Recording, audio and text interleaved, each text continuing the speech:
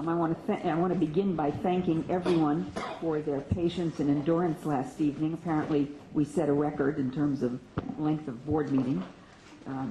It's an interesting way for me to begin my tenure as board president. Thank you all for bearing with me. I'd like to begin by having Mr. Einer take a roll call, please.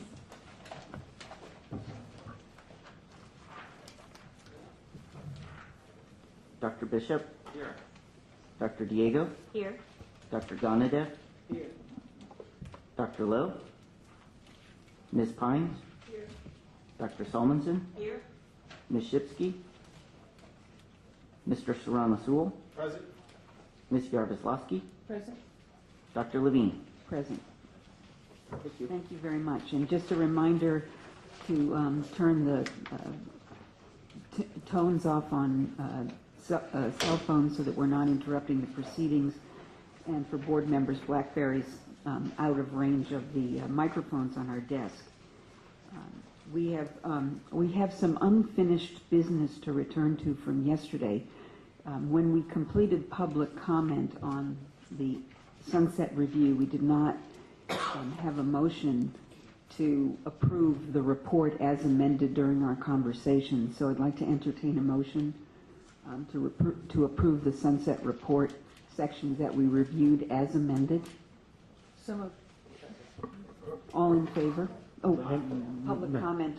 Hang on, I hate to start off the meeting with a comment by legal, but I just want to clarify, is the motion that was offered to approve the entire report, or just in fact the sections that were discussed and amended? The entire report. Okay. With the entire report as discussed, the portions that we discussed only? The entire report? Well, the reason we're bringing this issue is it looks to me from the agenda that one could read item number 5 as you wish to approve the entire report.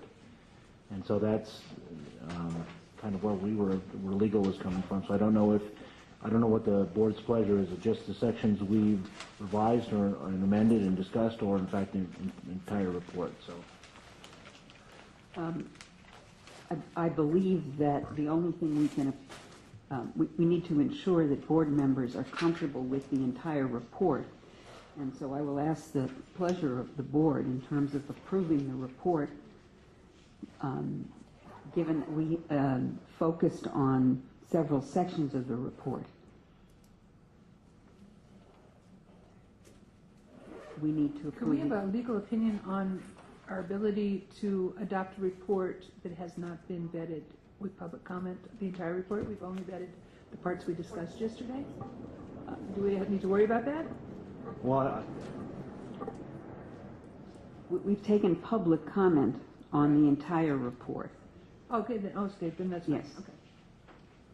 All right, so let me be sure that we've got a motion that we need. We need to entertain a motion to approve the sunset report, the entire report, sunset review.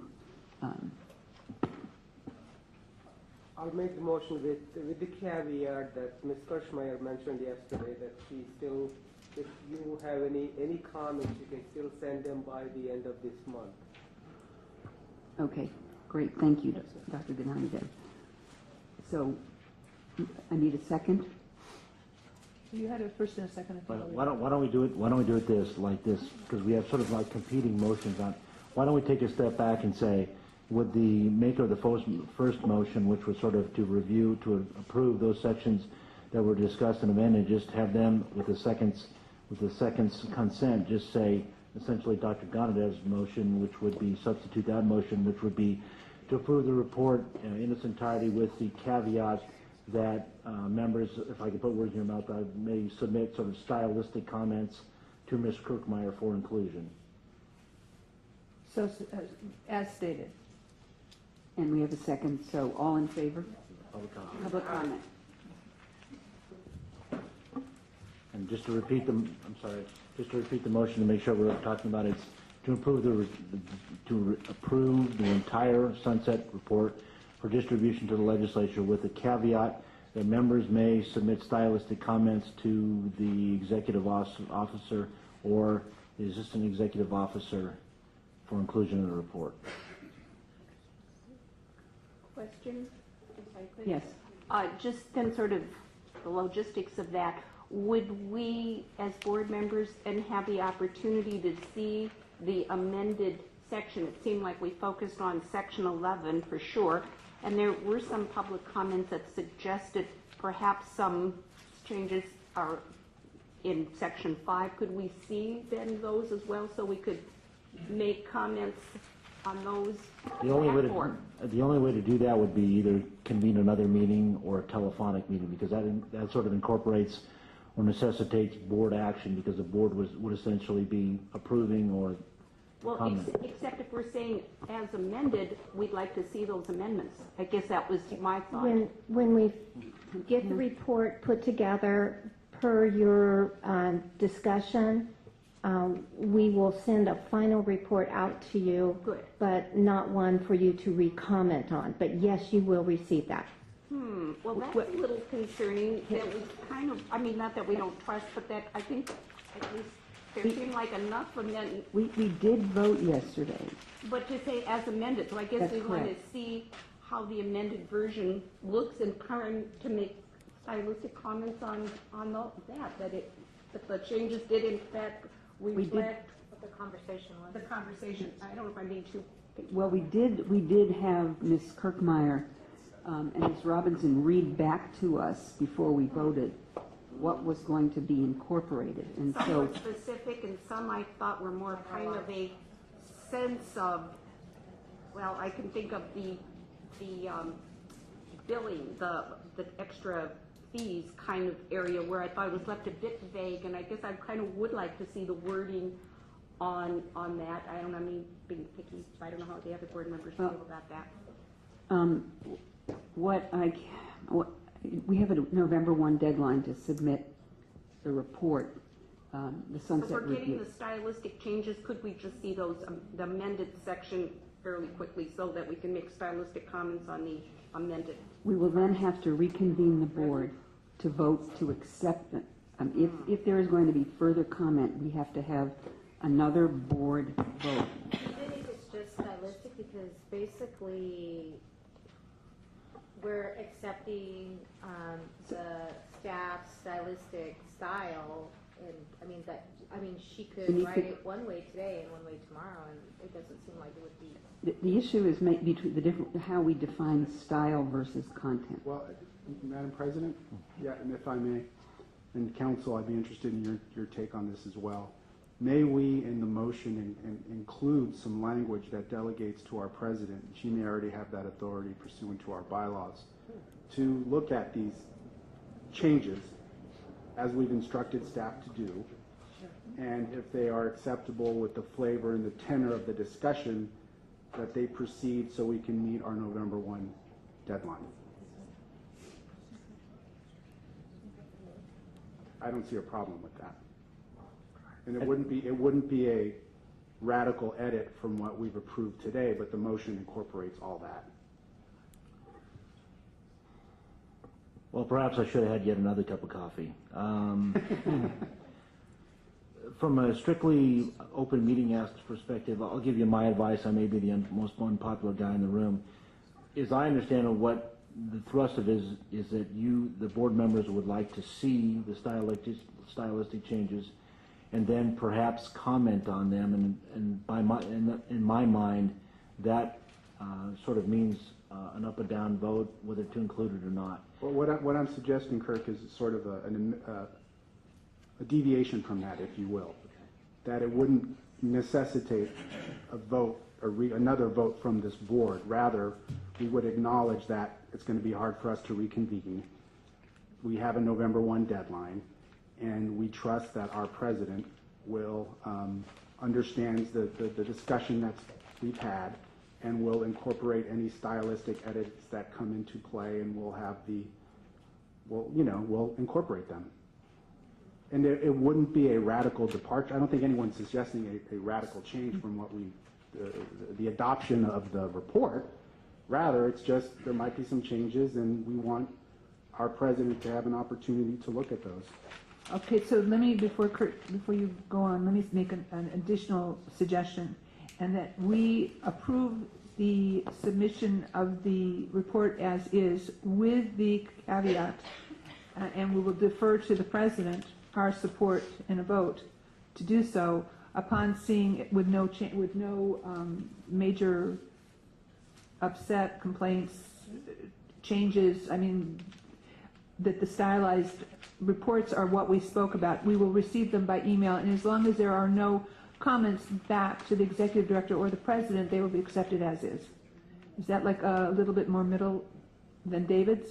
Does or that not? meet the legal test? Sure. I mean, I want to accomplish, I hope to accomplish what I think my colleagues are saying, which is very important, and also the legal issues Right. that Kirk is concerned with, and that more importantly, the deadline. I'm concerned with them as well, but it's really the deadline that we're dealing with right now. And let me just, I'm certainly cognizant of the deadline. I'm certainly cognizant of the hard work that everybody's put in. I'm certainly cognizant of the public comment that was taken. My only, my true concern as your attorney is that there seems to be some sort of deliberative action by the board, whether that something goes in or out. I know I wish to delegate that to the president. Let me draw a parallel, if I may. We have some regulations coming up, and if a 15-day notice is somehow required, one of the things we do is we say, well, we'll make an amendment and then we'll circulate that for 15 days, and in the absence of any adverse comments, which is no, don't do that, no, the regulation changes, then we'll delegate the authority to the executive officer to go ahead and complete the rulemaking file and submit it to OAL for approval. It's difficult in my brain to suggest how something is adverse or not. It's more of a stylistic thing, and so to the extent that somebody gets to say, no, I don't like that, or no, don't put that in, that contemplates sort of in my mind a little bit of a board action, and that's my stumbling block. My colleague may have a different thought on it, but that's kind of where I'm having a little bit of a hurdle. And my feeling is that if all you're doing is looking at the changes to make sure that they comport with what was discussed, I think it would be fine. That was the sentiment that I was trying to express, which you expressed much better. Right, because there was a lot of discussion. Maybe there was something that was important that is inadvertently missed, not intentionally, but then somebody will say, oh, we talked about this and we forgot it. And if nobody has an opportunity to say that, then it will be missed. I guess that's perfect. And so the question is, are you comfortable? I guess the question that Mr. Serrano-Sewell has raised is, can we approve the report and delegate to me or to a committee of two, if you prefer, the authority to ensure that the comments incorporated meet the sentiment of a motion approved by the board to adopt the Sunset Review Report? Is that? Yeah, that's perfect. So I think that can be done. I do too, but I'm not doing anything. All right, so from a legal perspective, that constitutes a legitimate motion by the board to adopt the report with the opportunity. I'm going to ask for a volunteer. So we have a committee of two to ensure that from a stylistic perspective, the content of the report is consistent with the conversation and with the votes that we took yesterday. Perfect. Can I entertain a motion to do so? So moved. All in favor? Oh, wait, public comment. Sorry. And we have public comment on this motion. And I have a slip. Mona Maggio, thank you so much. Good morning, Madam President, members of the Medical Board. My name is Mona Maggio. I'm the Executive Officer of the California State Board of Optometry. I'm here to speak to you about the proposal of moving the RDO program from the Medical Board to the Board of Optometry. I know that Catherine Scott from Capital Partners representing LensCrafters spoke to you yesterday. I want to clarify some information that she shared with you. The purpose of this proposal is solely for consumer protection and that in improving the regulatory process and regulation of the registered dispensing opticians. The optometrists work very closely with the RDOs, more so than ophthalmologists. This would make the process much more streamlined and effective and efficient. When a consumer files a complaint with our board on an optometrist, they're just writing their story and their experience of what happened when they went to see their optometrist. They don't know who the individual was.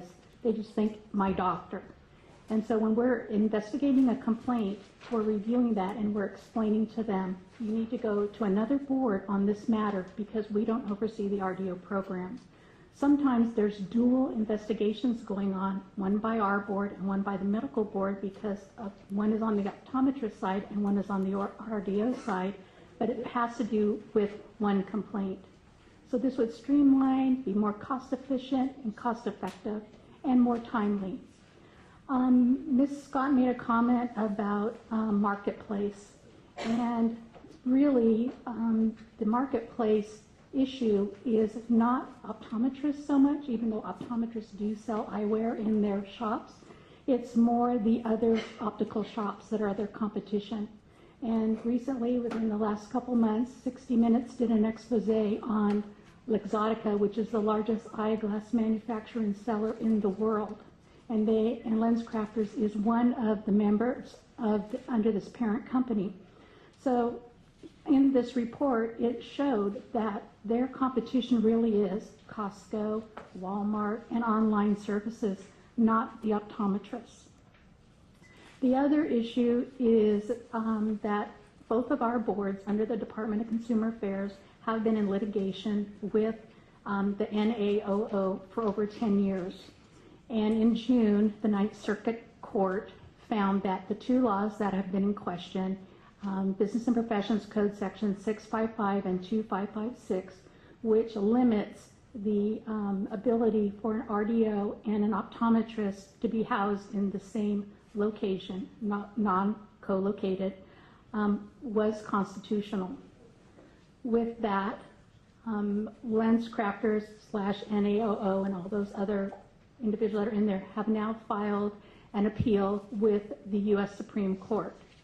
A decision should be out, according to the Attorney General's office, about mid-December to end of the December to see if the U.S. Supreme Court will take this appeal.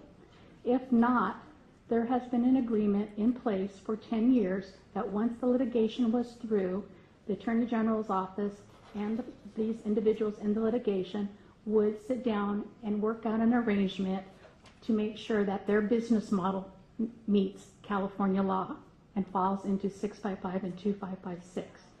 With that, Can I ask you to wrap up? yes, it's very plausible that one of the negotiations will be to move the RDO program under the Board of Optometry. This has been discussed in meetings with the Attorney General's office when we've talked about AB 778, and so I'm sharing that with you in hopes that you'll reconsider. Thank you.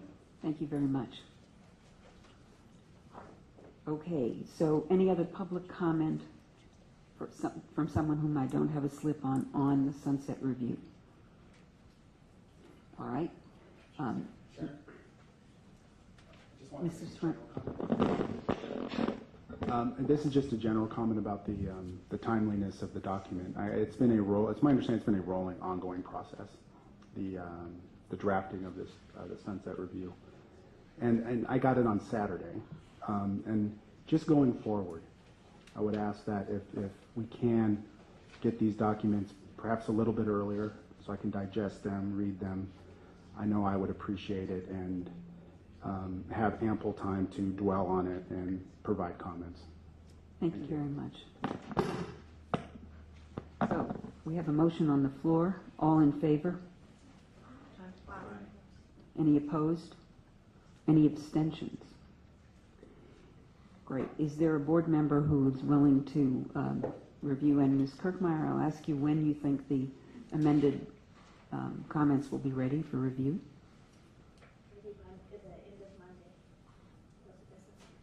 That's the 29th of October. Is there someone who has the time and ability to review? Thank you. Probably by close of business Thursday, so we can make, not Thursday, Tuesday, so we can make the edits on Wednesday. 24-hour turnaround time. Okay, thank you very much. Great. Okay. So we will now move on to, and just for folks' consideration, we're going to return to agenda items that we did not complete yesterday. I'm going to start now with public comments on items not on the agenda. Subsequent to that, we will return to agenda item 3, the election of officers, approval of the minutes, and then agenda item 6 from yesterday, so that you can follow along with us. Okay.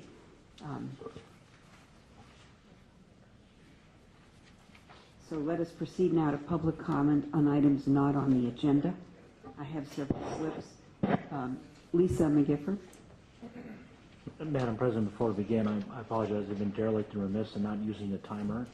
So for everybody, there's a timer there, and I'll operate it. I think we've got it allocated for your direction for 3 minutes per public comment, and then at the 45-second mark, when 45 seconds remain, the light will flash yellow. Okay. So I'm sorry for the interruption, ma'am. No problem. Thank you.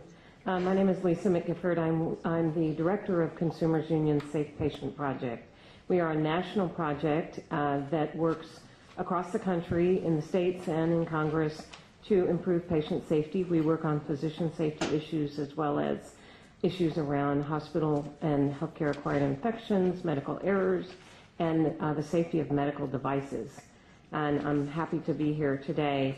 I want to talk to you for just a few minutes about uniform standards for substance abusing doctors. And we feel that physicians that are abusing drugs and alcohol pose a significant risk to patients, and they are typically unaware of the problem. And when these issues come before the board, they need to be addressed in a comprehensive and predictable process that is publicly transparent and has integrity. The current law requires every healing arts board to adopt uniform standards that were passed in law in 2008 and adopted by the Department of Consumer Affairs in 2010 and 11. I guess it was 11 when it was finalized. And there have been some questions about whether healing arts boards are required to implement these, and the Legislative Counsel Bureau, the Attorney General, and DCA have each issued opinions unequivocally stating that the standards are mandatory and they must be used by all healing arts boards. Despite this, the medical board remains out of compliance with this law, as they have adopted only partially the standards, and they have adopted, you have adopted standards that are said to be non-binding, and that is not within the purview of the board to be able to make those decisions. They have to be adopted in whole. That's why they're uniform across the board. Everybody does the same, and they're mandated. Some of the items that are left out of the current uniform standards that you've adopted are pretty important, like requiring that the board order the licensee to cease practice during a clinical diagnostic evaluation, pending results of the evaluation, and also like a requirement for the licensee to demonstrate criteria including a 3 to 5 years of continuous sobriety before you are completely reinstated. So we urge you to get in compliance with the law as soon as possible, and we ask that you put this on your next meeting's agenda so that we can find out how the board is defining substance abusing doctors, and most important, report to the board on how you are currently dealing with physicians that have been brought to your attention due to substance abuse, so we can see how these standards are being applied and also get into the compliance with the law as soon as possible. Thank you. Thank you very much. Ty Moss.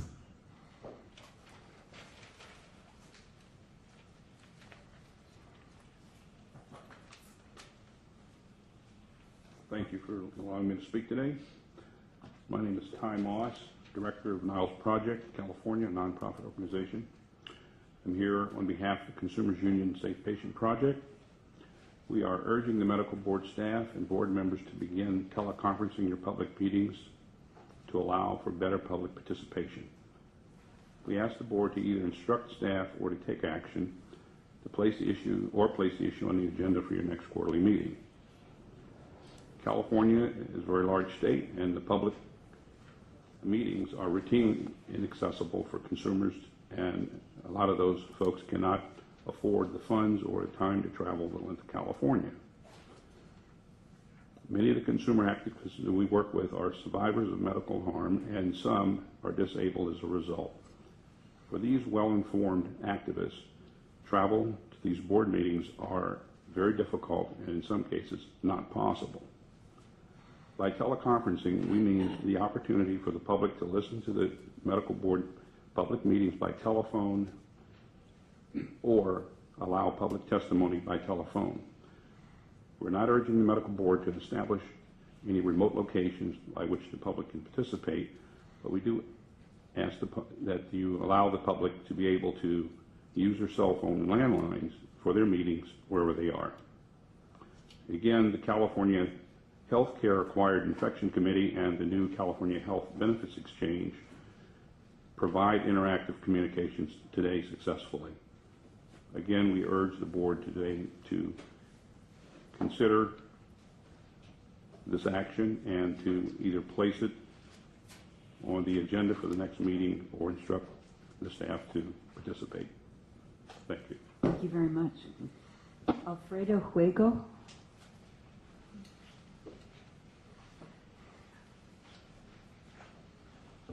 It's Hueso, H-U-E-S-O. Sorry. It's okay. I'm here on behalf of California Citizens for Health Freedom. Frank Cooney usually comes to these meetings, but he was unable to come in today. We're here before you for you to support the proposed Cancer Freedom Bill. I think one of the Assembly members is going to carry that next year. Some proposed changes to how cancer is handled in California. As you all know, cancer is one of the second largest killers of human beings in the United States, and in this county, in San Diego County, it's #1 now. As you may already know, but it's important to periodically remind ourselves that the most basic right enshrined in the Declaration of Independence is the following. We hold these truths to be self-evident, that all men are created equal, that they are endowed by their Creator with certain unalienable rights, and among these are life, liberty, and the pursuit of happiness. Other than the right to life, in my view, nothing is more precious than freedom, and that includes the freedom to choose the cancer treatment of your choice. This right was enumerated over a century ago by the British philosopher John Stuart Mill in his classic On Liberty, and the U.S. Supreme Court Justice Louis Brandeis and Benjamin Cardozo, who wrote that individuals have an essential right to privacy, and that they have over their own bodies, they could do what they wished. Our organization is seeking to introduce and pass this Cancer Freedom Bill that would make it safe and effective integrated treatment of choice illegal in California. It would empower physicians to offer holistic medicine and naturopathic doctors to provide early intervention and effective cancer treatments. In fact, this board several years ago supported a similar bill that allowed doctors providing alternative treatments in general medicine. The only difference is that we want to include medical freedom of choice to be extended to patients who get cancer. Why is this important? And is integrative approaches more effective in the treatment of cancer?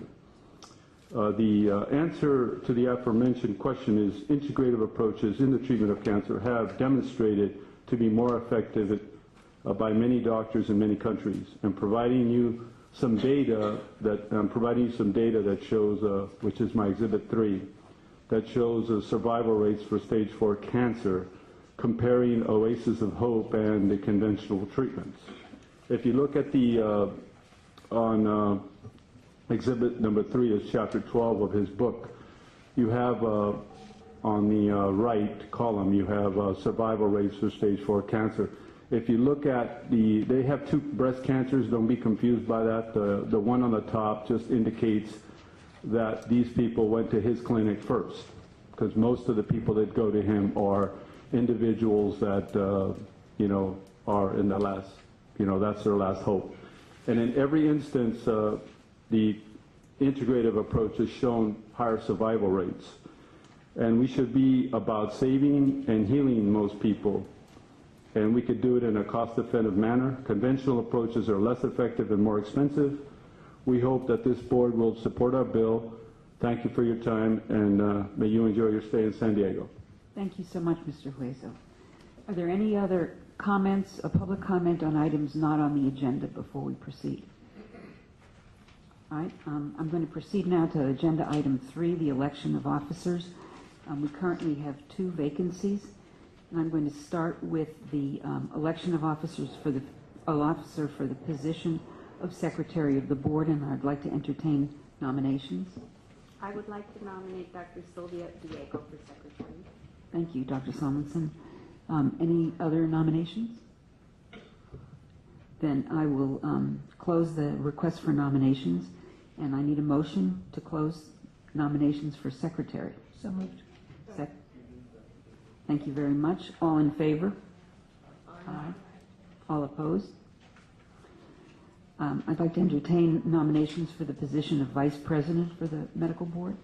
Ms. Yaroslavsky. Thank you. I'd like to put into nomination the name of Jerry Shipsky, please.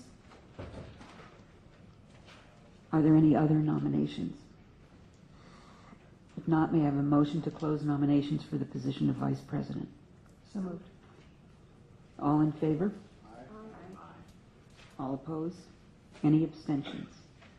Thank you very much and congratulations. We welcome you as members of the Executive Committee. And we're going to move on now to agenda item 9.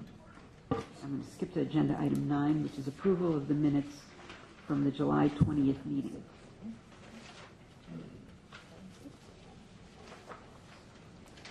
I'm going to take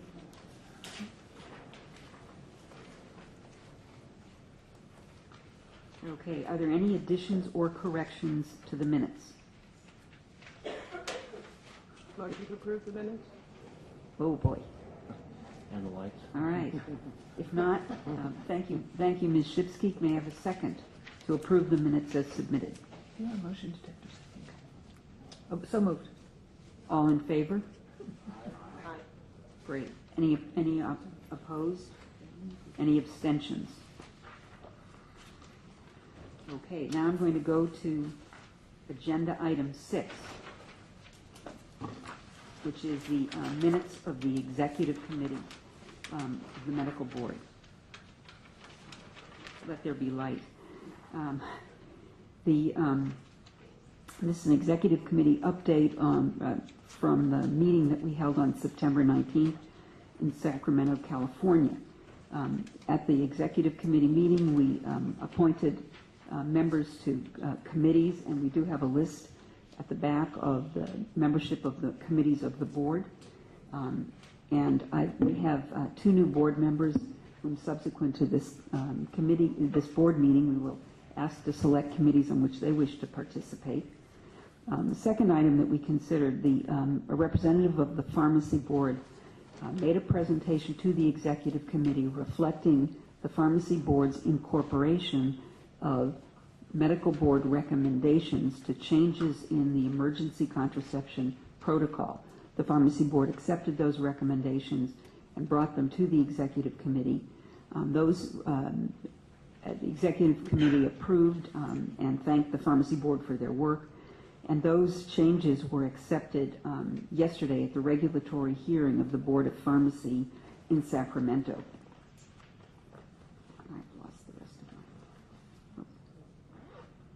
Okay, so those actually are now effective. We approved the January 31 and February 1 board meeting dates in September, and that board meeting will be in San Francisco, and later in the agenda we will look at subsequent board meetings for 2013. We reviewed and will continue to have as a standing agenda item on the Executive Committee progress on the strategic plan of the medical board, which was completed in 2012. And staff presented sunset review issues, which we spent a fair amount of time on yesterday, and received guidance from the executive committee in terms of items to continue to develop and those which were not to be included in the sunset review. And if there are any questions from the members of the board about the executive committee meeting, and if not, we will proceed to our next agenda item, which is our public numbers. Agenda item 6, National Practitioner Data Bank Report, which we had intended to cover yesterday. Ms. Kirkmeyer?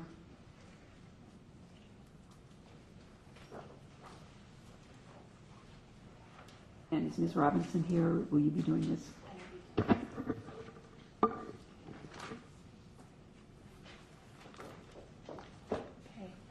Good morning. If you would please turn to tab 6 on page 32, you will find a memo in follow-up to an agenda item from the May 2012 board meeting. At this May meeting, the board was presented with information regarding the National Practitioners Data Bank and the information provided to the data bank and also to the board. At this meeting, the board had several questions and requested more information to be provided regarding the data bank. Ms. Robinson, who unfortunately wasn't able to be here today, she had to go back to Sacramento, researched the information and provided to the data bank, and also contacted the data bank to get specific information pertaining to the data that they received and the actions that they have taken for failing to report information to them. The memo on pages 32 to 41 provides a complete picture of the information gathered. As you may remember, it was thought that if the board queried the National Practitioner Data Bank at the time of renewal, that the board would obtain additional information regarding the physician that may be caused to take action against the physician. Based upon the research completed, it was determined that the board receives the same information provided to the data bank, if not more. The board staff requested the data bank provide the board with all of the peer review reports it received in calendar year 2010 and 11.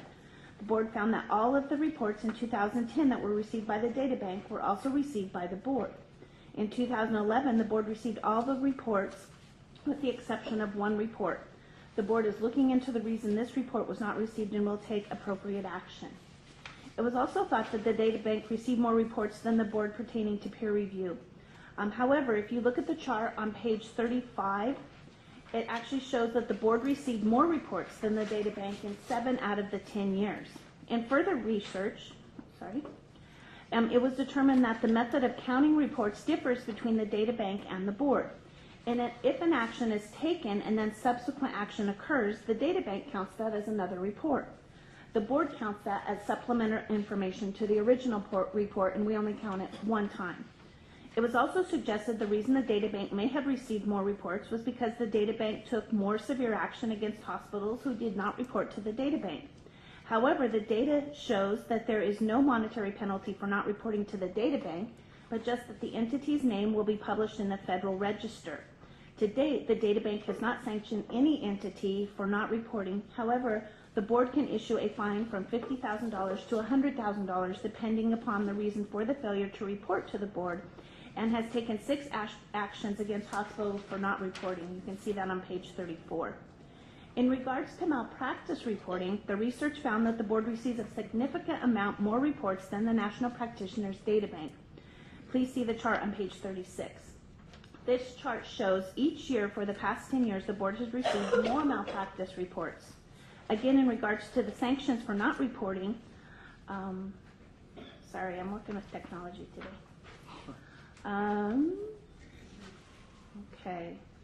In regards to the sanctions for not reporting, both the data bank and the board have the ability to issue a sanction for not reporting. However, to date, neither the board nor the data bank has issued a fine for failing to report. Therefore, there is no incentive to report to one and not the other, as both can issue sanctions. One thing that was evident from the data from both the board and the data bank is that the number of peer review reports and malpractice reports have declined in the last 10 years. Therefore, staff recommends outreach activities. Sorry. I didn't get a chance for that. Okay. outreach activities to the mandated reporters to ensure they are informed of their responsibility to report actions to the board. An article was placed in the summer newsletter explaining the peer review reporting requirements, and future articles will be written too.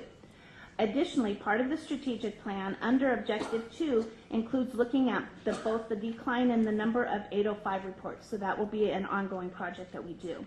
Additionally, board staff will continue to the proactive approach of requesting the information from the data bank that were received for California physicians in the last calendar year and looking at those compared to our data. We will ensure that each report was received, and if not, the board will investigate the matter and take appropriate action. Are there any questions on that? Ms. Yaroslavsky? So are we to assume then that we will receive an annual report from staff about the status of the National Practitioners Data Bank? Yes, that's definitely something we could bring back to the board, our findings after the end of each comparison of the two specific datas. We can put that on as an agenda item and give you an update. I think we should be doing that annually. I would also like to ask staff to think about a recommendation that some kind of composite of this or compilation of this information be sent to the media as well. We were raked over the coals 2 years ago for information that was assumed but not verified, information that was put out there as rumor, as fact. And now that you have the facts and the information is not what it was, the assumptions need to be changed. So I'm not looking for you to get an apology. I'm looking for it to be a informative opportunity to those individuals,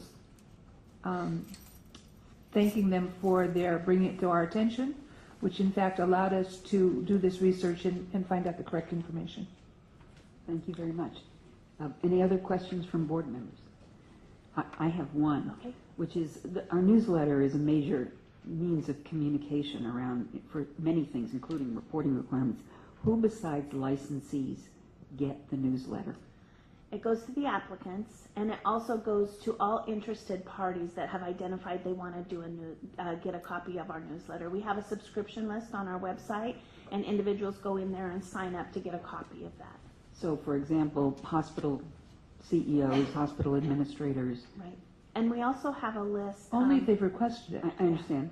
Yeah. And so they get that information if they've put in us for that subscribers list. So one suggestion might be to think about outreach to individuals who ought to be interested in the newsletter, encouraging them to sign up and to get information. And that would include not only hospitals, but leaders of large organizations that employ physicians. And as we stated yesterday, Ms.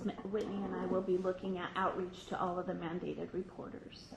Great, thank you very much. Dr. Levine, perhaps maybe when Kevin also goes out, does he take copies of the newsletter? Okay, good. Thank you very much, Ms. Shipsky. And since the question came up, we also distribute it to all of the legislative offices.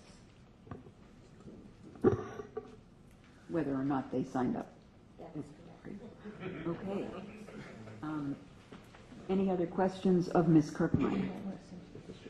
If not, I have one slip for public comment.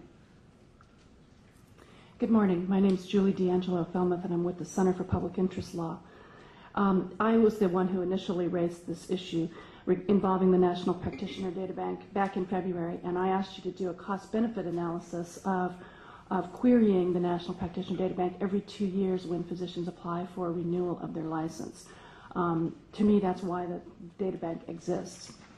At your May meeting, staff produced a memo that did not, in my view, demonstrate that the board is in fact receiving all the information that it would receive if it queried the data bank via its mandatory reporting statutes. And my concern at that time was that this board as a board has never discussed whether to query the data bank and when. And I wanted to be sure that you made a decision based upon comprehensive information. So your staff went back to the drawing board, came up with this memo that they have now presented to you, and after reading this memo and discussing it with your staff, I now believe that you are receiving as much information as you would through your mandatory reporting statutes as you would if you queried the data bank every 2 years. So I'm okay with this proposal that staff has come up, and I thank the staff for their additional research. Having said that, I want to reinforce what Ms. Kirkmeyer just said and alert you to a fairly dramatic drop in reporting over the last 2 decades. In 91-92, when this board had 75,000 licensees living and practicing in California, you received 1,007 Section 805 reports of adverse peer review action by hospitals, and you received 833 reports of medical malpractice payouts. This past year, 2011-12, with over 100,000 licensees living and practicing in California, you received only 114 Section 805 reports. So you went from 1,000 to 114. And you received only 741 reports of med mal payouts. And between 1992 and now, not only has the physician population grown, but the penalties for failure to file these reports have substantially increased. So this underreporting is very troubling. And I know that you have put on your strategic plan the intent to explore the reasons for the drop in 805 reports, but you probably ought to expand that to your other reporting categories as well. Thank you very much, and thanks to staff for their work on this. Thank you. Okay. And, yes, Doctors Bazo and Norcross are here, and even though it's not 10 a.m. yet, I wonder if we can proceed with a report on the PACE program, which is agenda item 12, presentation on PACE training courses, and then we will return to our regulatory hearings.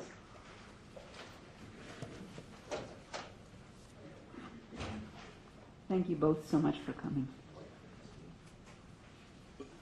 And the reason for putting this on the agenda is it's an opportunity. One of the things that the board does in our panel meetings is to refer physicians for testing and evaluation to the PACE program, and we feel that it's really important on a periodic basis that we remind ourselves exactly what this is and what it accomplishes. Well, thank you. I'm Dr. Bill Norcross, and I'm the director of the PACE program. And just to summarize what the PACE program is, it's a program for physician assessment and remediation of deficiencies when they are discovered. I'm here today mostly to introduce Dr. Bazo, who, like me, is a clinical professor of family medicine at UCSD, and together we've been at UC San Diego for a very long time. I think it's important to know that the PACE program is and always has been 100% a program of the UC San Diego School of Medicine. There's nothing that we do that really exists outside of that. And our task today is to discuss with you our CME programs, and that's the province of Dr. Bazo. He's masterfully overseen the development and the conduct of the programs. In fact, he pulled himself away from one today to be with us. So I'm going to let Dave talk about those programs. Thank you. Thanks for the board for this opportunity to address you and give you an update on the programs that we do with regards to clinical education. As Dr. Norcross mentioned, this is a component of what we do at PACE, and it's actually involves more participants than the assessment program, as the education is one of the cornerstones of us trying to offer remediation to physicians who have had some identified deficiencies. What you see up here on this slide is a list of the programs that we offer on an ongoing basis. I will direct you initially to the top 5 programs, and I will then go into some detail with regards to them in just a moment.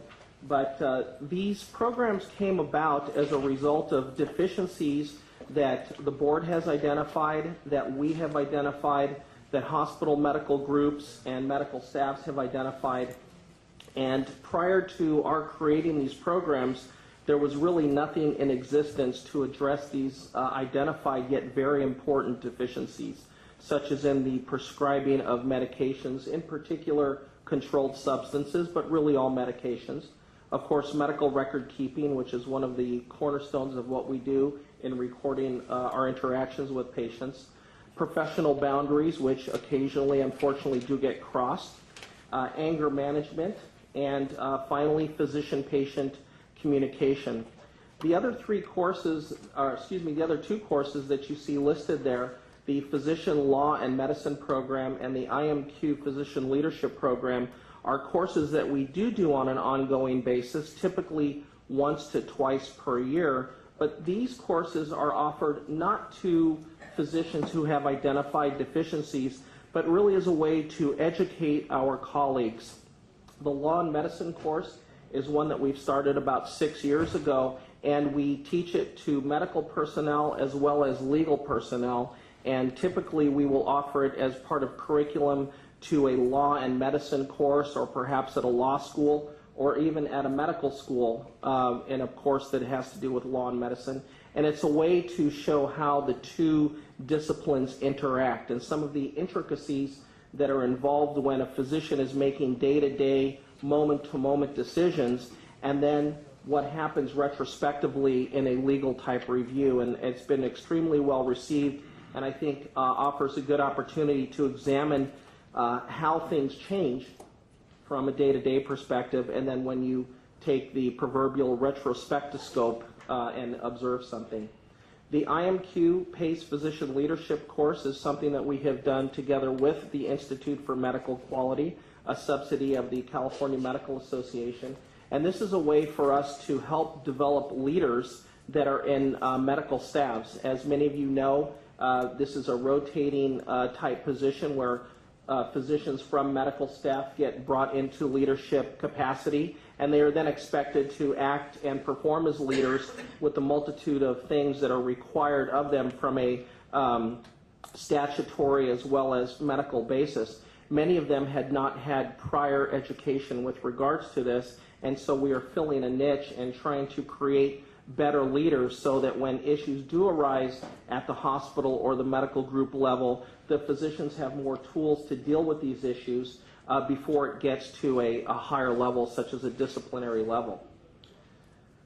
The next thing I want to talk about, in addition to the 5 courses that we offer for our physicians, are customized courses. And I think as folks who review disciplinary actions and complaints that come in, not everything neatly fits into a particular category, and there are times where deficiency is identified, yet there is no way or no identifiable way to really remediate that deficiency. And what ends up happening is perhaps a program is cobbled together with some recommendations for continuing education, etc. What we have done and what we try to do is to create a circumstance where we take educational edicts and adult learning principles and try to evaluate that specific issue that was found to be deficient and create a program around that specific deficiency. And what you see here is a list of some of the customized programs that we have created. A wrong site surgery program. So, for example, we have all heard about the wrong kidney being cut out or perhaps the wrong leg being amputated, which are tragedies. And there are now safety techniques that are put into place. However, the education about those safety techniques is not widespread, and so we are trying to educate the person who has had an identified deficiency there. The other ones do somewhat speak to themselves. Utilization management, someone who perhaps is over-ordering of tests or labs, etc. Supervision of physician assistants. Again, we find that a lot of times the physician who is supervising the physician assistant and also the physician assistant who is being supervised aren't completely clear on what those boundaries are and how practice needs to take place between those two folks, and so we have created a course to help them out with that. Billing and coding compliance, informed consent, which is a big issue for all procedures, and then critical thinking in medicine. This is not an exhaustive list. Things come in every day to us, and again, being in an educational setting, we have the ability to assess the issue and then create curriculum specific to that particular need. I wanted to just now focus a little bit more back on our group instruction. For the physicians who are sitting on the board and in the audience, a typical continuing medical education conference would be 300 or 400 of your closest friends sitting in the audience with a belly full of donuts and kind of falling asleep as the lecturer goes through the myriad of slides. We do not take that approach. We take a very different approach in that our courses are small. In fact, our largest course, which is going on right now, as Dr. Norcross said, is our medical records course, and we cap attendance at that at 60. We find that if you go much beyond that, you cannot get an interactive program. Our next largest course, however, is our prescribing course, which is only at 25 participants. So you will see that we have courses of 10 participants, courses of 12, and courses of 25, and only one of 60. And we keep that small on purpose because that does lead to interaction. It leads to more intense dialogue, and it really forces the participant to become involved in the education. From an adult learning principle, that is the best way to learn. And what we're really trying to incorporate here is behavior change, which is one of the hardest things to do. You can educate people and they can learn about it, but to actually get them to change behavior is quite difficult. And it is for this reason that we keep these courses small and intensive, and really that has been our philosophy all along. In addition to that, we do pre and post testing on knowledge for all of our courses, and I'll show you some data here at the end. But let me just preempt you on that we have proven that when people come to our course, they do in fact learn, because our post-tests have always been a higher score than our pre-tests. Now, as interesting and as kind of quaint as that sounds, believe it or not, in the medical literature, there is very little data to show that that actually happens. So we're actually quite proud of that fact. We do also incorporate follow-up into our continuing education programs. Again, a typical CME is you go to a course, you hear some lectures, you may or may not incorporate some change, and then that's the end of it. The follow-up is really important, because if we're going to expect someone to go forward with a behavior change, we actually want to check up on them and say, you said you were going to change a particular behavior. Did you in fact stick to what you said? And this little reminder, believe it or not, has been very powerful in having people not only incorporate the behavior change, but maintain that behavior change. And really it's as simple as this. At the end of our courses, we ask our participants to identify 2 items that they plan to change when they go back to their practice with regards to what they have learned in our courses. These are self-identified. We don't tell them what to do, they identify it. Again, makes it stronger. We then, at either 6 weeks or 3 months after the course, send them a reminder. We have triplicate forms that we use, so it's all in their writing, and we send them and we said, hey, remember when you were back at the PACE course in July of 2012 and you had committed to change this? Did you in fact stick to your commitment? And then we ask them to mail it back. And we've had a pretty good response rate, and we've been pretty pleased with the response that we've gotten, and that many of the folks have in fact stated that they maintained their change. Now, again, we haven't checked them on this. We haven't gone to their practice to look in on them, but this is a self-report, and that's currently where we're at. Okay. This is just some detailed information on the 5 courses that we run on a regular basis. Each of these courses is run at least 4 times per year. The prescribing course took place actually this week on Monday, Tuesday, and Wednesday. And again, you can see, I won't go through each of the items that are listed there, but in the prescribing course, we touch on typical medical conditions that might lend themselves to prescribing difficulties, such as low back pain, fibromyalgia, headache, etc. Some of these things that we can't really do a test on, and we can't determine how much distress the patient is in, but the more we can educate the physicians on these and make them comfortable with treatment options, the better. We also talk to them a little bit about pharmacology. It is a prescribing course. They are prescribing medications, and we come back and we review a little bit on pharmacology. And then finally, we have a behavioral aspect to this course. And it's very interesting. Many physicians, I'm sure you've heard, have come in and feel very manipulated by patients and pressured to prescribe controlled substances. And this is a very difficult position for doctors to be in. They're trying to help the patient, yet they still have to have sort of a jaded eye to see if the patient is trying to manipulate them into prescribing something that may not be completely medically needed. And so we spend quite a bit of time on how to assess and how to manage some of these patients that may be trying to divert medications as opposed to using them for their issues. The medical records keeping course is a 2-day course that is going on right now. In fact, right over on the Shelter Island, so a little ways away from here. And what we do here is look at documentation. It's broken up into a number of components. We first look at the legal aspects and the legal requirements regarding medical record keeping. We talk about what needs to be in the record, coding, compliance, etc. issues. And then we talk about tools that help the physician improve their documentation and record keeping. And again, this is our most popular course, and I think it just speaks to the fact that record keeping is one of those areas of deficiency that seems to be quite common. The Professional Boundaries course, this is one of our smaller courses. We limit this to only 10 participants. It is 8 to 10 participants. If we start at 8, and if we have an overflow, we'll go to 10. And this is, again, a very intensive type of course that is looking particularly at physician-patient, physician-business, physician-anyone type of boundaries, and how to identify when someone is at risk for crossing boundaries and how to prevent that boundary crossing in occurring.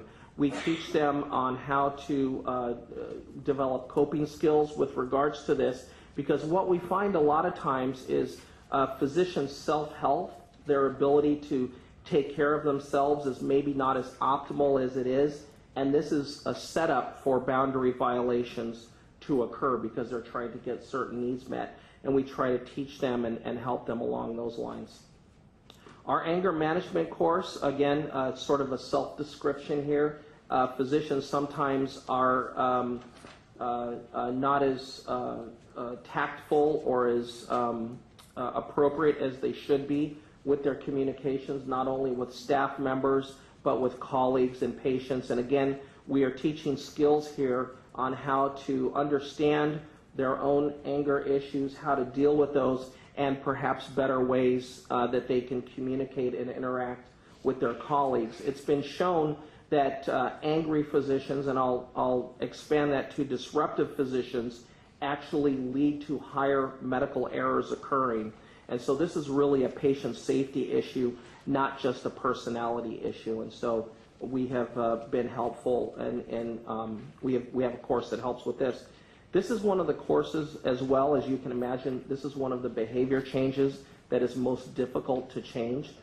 So we actually have a follow-up component to this course, which is quite intensive and can last anywhere from 3 months to 6 months for participants, and we will have regular contact with them after the course and check in with them and, again, continue to teach them skills and see how it's working on the ground at a very regular basis. And this is the follow-up here that I've just talked about. The final course that I'm going to be discussing is our physician-patient communication course.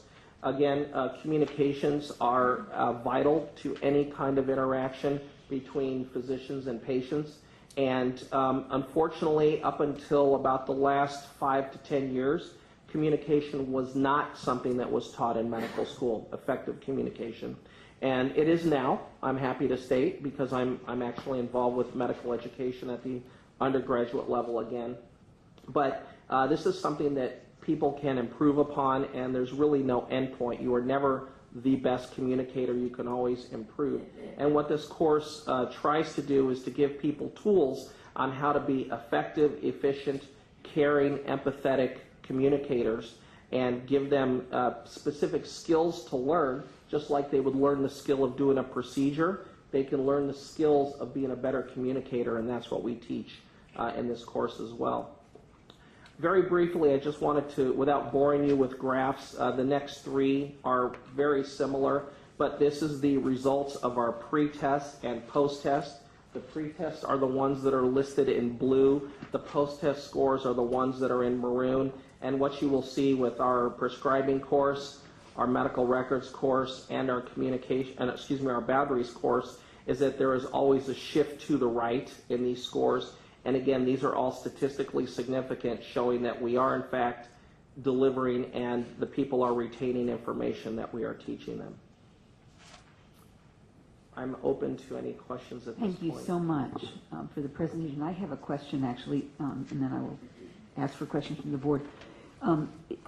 Are these CME programs open to physicians who on a voluntary basis are interested in attending? Yes, in fact, anyone can attend the courses. What you will find, though, if you go to our website and look at information, is that the costs of our courses are typically higher than a traditional CME, and this is directly related to the small class size.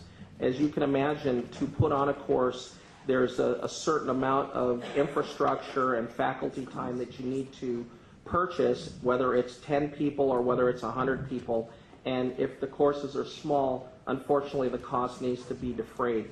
I will tell you, I actually asked that question at all of our courses, and for our current medical records course, 2 of the 60 participants are there because they are there voluntarily. The other 58 are there because they have to be. But I'm sorry, one typical comment I hear at the end of these courses is, boy, everybody should take this course, and I wish I had had this before because then I wouldn't be sitting here now. Yeah, I've heard that also. Yeah. And do you price it based on so many dollars per CME hour? No, we don't base it per CME hour. We look at the cost of putting on the course, and then we price it accordingly. Questions from board members? Ms. Salmonson? Well, and I've been on the board for a while, and I recall presentations, and I just think you've just expanded and evolved, and I can just see how many of those courses would be so perfect for cases that we see and in fact refer to you. But my concern still is, picking your brain, is there any way you can ever foresee a better assessment of procedural deficiencies remediating? Yeah, and it's interesting. I'll actually let Dr. Norcross speak to this as well. And we happen to put up a slide of the new medical education and telecommunications building at ECSD. And we are actually now very involved in looking at that particular item. This is a 99,000 square foot building, and the entire downstairs is devoted to simulation. Nice. And this is not only live patient simulation, but also simulation that takes place in the operating room, in the ICU, and the half of the downstairs is dedicated to what we call the Center for the Future of Surgery. Nice. And courses are already taking place in teaching new procedures, assessing physician skills. So we are on our way towards this. It's always been a difficult thing. Exactly. We're not there yet, but this is definitely some good first steps. And Bill, I don't know if you'd like to say anything. No, that's about it. UCSD just in the past year went from being a medical school that was really kind of behind the times in medical simulation to the world's leader. This is the biggest facility of its kind in the world currently. And it just won an architectural award. I mean, you're just seeing a picture of it, but it's really very beautiful. It's beautiful to be in it, and you know, I think we have plans somewhere down the road to bring you for a tour of it. We are already doing some simulations. If some of our faculty are already engaged in that. We do not get a large number of ophthalmologists referred to us, but our ophthalmology faculty are already doing that and looking at suturing techniques of fine tissues. You know, obviously ophthalmologists kind of live in a micro world where technique is incredibly important. And so that's already appearing in our reports. Our goal for the current academic year, and it's ambitious, and I'm not promising anything. I know this is being recorded, and you may hold me to it at some point. But what we would like to do now that we have this technology, is to be able to condense our assessment. Right now it's 2 phases, and that confers some advantages because in phase 1 we do screen for health issues that may impair learning. So we that part is good in separating it, but it's troublesome for the doctors, it's troublesome for you. We all have to kind of keep track of who's doing what, and we'd like to somewhat condense them and use simulation more effectively. So we're just beginning to explore that. This building has 2 complete operating rooms that actually are better equipped than our, I shouldn't say this, but our surgery faculty sort of boast that they're better equipped than our real operating rooms. And the residents go there and learn how to deal with multitasking, sleep deprivation. Believe it or not, there are resident quarters in here where they can sleep, so that the simulation is phenomenal. But again, it just opened about a year ago, and we're learning how to deal with it. Sounds like a field trip for our next board meeting in San Diego. Dr. Bernadette? Thank you, Dr. Basu. I think you mentioned already one of the biggest complaints we get from the people we refer is that it's very expensive, especially the primary care docs and the docs who have not been in practice because of these issues for a while. So I'm not sure how you can handle that. I understand that why it costs, because you do have smaller groups and intense faculty time. So I'm sure you're looking into it. I think you should look more into, but that wasn't the one I really want to really know from you is, why not take this to the GME, graduate medical education level, and medical school level, because prevention is the best thing to do. And you can create a program which can be taken to most hospitals for GME area and also to medical schools, and because you do a wonderful job. So I know it's somewhat labor intensive to create something, and it has to be given away, but because this thing is so important, if you prevent from someone getting into trouble, someone harming a patient, I think that's the best way to go. So that I just want to know where you are in this. Excellent point, and thank you for bringing that up, because I'm very happy to report that we have already done this. And in fact, at the medical school level, there are already courses on improved communication, improving professionalism, which cuts across boundaries, anger management, communication. And we have also implemented an ability to evaluate the medical records keeping of our students and give them direct feedback on that. So that is already happening. I actually have the luxury of being one of the co-directors of the third-year medical student course in primary care. So I have all 130 medical students for the entire year in my course, so I'm actually able to incorporate this type of curriculum. That's happened at UCSD. It has happened within our residency program. In fact, Dr. Norcross is frequently on the docket for the required resident trainings to talk about these types of issues: risk management, prescribing, record keeping, etc., boundaries, anger management. And on a broader perspective, going to different medical staffs, we have done that. However, it's sort of heard by ear. If people have heard of the PACE program and they know that we go out and we deliver these talks, they actually ask us to come to medical staff, quarterly meetings and deliver, a half an hour or an hour of education. And in some cases, we've been asked to give half-day programs, and we have done that. We've gone out and delivered certain aspects of the education. But as you see, these topics are pretty large, and when we have short amount of time, it's hard to deliver all of it. We can give little snippets here and there. To follow up on that, we've actually given this a lot of thought, and we're pretty seriously pursuing at this point and pretty far along in the development of doing a component of the records keeping course online and available to others. We're still in development. We are close to finishing development of that, but that is one of our projects because we feel that this information is so much better in a preventive nature than it would be after the fact. Ms. Yaroslavsky, got back to you. I'm going to actually pass because Dr. Gunn did actually brought up the suggestion I was going to ask about preventative vis-a-vis medical schools. Dr. Bishop? Well, we send you folks, a fair number of people, for clinical assessment, the complete clinical assessment program. But I haven't been here very long, but I have never heard anything back about how many of these people actually finish and what kind of pass rate you have. So I guess the two questions are, what percentage of people that we send you actually end up completing the course completely? And of those completing the course, what percentage actually pass? I'll let that Dr. Norcross speak to that. Yeah, whenever you send us someone, you get usually two reports, a report after phase 1 and then the summary after phase 2, unless we discover something in phase 1 that just prevents the physician from going forward. And this is mostly what I do, and what my staff does is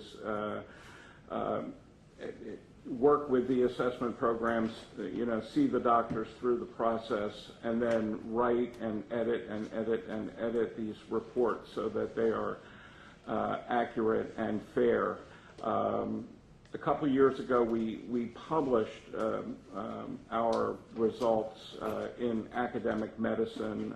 It's there on our website if you want to see it. Currently, the fail rate across the board, and this is not just medical board referrals because we get referrals from hospitals as well, but across the board, the fail rate runs between 10 and 15%. And the definition for fail is incompetent, unsafe to practice, and then we give that information to you, and then there's usually a hearing, and almost always I'm involved with this, but other faculty also go to the hearing and testify. So that is, the rate across the board. Just, I guess, a question for Linda then. Is that, and Sharon, is that information given to the board members, or is that something we have to ask for? Because I've been here long, but we do the disciplinary hearing. I never hear back anything unless the patient or the physician has recidivism, and we're seeing them again for something. So I never know the outcomes of these things. Is that something we're not allowed to know? Is that some data that's available? Dr. Bishop, if I can understand, is your question like an aggregated basis, non-identifiable? So not necessarily identifiable, but I mean, I don't think there would be any harm with an aggregated, non-individualized thing about how many people we submit to PACE for whatever reason essentially pass. I would just concern that as investigations and complaints are, of course, we hold those confidential. So I want to make sure that you're not asking on an individualized licensee basis.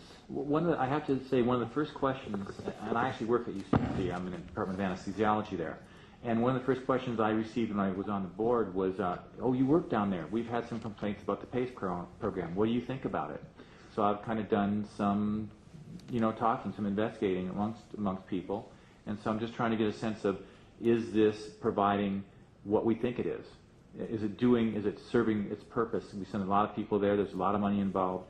And I don't have an opinion at this point in time, so I'm just kind of still in a data gathering period. Is this an effective program? Is it helping? Is it doing what we expect it to do?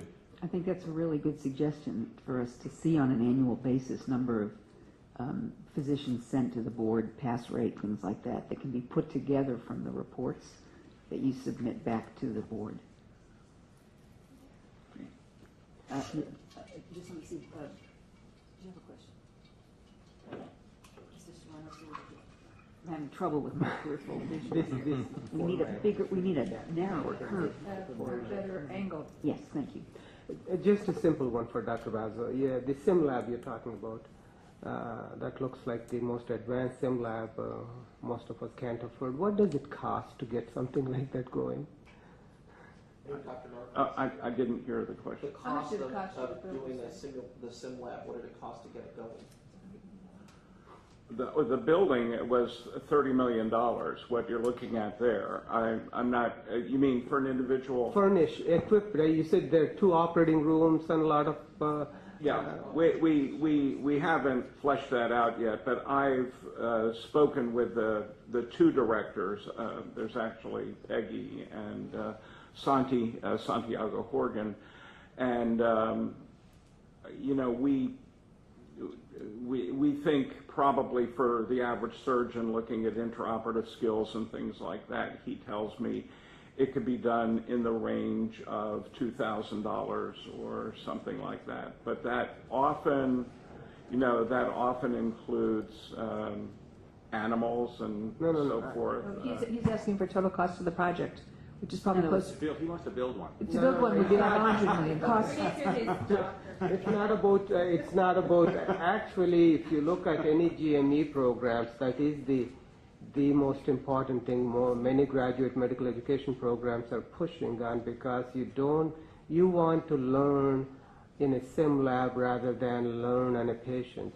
So that's why it is so important to know what is it costing you to get this, not to take a course, but to put the project together. You said the building was about $30 million, and how much it cost to equip it. That's what I'm just curious, because how many programs can do it? I mean, that's the bottom line, is how many hospitals can do this compared to UCSD able to do, which is a great idea and great way to train people, but I'm just trying to see what the cost is. Yeah, well, the whole thing is the price tag was $30 million. I just wanted to address the issue of benefit of the PACE program, and I don't want to focus just on the doctors who fail, because most of the benefit is for those who pass, but whose deficiencies we identify and help them with. But if you just look at the doctors who fail, and keep in mind that they are actually a danger to patients, that they are going to hurt or even kill patients, and we identify them and work with you to do something about them. And you would not know anything about that if you didn't have the PACE program. You would not be able to identify these people. And all the other states in the union who don't have an assessment program are just putting these doctors back into practice. So that alone, I would think, is to me, is just such an obvious benefit of having an assessment program. I think you misunderstand me. I think that's the greatest success there is, getting the bad seeds out.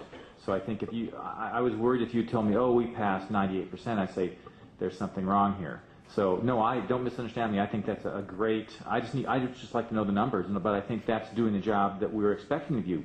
We want you to determine if someone is safe. Can we protect the public? Can they go back to practice? That's what we especially really want to know. The good ones are the easy ones. Right. And, Dr. Nanadev, if I can address the cost issue. The Center for the Future of Surgery, just to take that as an example, is a very expensive proposition. With funding and fundraising, the school was actually able to outfit most of those operating rooms with donations from companies that make the equipment. And so the cost because as a state institution, it either comes from the taxpayer or it comes from private funding or donations to the school. I don't know the exact number, but it is certainly in the millions of dollars to put a center like this together. So what I might recommend is, rather than looking at how many hospitals can implement something like this, is maybe we can have some regional centers across the area that would then be accessible to those within that region or from outside. Thank you both very much for your presentation. I see no further comments, and I'd like to offer members of the public, if anyone has a comment they'd like to make on this. I just have a question. Please come to the table. I don't think I have to. What's the address of your website? paceprogram.ucsd.edu. Thank you very much. Good morning. My name is Mike Grace. I'm a 30-plus year veteran med mal defense attorney, so I've specialized in the representation of all manner of healthcare professionals. I'm also a CPHRM, a certified healthcare risk manager, one of only about 2,500 in the United States, as certified by the American Hospital Association. I've spent much of my career not only defending physicians in the traditional malpractice claims that you're all familiar with, but done a great deal of work in front of the California Medical Board representing physicians who are facing accusations. I'm very familiar with the PACE program, and I think California should be really proud of the PACE program. I think it has performed a unique and valuable service in its re-education of physicians who are facing any manner of discipline. I think it's been a huge success, and I would certainly commend that. In terms of Dr. Bishop's comment about identifying the bad seeds, I think that's one of the unique advantages of the program. And again, I'm speaking as a doc defender.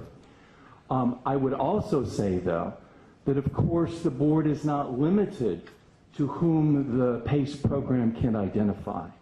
Much of the groundwork of identifying those bad seeds has already been done by hospital staff committees through their disciplinary processes who have identified incompetent and dangerous physicians. And so I think that a multi-pronged approach, of course, needs to be taken, and that is to make sure that the board is acting on the reports that it is already getting to make sure that the licensing authorities jump in and use that data and the resources from the private sector that have already identified some of those bad seeds. Thank you. Thank you very much. May I comment to that? Yes. I would like to comment to that because when you look at the numbers of participants that come to the PACE program, typically in the early years of the PACE program, most of the referrals did come from medical boards, but as time has gone on, we are seeing more and more referrals coming from hospital medical staffs, medical executive committees, etc., and we view that as a good thing, and perhaps Dr. Norcross can give you the current percentages of that. Well, yeah, the majority of referrals now come from hospitals and medical groups, and not from the Medical Board of California or other medical boards. And I think that's a very good thing, and I agree wholeheartedly with what has been said.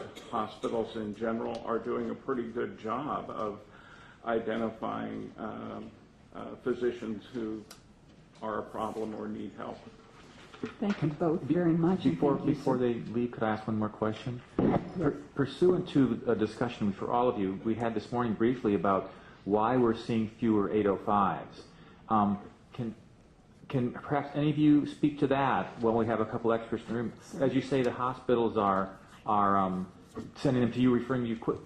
Are they getting to you before they're required to report to us then? So you're stopping the process. Would that be one reason we're seeing fewer 805s? I'm just curious if that. Or are you guys seeing more doctors then? Well, they're definitely coming to us before the 805 is filed, because there wouldn't really be a purpose to do it after. So perhaps they're not having to file something because you're able to remediate sooner?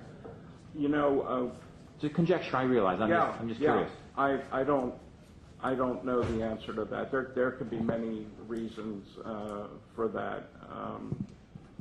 I guess that's one possibility, but I'm not sure our volume is so huge that it could make that big. We're just challenged to understand why we're having so many fewer reports, despite an increasing patient load and physician licensing number. So, yeah.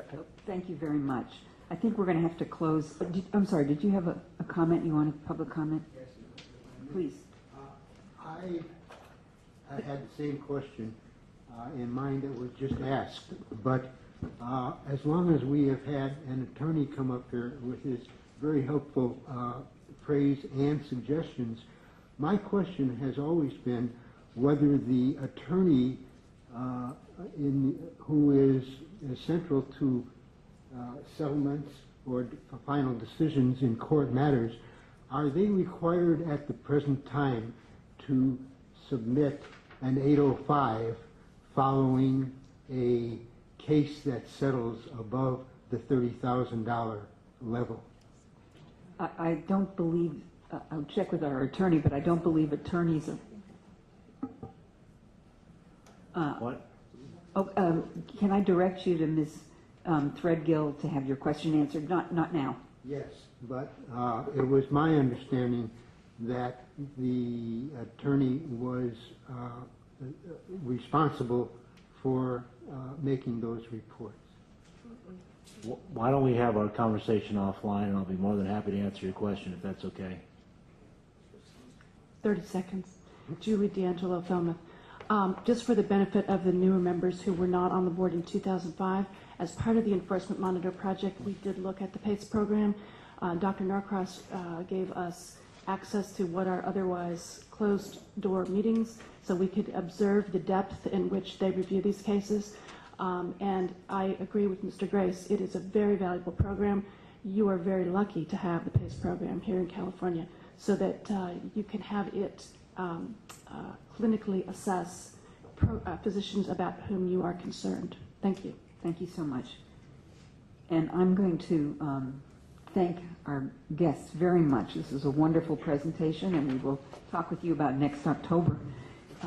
Look forward to seeing what the beautiful program you've built.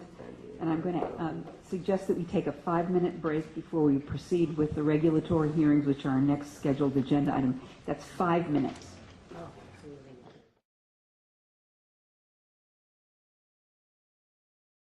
Good investment. Okay, thank you very much. We are now going to proceed with agenda item 10. Agenda item 10, which is our public hearing on regulations. And good morning. My name is Dr. Sharon Levine, President of the Medical Board of California. I will be presiding over these hearings. Today we have 2 rulemaking hearings scheduled, so I do not have to repeat myself. Let me discuss once the format that will be followed for each of these hearings, and then we will move into the individual hearings. We ask, though do not require, that persons in attendance print their name on the roster at the entrance to the room. If you wish to testify, please fill out a speaker slip and give it to staff. Mr. Einer is sitting in the back of the room, so that I may call on you by name. The purpose of each of these hearings is to receive oral testimony concerning the regulatory proposals that are described in the notice. Regulations must comply with 6 legal review standards, which are necessity. Is there demonstrated evidence that there is a need for the regulation? Authority. Does the board have the legislative authority to adopt the regulation? Consistency. Does the regulation conflict with other regulations or statutes? Clarity. Can the regulation be easily understood by those affected? Non-duplication. Does the regulation duplicate other regulations or statutes? And finally, reference. Which statute does the regulation implement, interpret, or make specific? And testimony should address these 6 standards. I would like to briefly describe the procedures that will be followed for each of the 2 hearings. The entire hearing will be tape recorded. Those persons testifying will not be sworn in nor be cross-examined. All recommendations and objections will be considered by the board members. Responses to all objections or recommendations will be included in the final statement of reasons. The board will maintain a rulemaking file of the proposed regulatory action, and a completed copy of the rulemaking file will be available for review at the medical board's office in Sacramento. To ensure fairness and that everything is completely entered into the record, and to enable everyone to hear those who are giving testimony, we ask that those of you who are testifying follow the following procedures. Please speak loudly and clearly. Identify yourself and who you represent. Please state your position at the beginning of your testimony, whether you support or oppose the proposed regulation. Oral testimony is limited to 5 minutes per person. Please do not repeat testimony already given, and any written comments you have with you today should be summarized orally but should not be read. And as I mentioned, we have 2 hearings scheduled today. We will hold the first hearing, take testimony, and then close the hearing. Then the board will discuss the matter and a vote will take place. Then we will move into the second hearing and follow the same procedure. Now we're going to move formally into the first hearing. This is the time and place set by the medical board to conduct a public hearing on the proposed regulation to adopt section 1379.50 of Title 16 of the California Code of Regulations as described in the notice published in the California Regulatory Notice Register and sent by mail to those on the medical board's mailing list.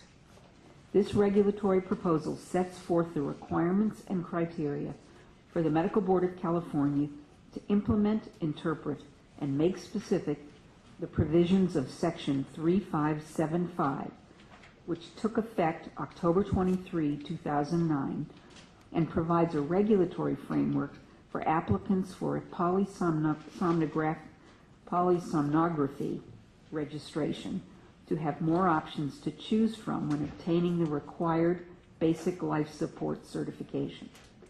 The amendment removes the requirement that basic life support can only be provided by the American Heart Association and adds that the requirement may also be met by certification issued by the American Health and Safety Institute. For the record, today's date is October 26, 2012, and the hearing is beginning at approximately 10:50 a.m. Written comments for the regulation being heard today must have been received by the board at its office no later than 5 p.m. on October 15, 2012, or can be received at the hearing. For the record, no public comment was received by the deadline. After our legal counsel's opening statement, I will call on those persons who want to testify. Mr. Hepler, Mr. Warden, do you have any comments? Thank you, Madam President and members. Kurt Hepler, Staff Counsel to the Medical Board. I want to correct, we did receive a comment. Let me back up for just a second. This regulation package was brought to us by petition, meaning someone, a party or an entity availed themselves and said, "Dear Medical Board, we'd like to have you change the regulation." They did so in the last meeting. The board essentially acknowledged that and moved forward, authorized staff to move forward with this regulatory proposal. I've been apprised by the petitioner that in fact they and us made a collective mistake, and instead of the American Health and Safety Institute, the entity that actually grants the BLS certificate, their formal name is the American Safety and Health Institute. So our regulations are in fact incorrect. So what I am suggesting, that given this, that we essentially adopt the changes in the regulations to reflect the correct name of the certificate issuing body. So we would amend our regulations to say, everywhere it says American Health and Safety Institute, we would essentially insert the correct name, which is the American Safety and Health Institute. This would essentially, since this is substantially related, what the board, if it so chooses, could adopt these changes and then instruct the executive officer to circulate the amended regulation for 15 days, and in the absence of any adverse comments, prepare the rulemaking file and transmit it to OAL, the Office of Administrative Law, for approval. This seems like an extremely reasonable request, given that the board certainly has an interest in making sure that we correctly identify the body that's going to be issuing the basic life support certificate. And with that, I'll end my comments and happy to answer any questions you may have. I do believe you may have some public comment on this, Madam Chair. Yes, I do. And first question from board members. Do you need that motion made first? I think we should do at this point is entertain all public comment, and then we can close and then tackle that one. All right, I have one slip for public comment, and that is Joe Rose.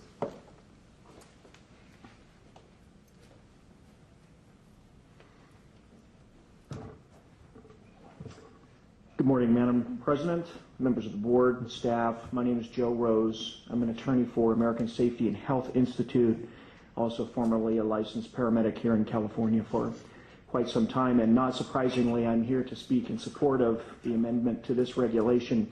As has already been introduced, and as you well know, you register polysomnographic technicians. Part of that registration requires that these folks have basic life support training, cardiopulmonary resuscitation training. And currently your regulations provide only one authorized training provider, that being the American Heart Association. The reason this regulatory change is needed is to allow freedom of choice for those registrants to also choose an equally competent provider, that being the American Safety and Health Institute.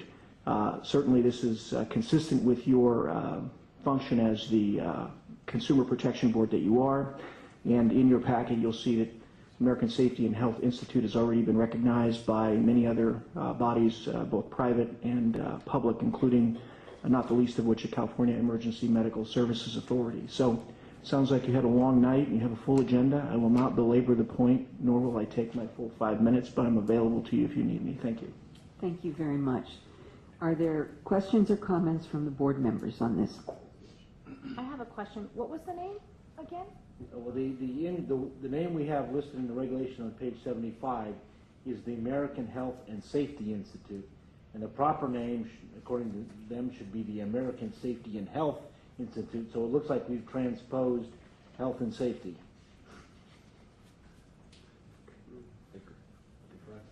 That's correct. All right. So in the absence of any other questions or concerns, I'd like to entertain a motion. Madam President, if we could, aren't you solicit to find out if there's any more public comment? Any other public comment on the regulation? Okay. I'd like to entertain a motion and,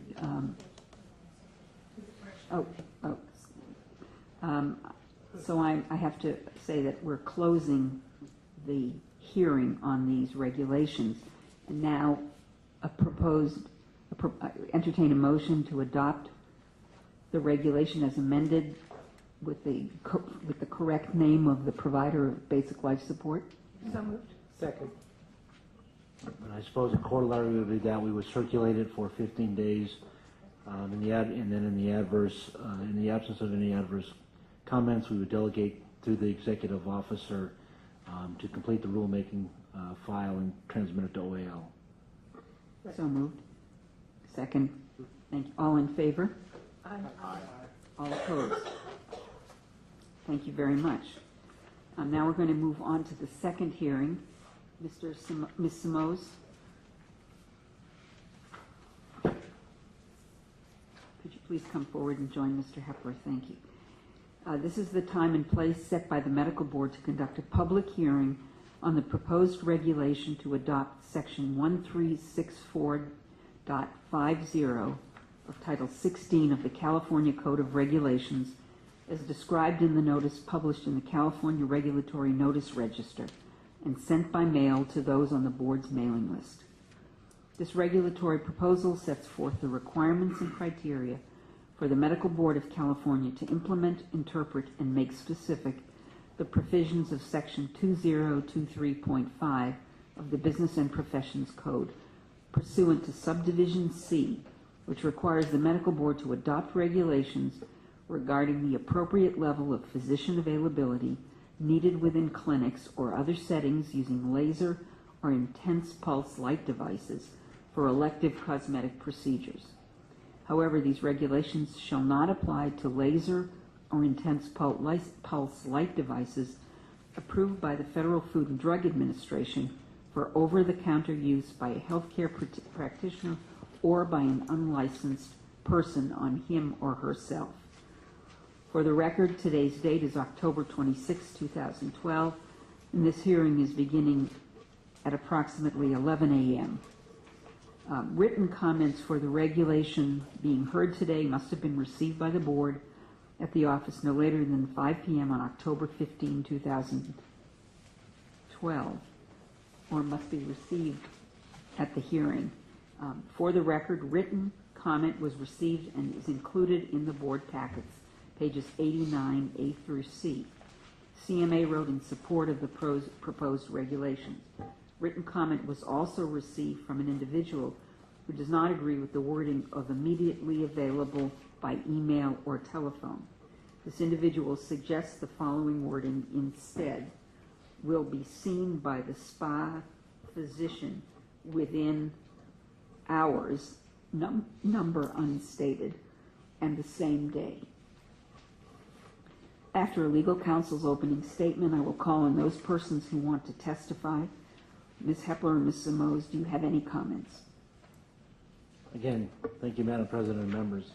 Members, as you know, this is sort of the work product of the Physician Availability Committee that you see before you.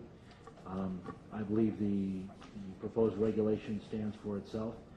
I did want to ask that the board indulge a person who did intend to testify in person today, but given the time constraints, and she could not. So it was my considered opinion that she would write out her comments and submit them to the board. This is the document I handed to you as item 11, and I would ask that that be incorporated into the record. Would you like to read those into the record, Mr. Hepler? I can if that's indulgent of the committee, and I quote, this would be public comment by Kathleen McCollum, Aesthetic Nurses Association of Northern California. And I quote, I would like to recommend endorsement of the definition created by this committee regarding physician availability and elective cosmetic laser or IPL procedures. For the past few years, this committee has heard many presentations, including one from the BRN, represented the Board of Registered Nursing.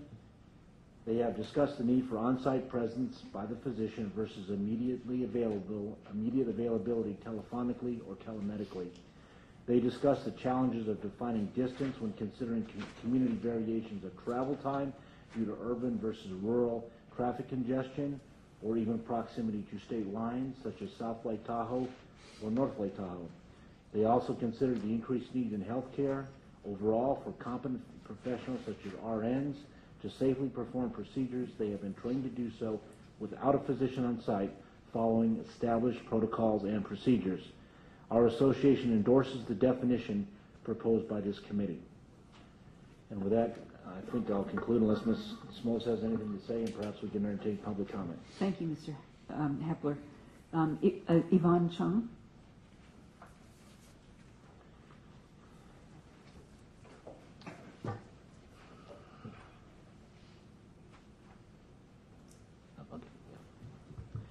Good morning, Yvonne Chung with the California Medical Association. As you know, we submitted written comments in support of these regulations. We believe that this language adequately specifies a level of physician supervision that protects patients undergoing these procedures, and we support a sliding scale of supervision in general based on the complexity of the procedures being formed. So we are in support of this language and thank the board for putting this forward. Thank you. Thank you so much. John Valencia.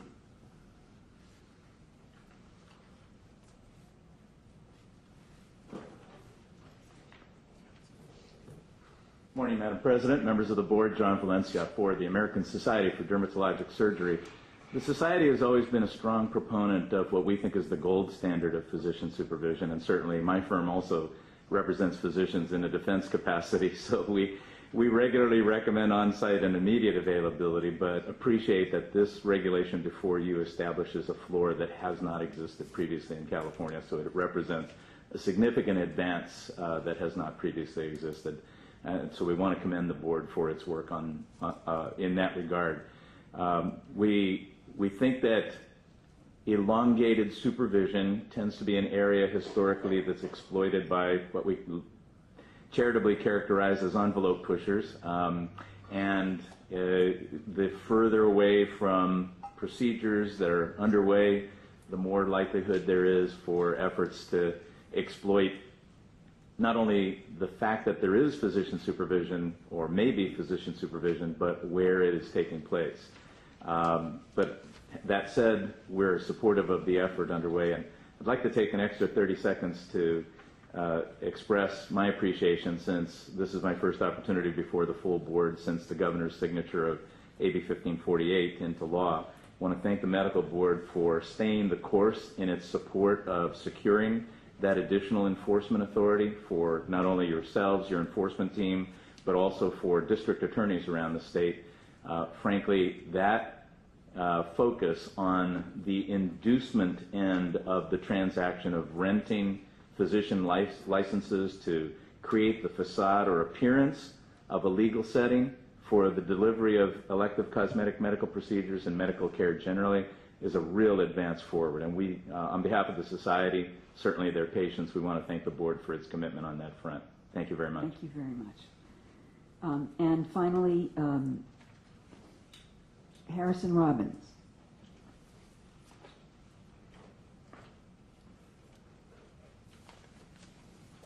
I would like to thank the board for the opportunity to comment on this new rule that is being adopted by the medical board at this time in this hearing. And I would remind everyone today that the reason for this requirement is basically that laser and IPLs, as described for this hearing, are an invasive procedure with known medical risks.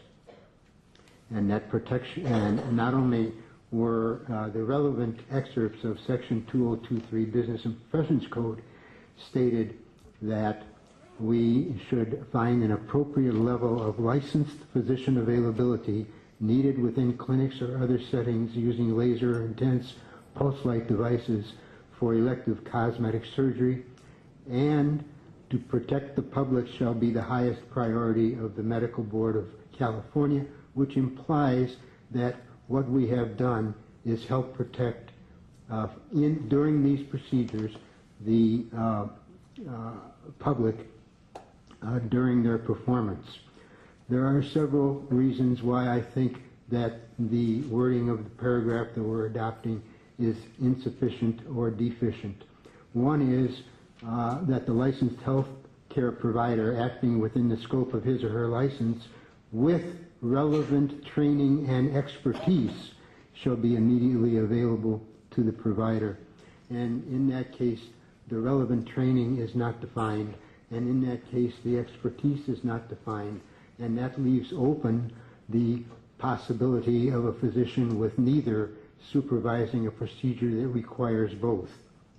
The reason it requires both is because that person must be able, in the paragraph stated, to be able to furnish appropriate assistance and direction throughout the performance of the procedure. How does one do that if he does not have relevant training and expertise? He also has to inform the patient at the time of his oversight of provisions for post-provision care. How is he able to do that if he may not know what they are? And such should be standardized in procedures and protocols, and that would only further what we haven't demanded of the licensed physician who is giving that supervision. The second point that has not been mentioned before is that in one of the two meetings that were held, or at least that you have knowledge of from what's in the papers in this initial statement of reasons, there are two of at least 20 or 23 meetings that took place, and that meeting was the second most recent. And in that meeting, and not mentioned anywhere here, is a statement that there was general consensus that if we were going to rely on the availability that's stated in this reason, that telehealth is an appropriate mode for being immediately available in many circumstances. The truth of the matter is that without, and I myself was unaware that this had actually been brought up, but the truth of the matter is that without this, even though there is electronic communication and or digital communication, without this, the person who we rely on for supervision and assistance in these matters has most probably not ever met the patient, not ever seen the patient, and doesn't know the problem. And I think that all of these factors should be considered and should be incorporated into anything that we submit or that the medical board submits as an adequate response to the legislation that has been given us to review. Thank you very much. Thank you. And I have one other comment. Teresa Anderson. Oh, I'm sorry. I have a moment. I just want to. There's a word in here that I think needs editing, and I forgot to mention it. The word is that the provider. Can I have this permission? Please. Yeah. Okay. The word is that the provider be contactable by electronic or telephonic means without delay, interruptible. And my question about that wording is, does that mean that he's able to be interrupted to do this, or does that mean that during the time that he is supervising, he is non-interruptible? The former. Thank you. Teresa? Did you get the answer? It was the former. The first of your two options. Teresa Anderson, Public Policy Director for California Academy of Physician Assistants. And thank you. We do know a lot of time and energy has gone into coming up with this regulation, or proposed regulation. We are in support of this, and we know that plenty of time and stakeholder input has gone into this. We thank you for your consideration in this. Thank you very much. Is there anyone else in the audience who would like to offer public comment on this? Seeing no one. Madam Chair, if I could. Oh. As the chair of the committee that helped craft this together, and I want to thank Dr. Robinson and others who came to the meetings, and they were rather spirited discussions because this is certainly an area that I think we're all very concerned on how to grapple with the issues of protecting the public. As I recall, I do think that the language that we made substantial changes in this language, particularly about the informing patients about the post-procedure care, because that was something that was lacking, and that was of great concern to people as to how the patients would understand who they could contact, because often once the procedure was done, they were left on their own, and I think that this greatly enhances that, and also the fact that there's a mandate in here for provider standardized procedures or protocols, since we've all recognized that the mid-level practitioners, allied professionals, registered nurses who actually perform the bulk of this type of elective cosmetic procedure need to operate under standardized protocols and procedures, and without that, not only is the patient put at risk, but actually the person who provides the services is at risk as well. It's not perfect, and I think one of the things that Dr. Robinson, I thought where you were going is that there was some kind of consensus from the committee at the end that we felt that that the legislature needed to be informed that this is a problematic area, and that it is perhaps not a perfect suggested regulation, and that more may be down the line needed, and that message also had to be delivered to the legislature as well as a proposed regulation.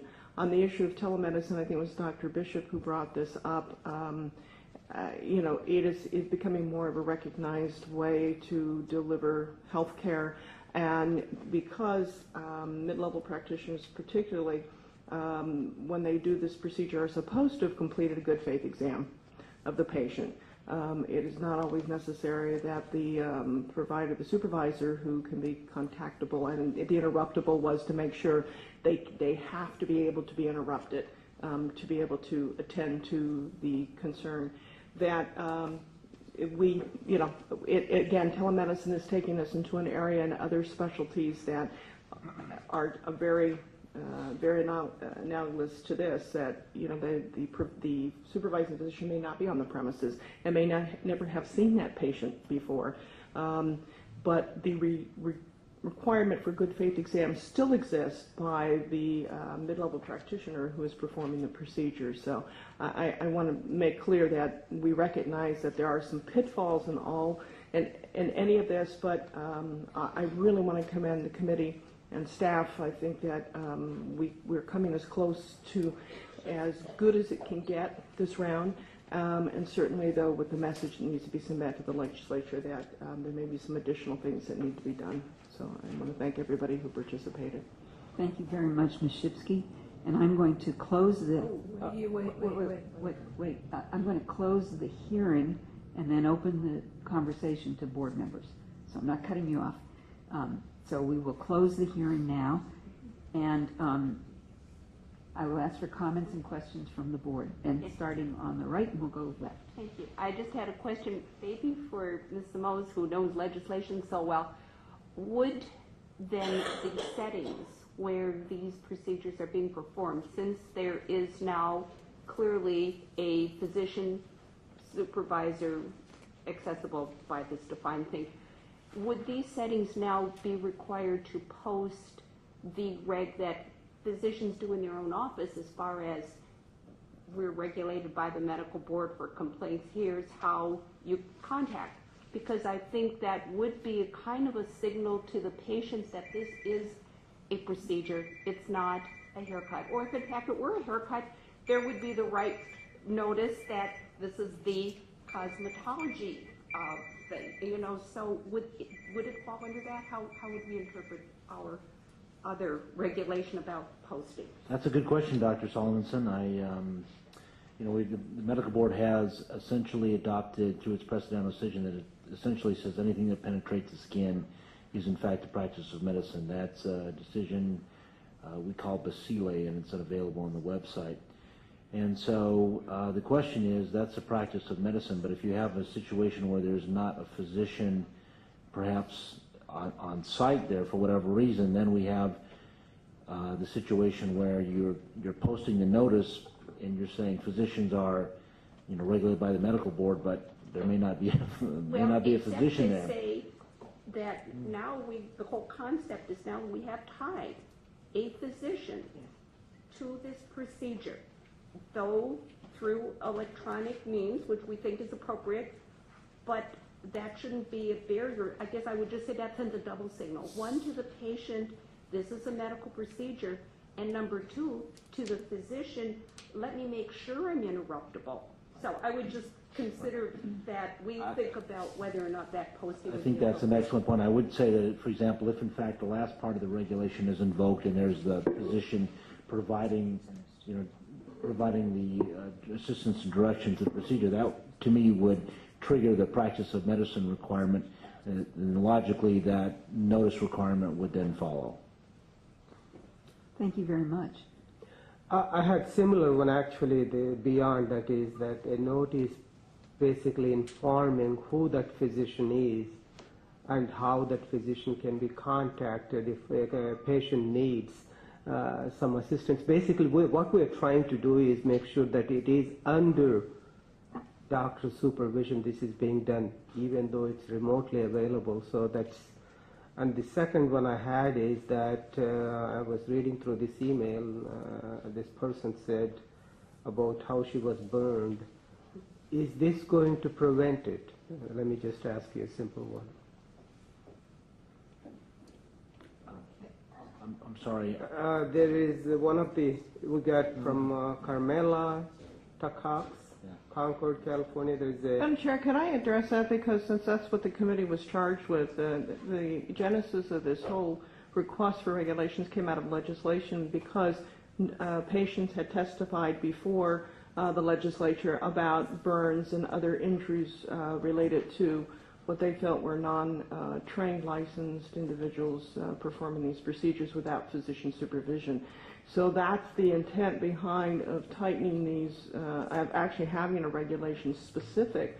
And the intent was regarding letting the patients know, we grappled with that, about how you inform the patients. Patients should know who's the physician, who they can seek for post-procedure care, because that is absolutely lacking. And then finally, one of the things, not the subject of this regulation, but that we did talk in the committee, is we as a board have to grapple with the issue of medical spa. The definition and whether or not under a fictitious name permit, that would be the way that we can tie in a physician so that we in fact can, as Dr. Samuelson required, and I think it should be required anyway, the posting of that the physician who has the medical spa fictitious name actually is, regulated by the medical board. So your questions are just absolutely on point, and hopefully, this will greatly limit some of the damages that have been done or will be done. So we've had major discussions in the past on posting of notices of who licenses doctors, and to get that in the face of the public who's walking into the office.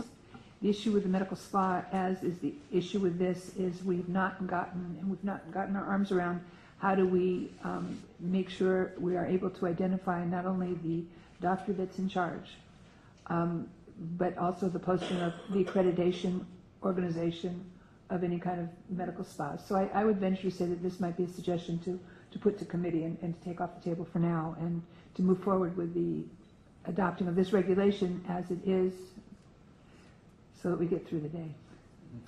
Great, and I believe that is one of the agenda items on your committee that's already been agendized. I would hope so. And this, Ms. Shipsky may have already addressed this, but this is a beautiful crafted statement regarding the performance of the procedures. But I know in the committee people brought up the fact that, well, what if someone walks in with a squamous cell carcinoma and the person who's doing the procedure, who may be very competent at doing dermatological laser, doesn't realize it's a squamous cell and treats it, and the patient has metastases. And it doesn't address that at all, which I don't believe we're supposed to have addressed. But you may have already addressed that by saying that's something the legislature needs to know, that this does not obviate the need for an appropriate diagnosis of certain things before they're actually proceeded upon. So that might be something we... No, absolutely. And I think the legislature needs to be aware. Right. And we talked about the political response often isn't the substantive response.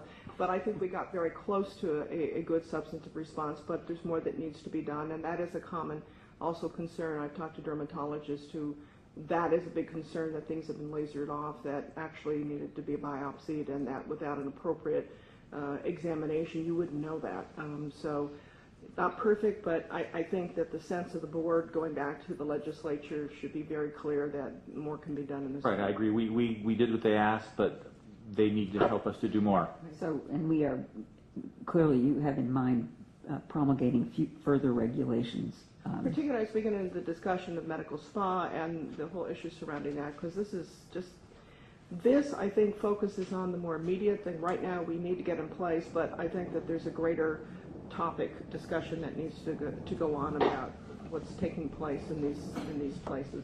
Great, thank you very much. Is there any other board member questions or comments? Dr. Robbins, you wanted to make one more. If allowed, I'd just like to address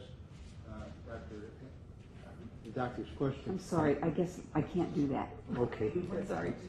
The hearing is closed. Okay. Sorry. I'll get it right next time. Okay. I think we've heard, yes. Madam President, so just to probably take the words right out of your mouth, and for that I apologize. The public comment has closed. You've been provided with the written comment. Now the decision is squarely before the board, whether they wish to proceed with the adoption of this regulation as is, whether they wish to amend the regulation, or which they don't wish to proceed at all. So that's sort of the options that are available. Thank you very much. So, as Mr. Hepler said, we have three potential pathways. One is adopting the regulation as you have it before you, and we've heard discussion about thoughts about promulgation of further regulations, in particular around more specificity and other areas that are directly connected to this, but are not the immediate subject. The second, it would be to modify the text and then send it out for public comment period. And then am I getting this right, Mr. Hepler? If no adverse comments received, then delegate to the executive officer the ability to complete the rulemaking process. And then if adverse comments are received, it will be brought back to the board at the next meeting for discussion. Correct. So I think what I would like to entertain a motion to adopt the language of the regulatory regulation as we have it before us. If that is not approved, then we'll move on to the other options. I'd like to make that motion. Second, all in favor? Aye. Aye. Any opposed? Okay, thank you very much. And we are done now with our regulatory hearings, and we will move on to agenda item 13. Oh, right, sorry, we can eliminate agenda item 13 because of the action by the pharmacy board. Ms. Whitney, can I ask you to speak to the joint forum to promote safe and appropriate controlled substance prescribing? The Board of Pharmacy and the Medical Board have selected February 21st and 22nd, that's a Thursday and Friday of 2013, for the summit. We have secured the San Francisco Conference Center, which is near the airport in San Francisco. For this, we have verified that we can do continuing medical education for both dispensers as well as prescribers. And we should hear in the middle of November from some of our main speakers if they in fact can attend. So we're still confirming some speakers, and once that is done, then we will begin working with a broader group of interested parties to get the word out regarding the summit. Thank you. Could you repeat the dates again? Yes. February 21st and 22nd, that's a Thursday and Friday of 2013. Madam President, is there a way that we also can add in this topic that it's the promote safe and appropriate controlled substance prescribing, dispensing, and disposal? Disposal is becoming a very big problem, particularly because providers don't know what to tell their patients where to dispose of it. Not supposed to be down the sink or the toilet, and that it really needs to be disposed of in a very appropriate manner. So if we could just add that, because we are seeing in the water testing throughout California that there's evidence of these prescribed medications, plus a great deal of estrogen, which could account for some of the decisions that get made. But that being said, if we could, It's a controlled substances. yeah, it's controlled substances. If we could see if we could add that aspect, and at least that would be it's a public health issue. Thank you. Thank you very much. And this is a two full days? It's actually half day on Thursday and then a full day on Friday. Okay, great. Any questions from Ms. Whitney on this subject? And board members will absolutely be encouraged to attend if possible. Item 15, Special Faculty Permit Review Committee update. Ms. Yaroslavsky. Thank you. The Special Faculty Permit Review Committee met on September 6, 2012 to discuss possible changes to the Business and Professions Code Section 2168 and California Code of Regulations Section 1315.01-03. The committee did not have any changes at this time, but recommended that medical school officials should provide resources for special faculty permit holders who desired additional training as needed. The committee was also presented with the proposed scheduled dates for the 2012-2013 Special Faculty Permit Review Committee meetings, and the next scheduled meeting is December 20th of 2012. I'm going to recommend, though, that staff take a look at canceling meetings when there are no applicants to be discussed as a procedure going forward, so that there's cause for meetings and not to waste a whole lot of time. Any questions from Ms. Yaroslavsky? Any public comment on this agenda item? Thank you very much, Ms. Yaroslavsky. Oh, my pleasure. Mr. Shunke? The Physician Assistant Committee update.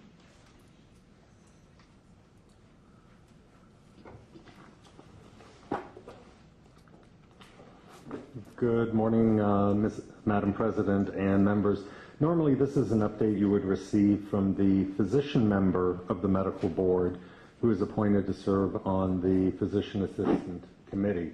However, right now that position is vacant, and because I follow a lot of the activities on behalf of the board and what the PAC is doing and work as liaison, Ms. Whitney has asked me to make my report. There are 4 regulations that the PA committee has asked me to provide you with an update. At the May meeting of the medical board, you considered a regulatory change dealing with the personal presence of a supervising physician. Remember, the medical board is responsible for regulations regarding scope of practice issues for PAs.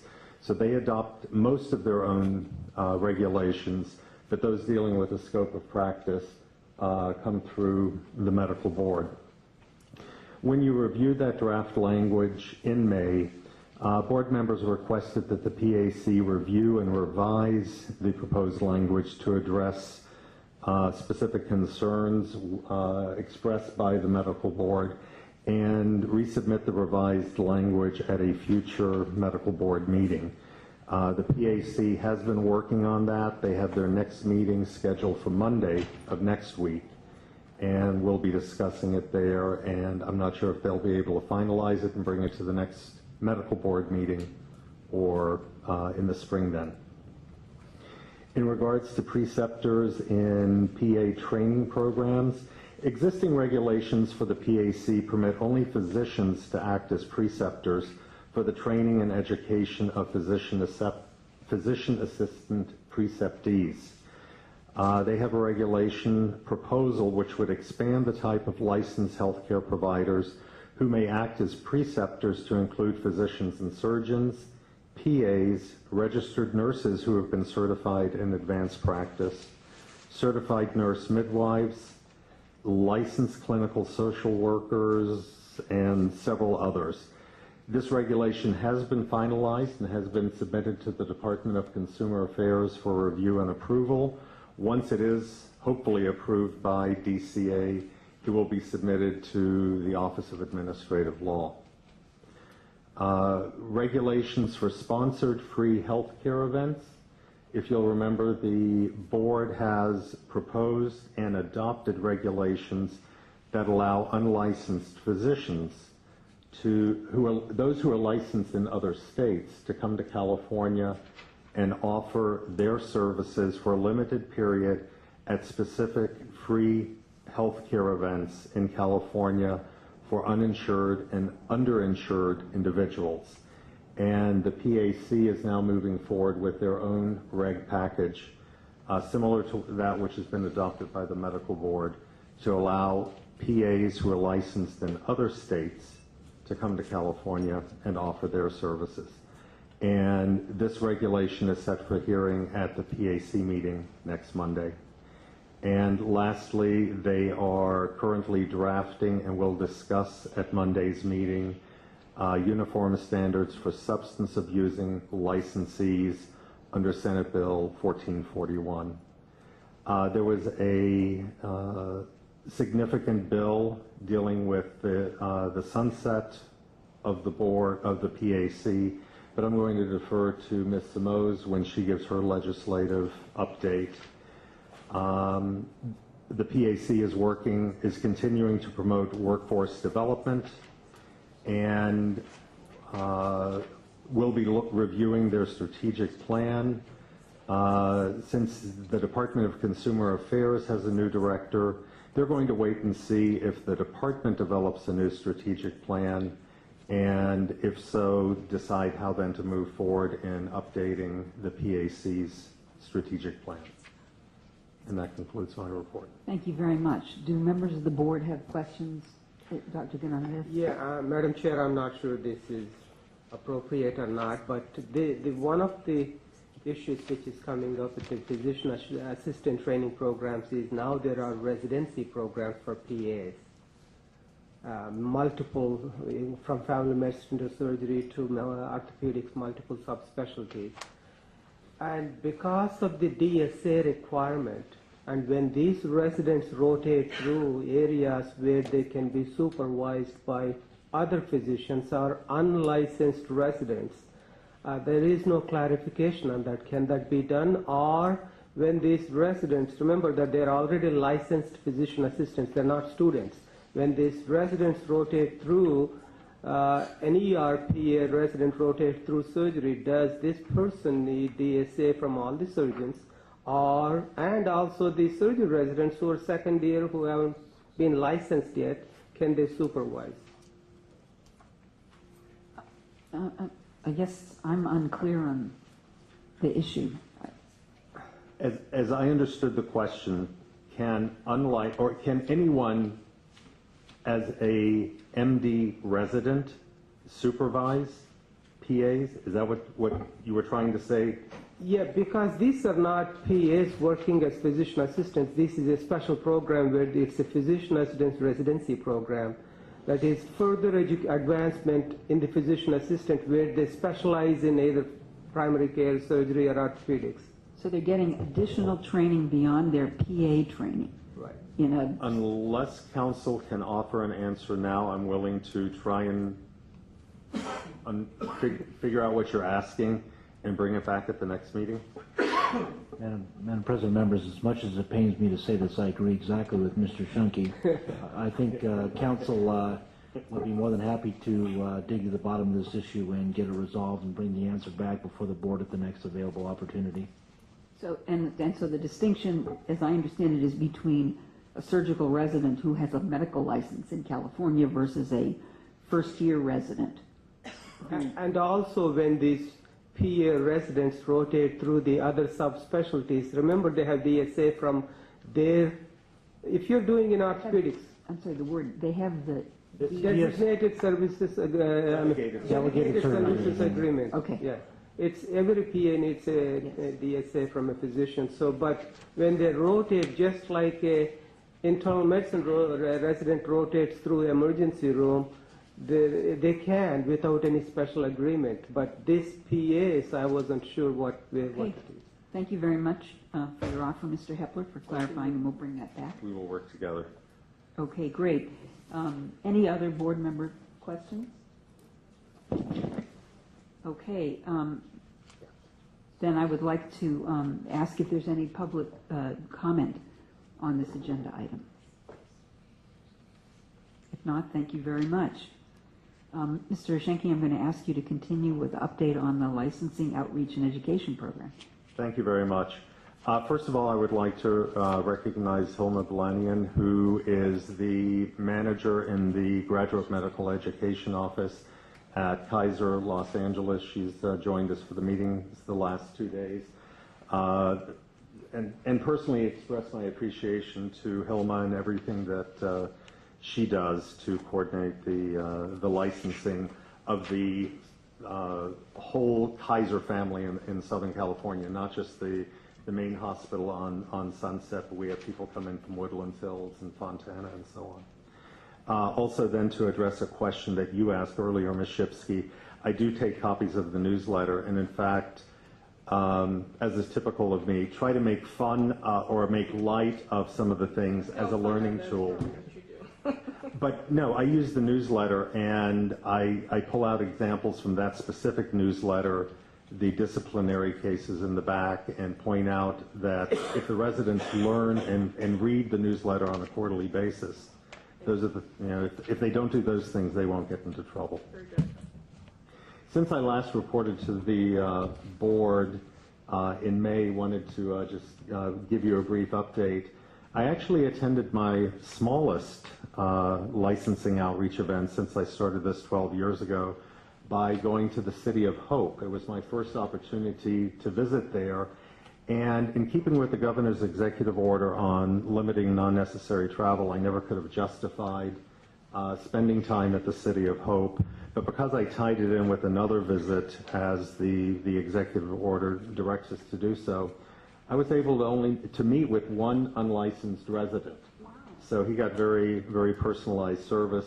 But there were also about 6 other staff members there.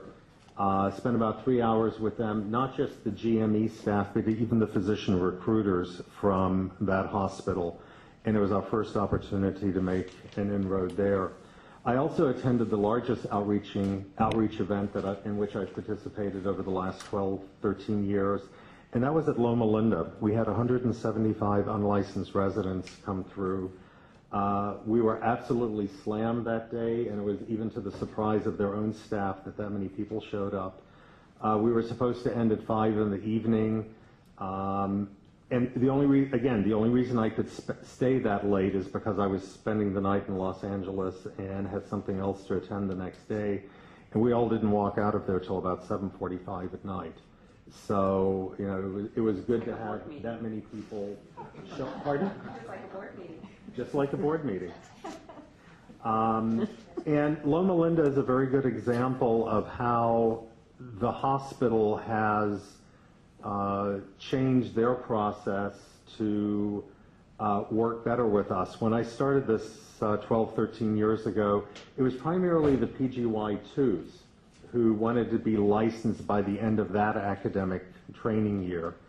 And by now, I would say of the 175 residents with whom I met, about 75% of them were actually PGY1s who were hoping to get licensed early in their second year of training.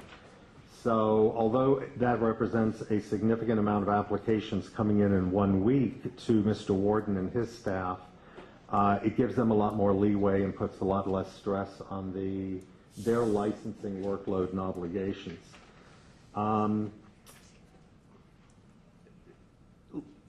To summarize the last year, my licensing outreach for this year is over with. You know, at this point, we're coming up to the holidays. Nobody wants to see me. Nobody wants to talk to me. They don't want to worry about licensing and so on. I've gone on about 20 outreach trips, and I've attended about 45 to 50 outreach events, whether licensing fairs, meeting with the GME staff, or even presentations to medical students. In the board's annual report that came out earlier this month, it was stated that the licensing program received about 6,600 applications. A real rough cut estimate is that I meet with about 2,200 or 2,300 unlicensed residents a year. So that's fully 1/3 of our entire applicant population who I've had the initial meeting with, gone through the application and answered their questions. And throughout my travels around California, I'm constantly receiving compliments for the significant operational improvements implemented by Mr. Warden and his team in the licensing program. As I said, licensing outreach is now complete for the calendar year. A few minutes ago, I mentioned the governor's executive order restricting all non-essential travel. We've been fortunate that both the Department of Consumer Affairs and State and Consumer Services Agency have recognized that this licensing outreach program is mission critical to the board's mandate. And since the executive order was issued, I've been lucky, the board's been fortunate that all of my travel has been improved, although we've made significant steps to keep the costs at a minimum. For example, when I mentioned Loma Linda, during the last week of August, I was able to squeeze 7 outreach events into 1 4-day trip to the LA area. You know, granted, we had to pay the hotel, but we were able to cut back on the airfare for trips that might have in past years have been 2 or 3 trips. And soon I'll be preparing for Ms. Whitney's signature, again, a request that my outreach travel be allowed for the next 2013 calendar year. Briefly, to touch on 2 new types of activities that I'm reaching out on. In the last couple of years, we've seen an increasing number of applicants who had problematic issues arise while they were in medical school. And it's really surprising when you talk to some of these people and their eyes get real big and they say, "What do you mean I had a DUI in medical school? What does the board care for that? You know, it's long ago." So I've been able to make presentations to medical students at UCSD, Loma Linda, and earlier this month I spoke to about 225 medical students at UC Irvine. And lastly, a few weeks ago, I traveled to Visalia. It's not just the exciting places that I get to visit. Spent some time at a hospital in the Central Valley Kauai Delta. They're the primary hospital in that region, that part of the Central Valley. And they recently have been accredited to start postgraduate training programs in 2013. So I spent a recent weekend, Friday and Saturday there to meet with about 42 staff members. There were hospital administrators, the chief medical officer, physician recruiters, so the people who are looking to hire the physicians on staff, GME staff, and the program directors. And it was a great meeting because in many ways they really had no idea what the medical board does, how we do it, what we look at, the application, the forms, and the paperwork. So it was a really good meeting for me to reach out to them and for them to get an education on what we do. Concludes my report. My 3 minutes are up. Thank you very much. And again, congratulations on, congratulations on an extraordinary effort and an extraordinarily important activity of this board. I mean, the number of people you touch that has... Not always in a good way, do they? They don't always like the answer I give them, but... Well, and I'm sure you're touching appropriately.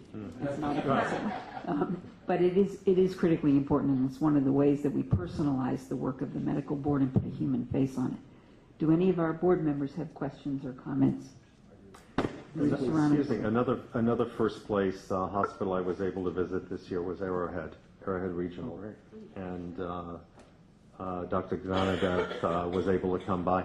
And the next time I'm in the Los Angeles area, I will let you know Mr. Serrano Sewell and Ms. Pine in the Los Angeles area to invite you down to sort of see what it is we do. Mr. Shimke, I had a quick question, and obviously very exciting work. I see how it's so important to touch these people right as they're starting the process and get them familiar with this board and what we do, and let them know that it's a real force in their lives should they choose to practice in California, right? So in addition, I could see the benefit of the face-to-face interaction, and clearly that's best, and that should be a priority. Has you or the executive director given any thought to sort of online interaction, training, that sort of thing?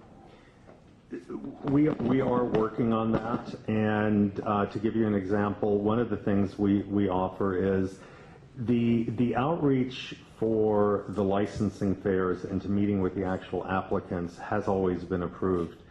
The administration, though, has not approved travel for general speaking to medical students or residents as a group if I am not already traveling to that area. So my presentations to the medical students are always tied in with a licensing fair or something else. But during, for example, new resident orientation that always happens the end of June and beginning of July, there have been several times where to some of the large groups we've done Skype presentations and telephonic hookups. And last year, 2 years ago, we figured about 1,100 people who at least I got to present on that. We are looking at other opportunities.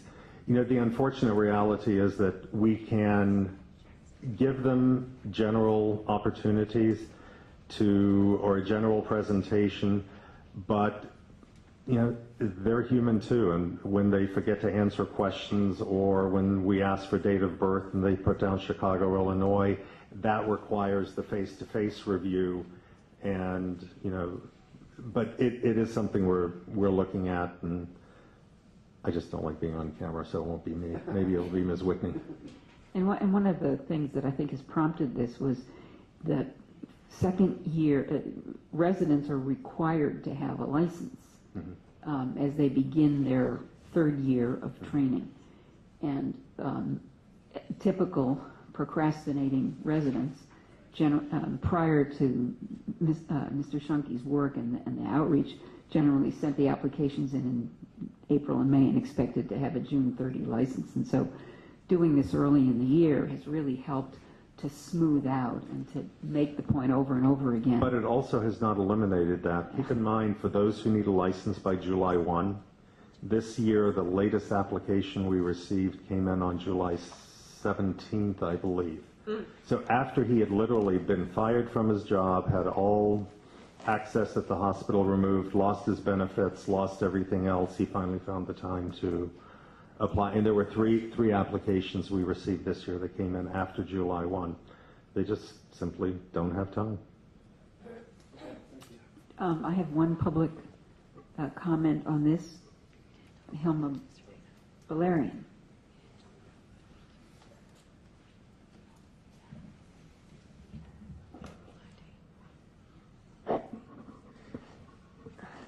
Thank you, Mrs. President.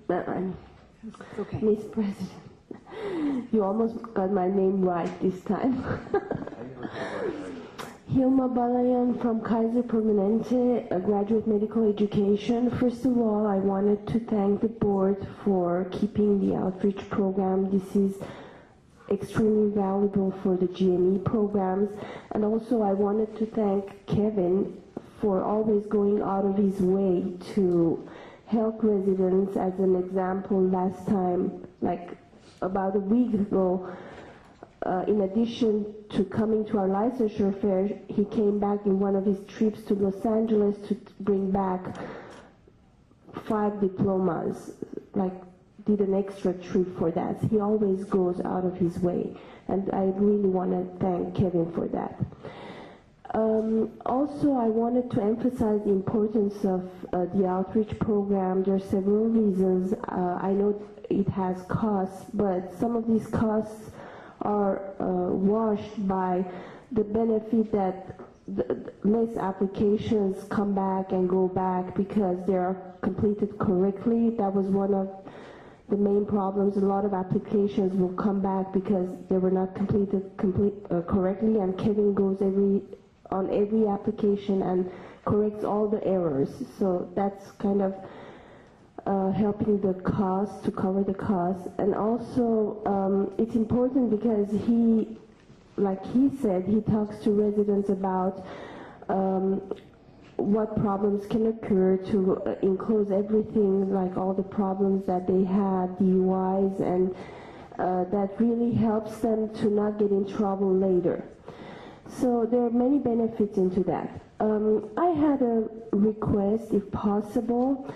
When we announce our licensure fair, what would be good if, the newer generation, they're more responsive to everything audiovisual that they can see on their phone or on computer rather than reading.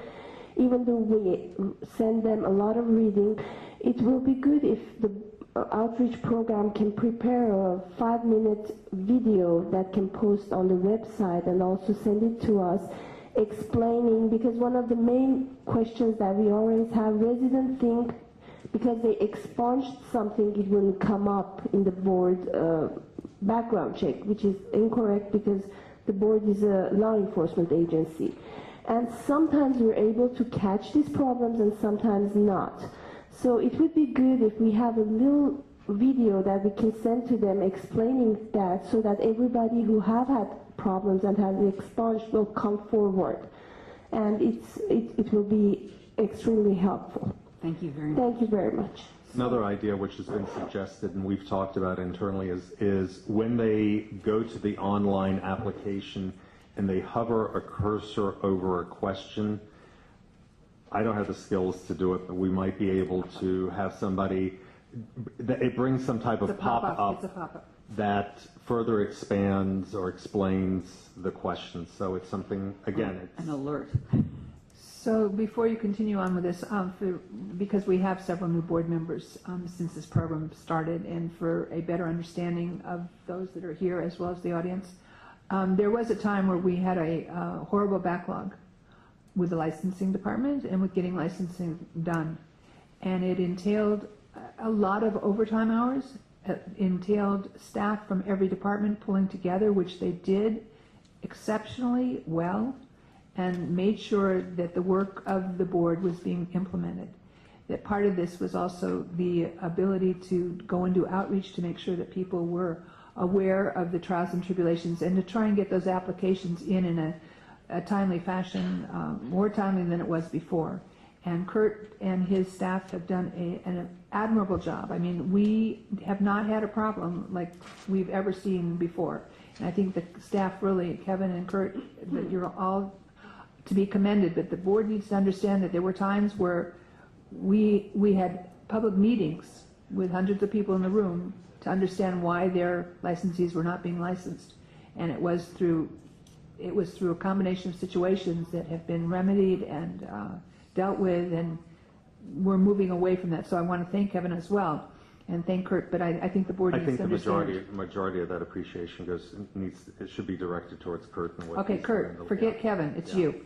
Okay, but by the same token, this board needs to understand that staff, when push comes to shove, they really have stepped up and to the plate to make things happen in a timely fashion, so we are no further embarrassed on that specific issue. Thank you, Ms. Yaroslavsky, and I think that's a wonderful segue, thank you, Mr. Shunke, to Dr. Salmonson and the licensing committee update. Right, the licensing committee met yesterday. The July minutes were approved, and Mr. Warden carried the yeoman's work of updating us on staffing and the business process reengineering, and that was in fact triggered by the backlog, and the dates of time to evaluate new applications has definitely stayed within the parameters.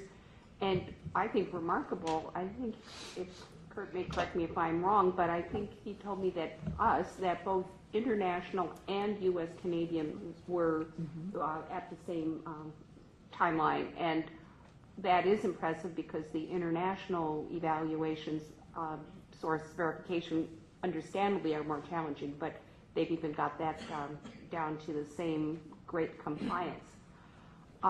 They updated us on the board's website regarding the physician and surgeon application, and that dovetails nicely with Kevin's work. And there is the policy and procedure manual being updated.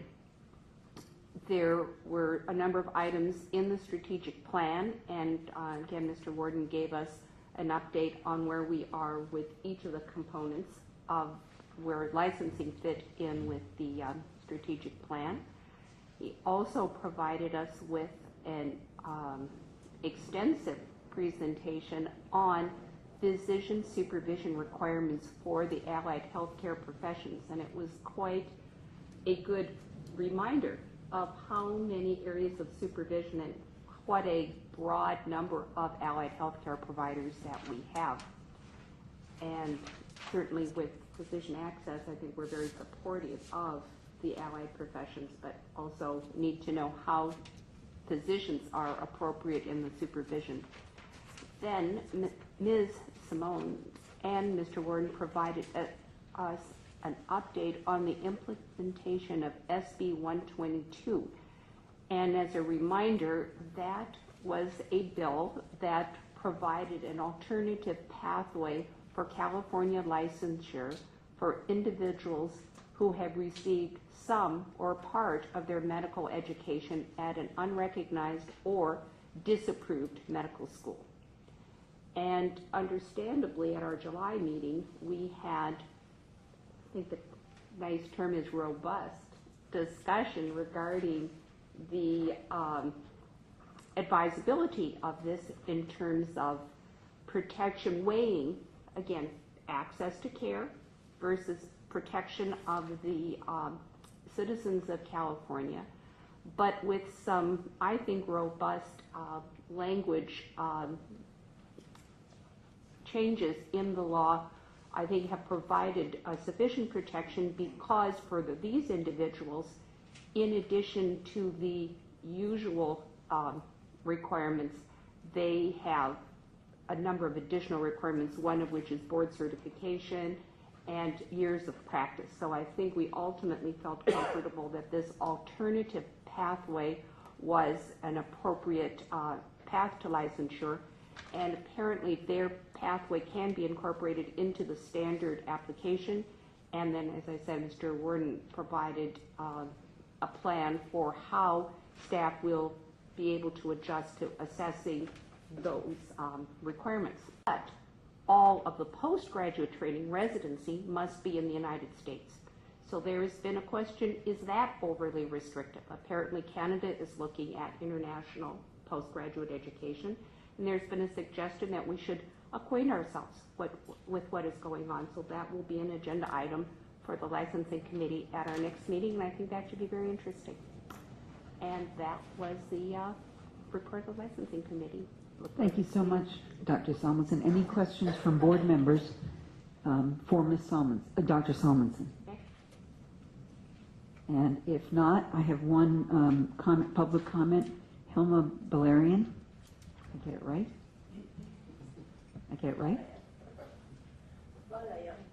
Balayan. Oh, no. It's like Balagan, but Balayan. Balayan. There you go. I'm not sure if this comment is under the right agenda item, but I'm gonna talk about it. Thank you so much, Ms. President. The reason I wanted to suggest what I wanted to talk about is the PTAL.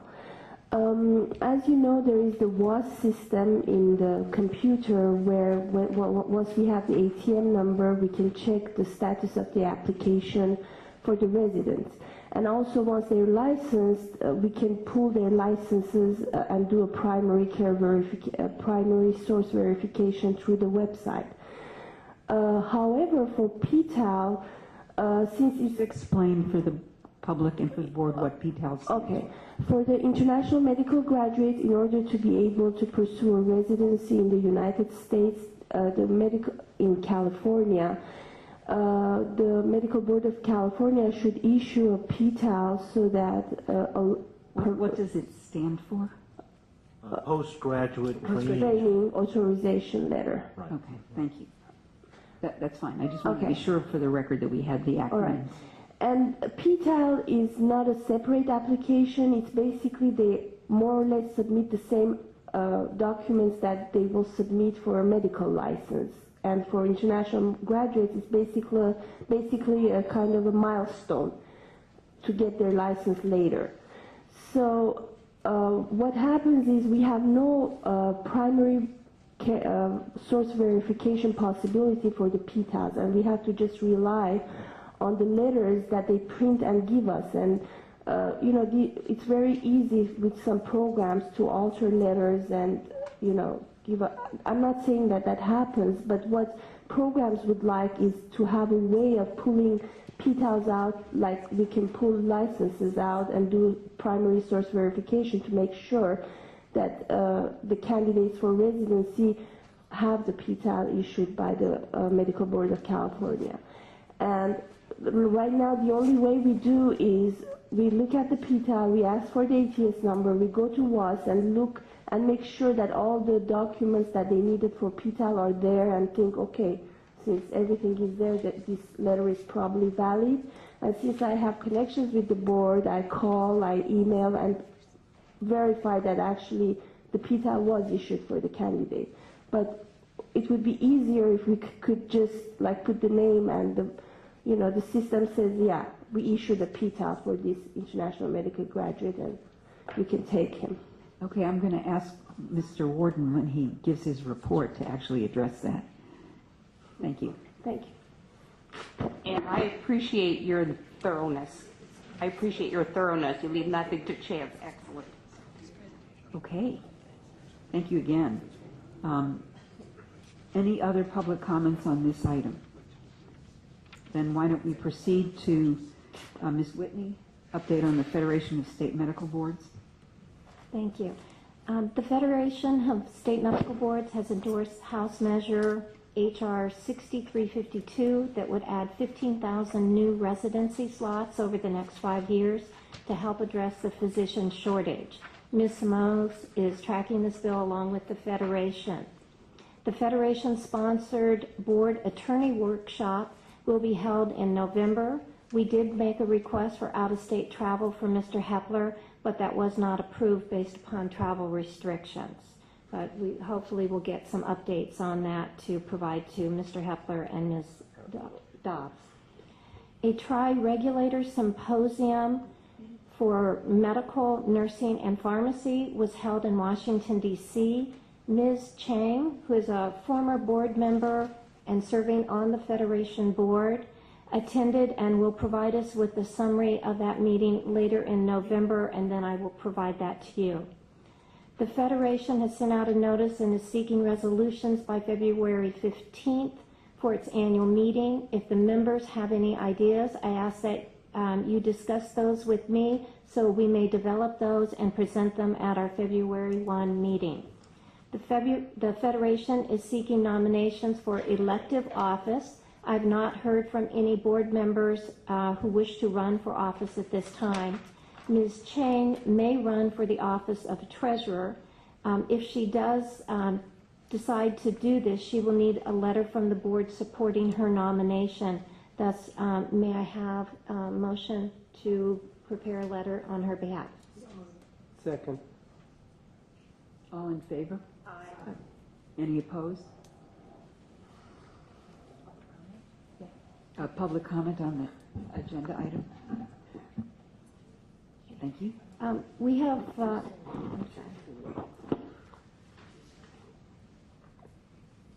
moving on to sub A of this item, 2 board members have stated their interest in being appointed to committees following the April 2013 annual meeting of the Federation. Dr. Levine is interested in appointment to the Ethics and Professionalism Committee, and Dr. Ganadev is interested in appointment to the Finance Committee. They will need a letter supporting their nomination and recommending their appointments. May I have a motion? Second. All in favor? Oh, public comment. Just pinch me. Public comment on this. All in favor? Aye. Opposed? Abstentions? Thank you. Moving to item B, the board is a member of the International Association of Medical Regulatory Authorities.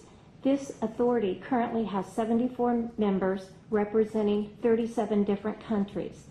It held its annual international conference in Canada earlier this month, and the theme of the meeting was medical regulation in the real world, bringing evidence to bear.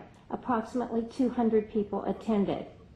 As soon as I obtain a summary of the conference, I will share it with the members. It was from a couple people who attended from the Executive Directors Association. They said it was a very good conference, very interesting to hear what other countries are doing in medical regulation. And that concludes my report. Any questions from board members? I would recommend that Dr. Salmonson make a report on her recent trip to Philadelphia for the Federation. Thank you for your question. Actually, there twice. One was a specific panel, one-time kind of thing, the USMLE Step 2 Clinical Skills Standard Setting. And that is a very important step because it's both testing the applicant's communication skills, both in terms of their ability to take a medical history, but that is currently the sole time that the applicant is assessed for their fluency in English. They no longer have a separate English exam, so it is totally based on those interviews. And I'll have to say it was a good challenge. Part of this standard setting panel was to listen to a number, like hundreds, of speech samples to say what was adequate. And certainly you're separating out an accent. That's not the issue. But some grammar issues in terms of syntax, tense, can make a very big difference in terms of the adequate of the communication.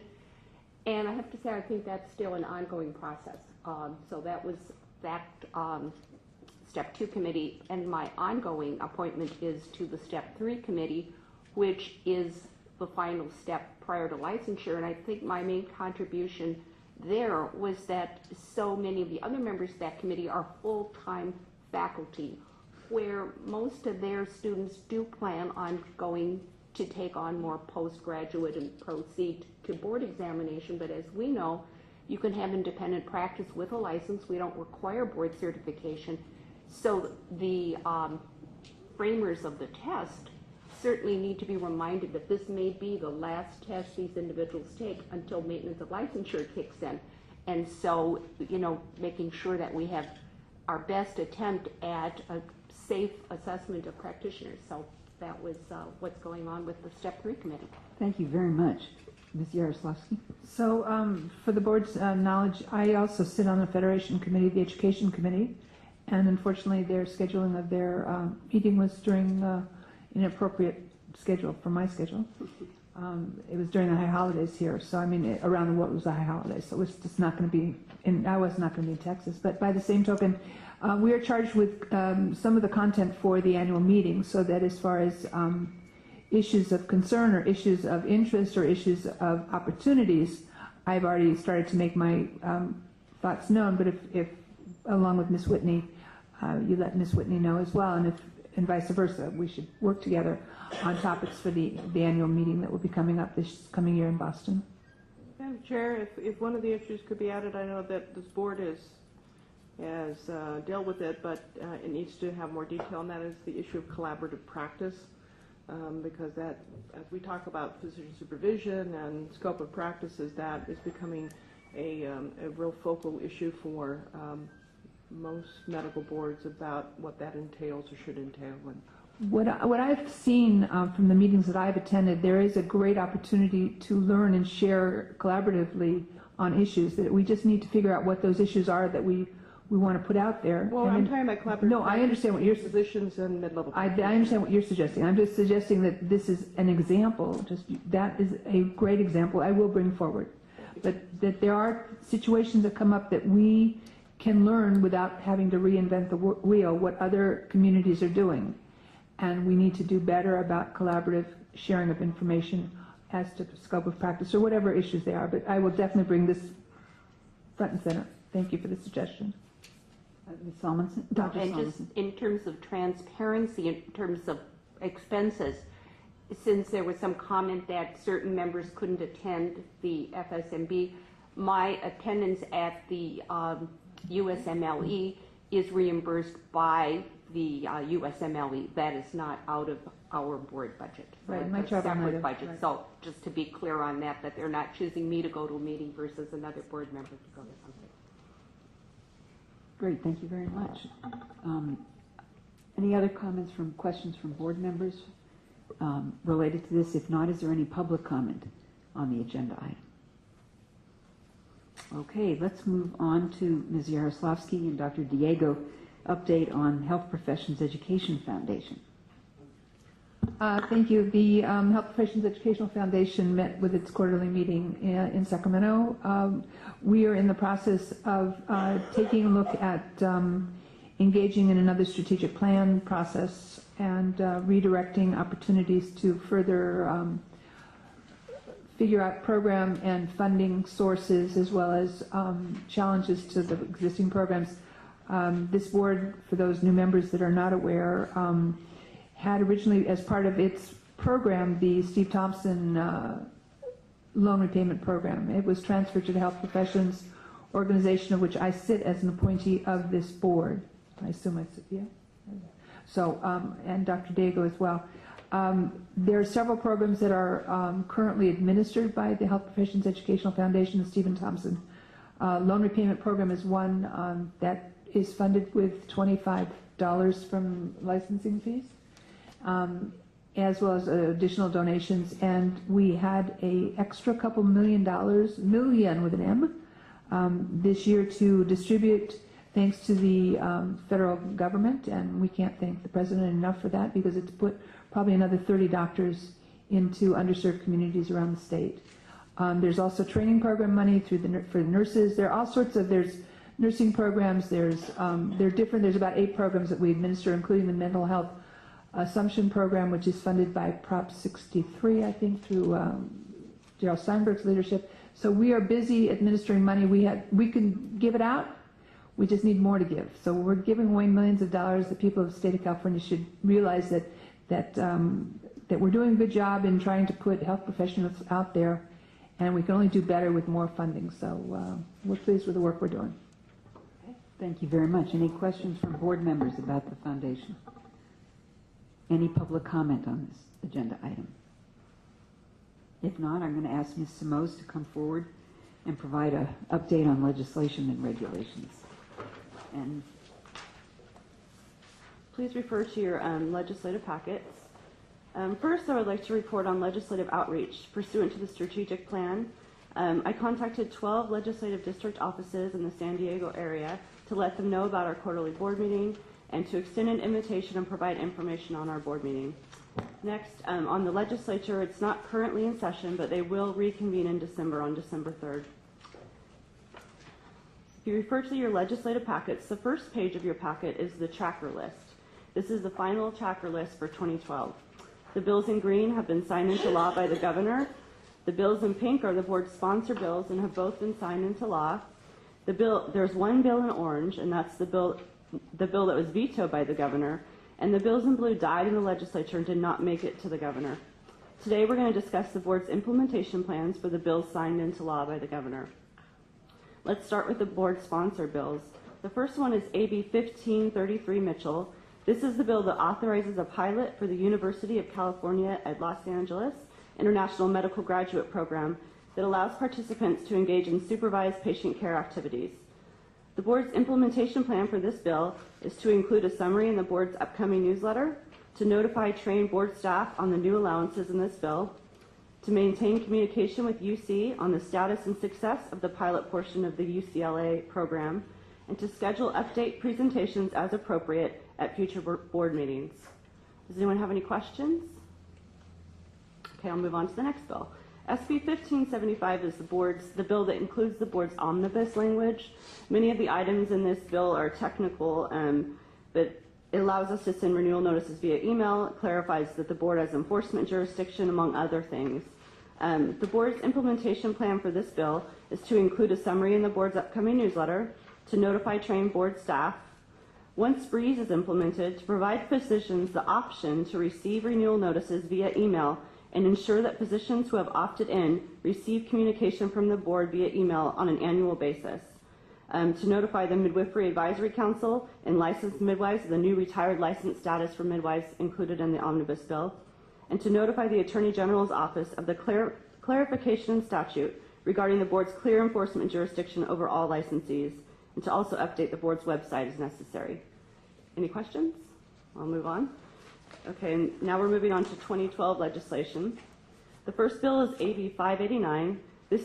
The board took a support position on this bill, and this is a bill that creates the Stephen M. Thompson Medical School Scholarship Program within the Health Professions Education Foundation. The board's implementation plan for this bill is to include a summary in the board's upcoming newsletter. Any questions? Okay, move on. AB 1548, Carter. This is the bill that was discussed earlier by John Valencia that prohibits outpatient cosmetic surgery centers from violating the prohibition of corporate practice in medicine and elevates the penalties of violating the corporate practice in medicine prohibition. The board's implementation plan for this bill is to include a summary in the upcoming newsletter, to notify train enforcement staff, to notify the Attorney General's office, and to update the website as necessary. Next bill, AB 1621 Halderman.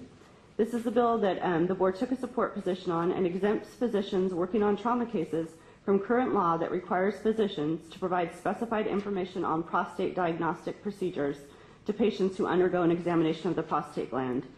The board's implementation plan for this bill is to include a summary in the upcoming newsletter, to notify trained board staff, and to update the website. Next bill, AB 1896 Chesbro. This is the bill that aligns state law with the Federal Patient Protection and Affordable Care Act and exempts all healthcare practitioners, including physicians, that are employed by a tribal health program from obtaining California licensure if they are licensed in another state. The board's implementation plan for this bill is to include a summary in the upcoming newsletter, to notify trained board staff, and to update the website as necessary. Next bill, AB 2570 Hill.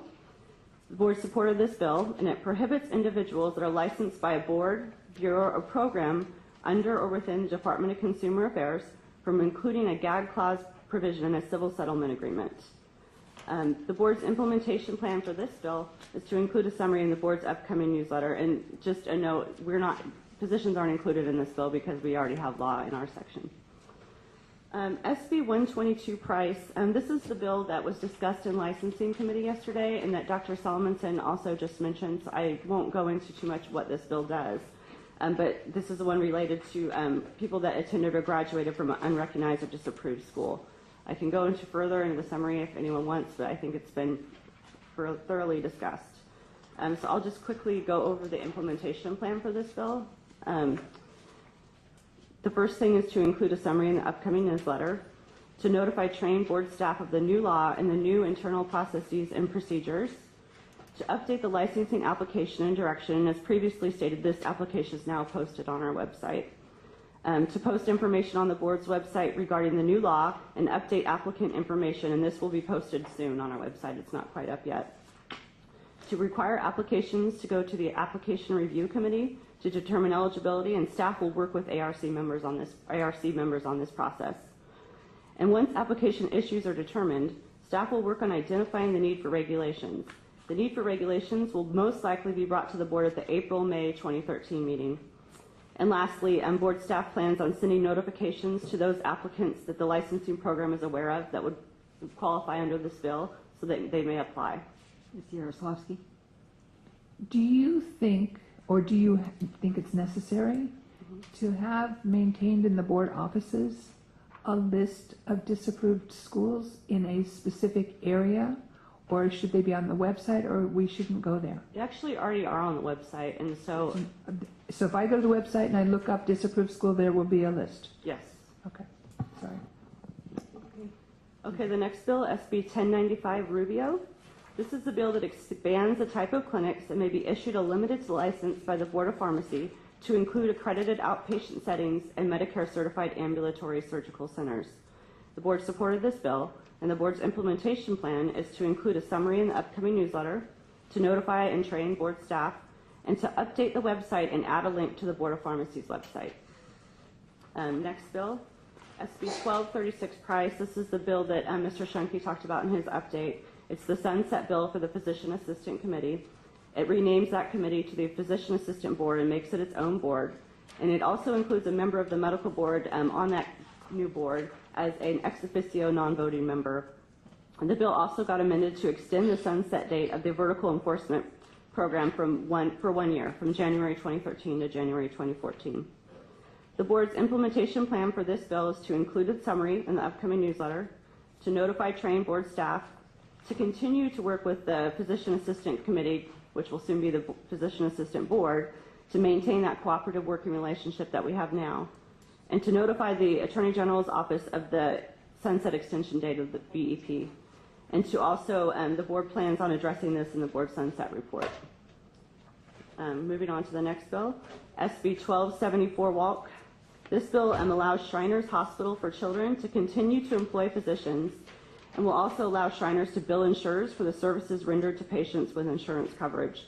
The board took a support position on this bill, and our implementation plan is to include a summary in the board's newsletter and notify and train board staff. So that actually concludes my presentation on 2012 bills. There's just a couple bills on the Tracker 2 list that are of interest that I'll quickly mention. There's a couple related to military.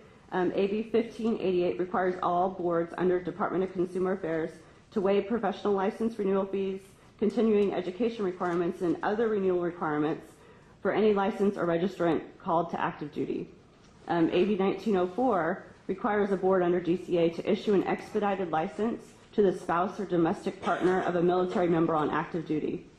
The next bill, there was a bill that passed related to regulations. SB 1099 revises the dates that a regulation is effective, so it may affect our regulatory process a little bit, just revising the timelines. And lastly is a bill some of you may be aware of, SB 1172, which prohibits a mental health provider, including psychiatrists, from engaging in sexual orientation change efforts with a patient under 18 years of age, regardless of the willingness of a patient, their parent, or another person. So those are kind of some of the bills. You can go through your Tracker 2 list. It's included to see what other bills passed. And if you have any questions after this meeting, just feel free to email me or contact me at any time. Are there any questions?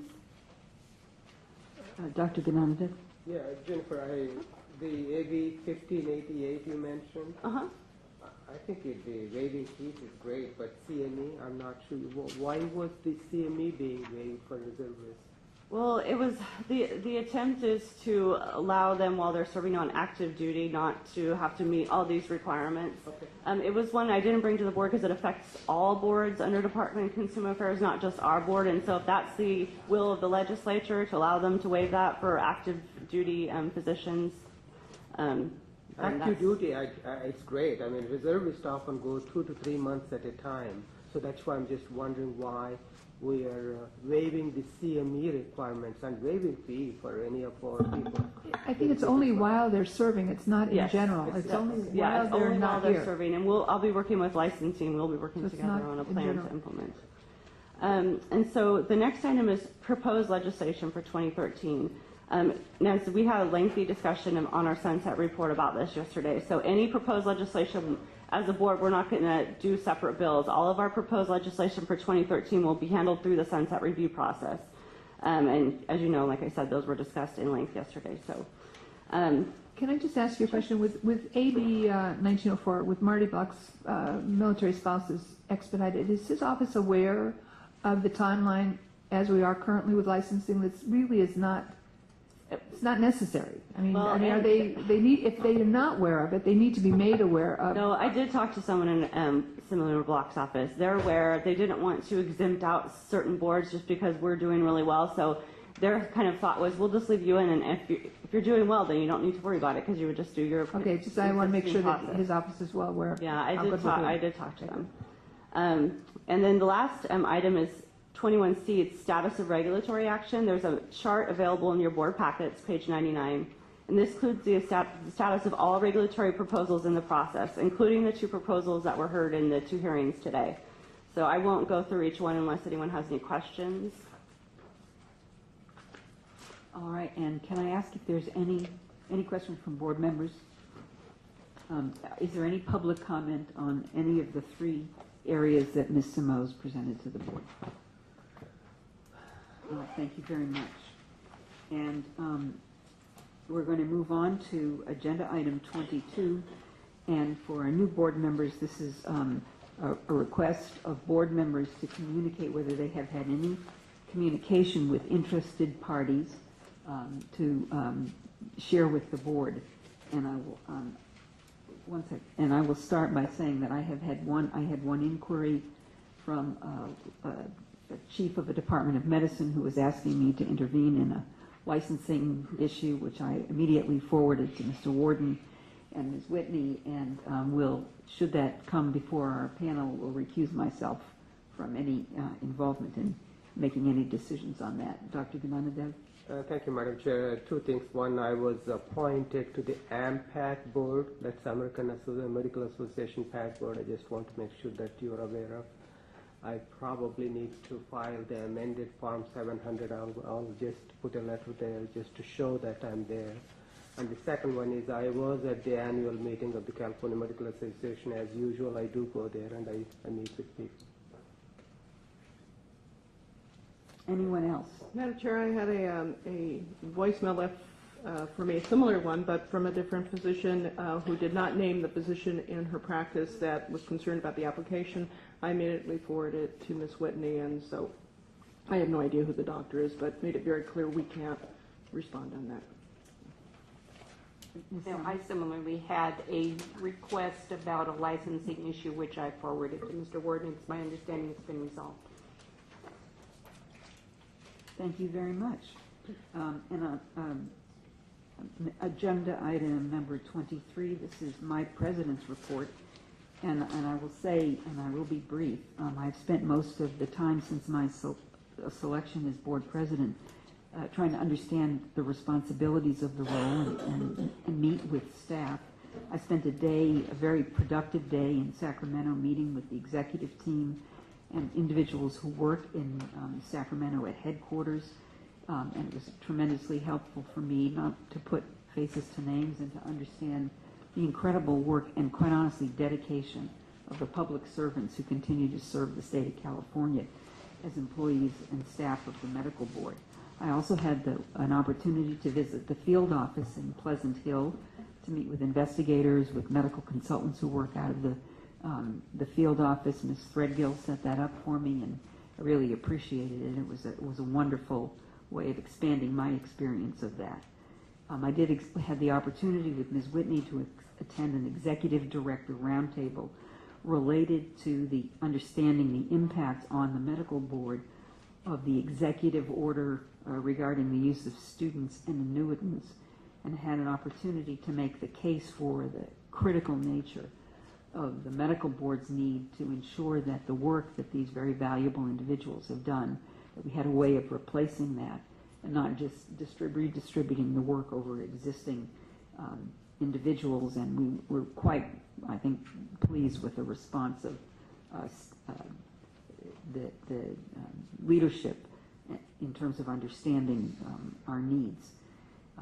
I also had an opportunity to meet with Director of the DCA, Denise Brown, again to introduce myself, to understand her vision for the DCA and her thoughts about the medical board. And she was extraordinarily complimentary about the work that we're doing, the progress that we've made. And you know, I bring to all of you her congratulations again on the dedication of our staff and the commitment and engagement of our board members.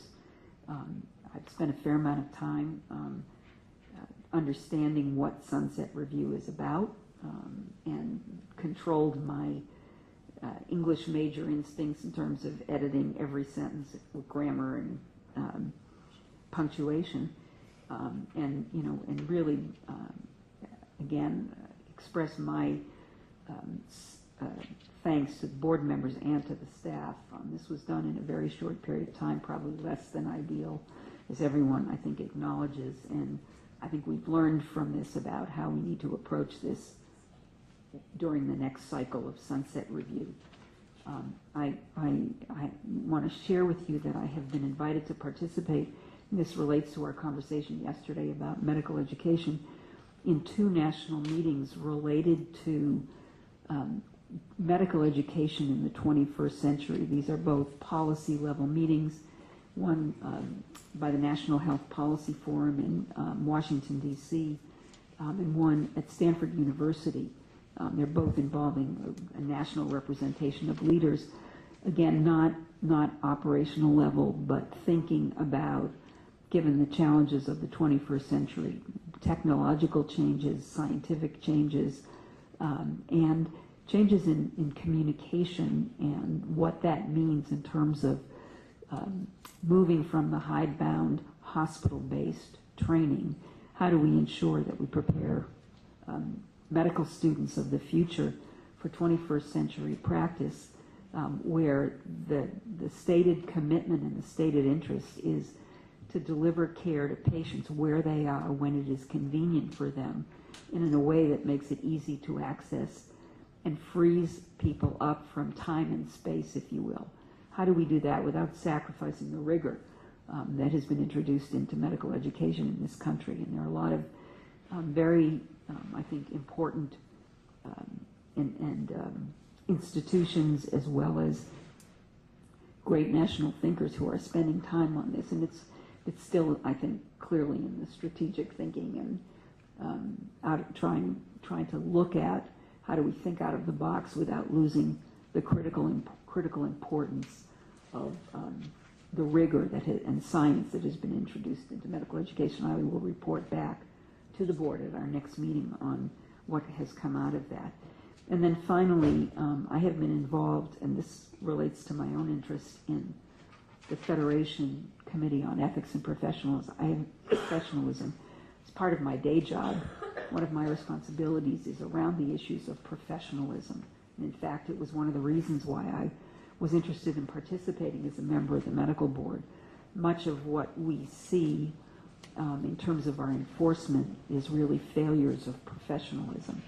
And I have been involved for a long time with the American Board of Internal Medicine stakeholder roundtable on professionalism. We recently had a meeting in Philadelphia looking at issues of professionalism. And when the report is finalized, I will bring back the proceedings of that to the board.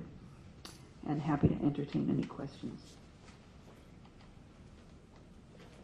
Thank you very much. Any public comment or questions from members of the public? Great. If not, we will proceed to,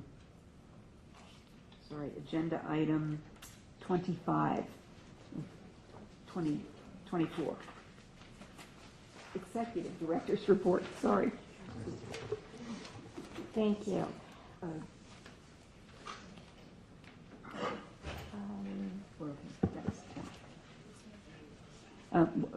One of our board members has to leave the room, so I just want to be sure we have a quorum, and we do. Just crossing the T's and dotting the I's. Okay. If you'll notice on the agenda today, we did not have a presentation from the Pharmacy Board, which is a normal presentation that we would have because they are meeting the same 2 days that we are meeting. So I'm giving you a little update. They are talking two main issues. In addition to the EC protocol that they adopted, they are discussing compounding pharmacies and electronic pedigree requirements for prescription medication. These topics are of importance to physicians. We will be including information in our upcoming newsletters. The department will hold its quarterly executive officers meeting in mid-November. This is following the one that Dr. Levine attended with me. And topics will include performance-based budgeting, as DCA has been identified as one of the pilot departments that will undergo this. As I know more, I will share this with members. We continue to recruit and fill vacancies, and I'd like to call up Ms. Kirkmeyer to give us a presentation on our budget. And just a little bit on staffing as well. I just wanted to let you know that at the last meeting, I reported that the board had 27 vacancies and a vacancy rate of 10%. So earlier today, Dr. Bishop asked me if I was going to be in the hot seat today. So I think this is actually a good seat to be in today, okay? The board currently has 18 vacant positions for a vacancy rate of 6.6, and I think this is probably the lowest we've been in a significant amount of time at the board. So it's great for staff, it's good for morale, and it just is really improving the work of the board. So we're really excited about that. And we also have 5 individuals either in background pending a start date or pending verification of eligibility. So we really only have 13 positions that are vacant, and that actually gives us a 5% vacancy rate. So I'd also just like to take the opportunity to thank the personnel staff for their hard work in getting these positions filled. We're also interviewing and in the process of hiring seasonal employees and intermittent staff to replace the lost student assistant and retired annuitant positions, and that will be an ongoing process as we develop that and identify the positions that we need to replace those workloads. And then the board staff are also still under the personal leave program, which means that employees must take 1 day off per month, and that was a 5% hit on them. So any staffing questions? So I just have a question. This sounds great. I mean, this is the best we've had for a long time, but I have a question. Is the term student worker or retired annuitant now going to be seasonal employee? No, those are 2 different classifications. As far as for the board and the work that they're going to be doing, it will be very similar. So it'll be the same jobs, just different titles. And we'll look at, you have to look at what the job that the student was doing to determine if should it be a seasonal level or should it be a permanent intermittent employee. And that's what we're kind of going through the process. Okay. All right. Then moving on to budgeting, please turn to tab 24 and you will find the budget reports on page 100 through 108. The fund condition on page 100 shows that the board's fund reserve at the end of the fiscal year 11-12 was 5.2 months. The board only has one augmentation request moving forward, and that is for the BREEZE system. Based upon the projections, it appears that the board will be very close to its mandated level of 2 to 4 months reserve at the end of this year and within the mandated level in the next fiscal year.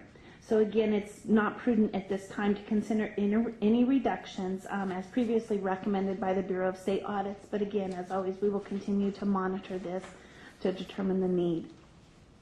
On page 101 are the board's actual expenditures as of August 31st, 2012.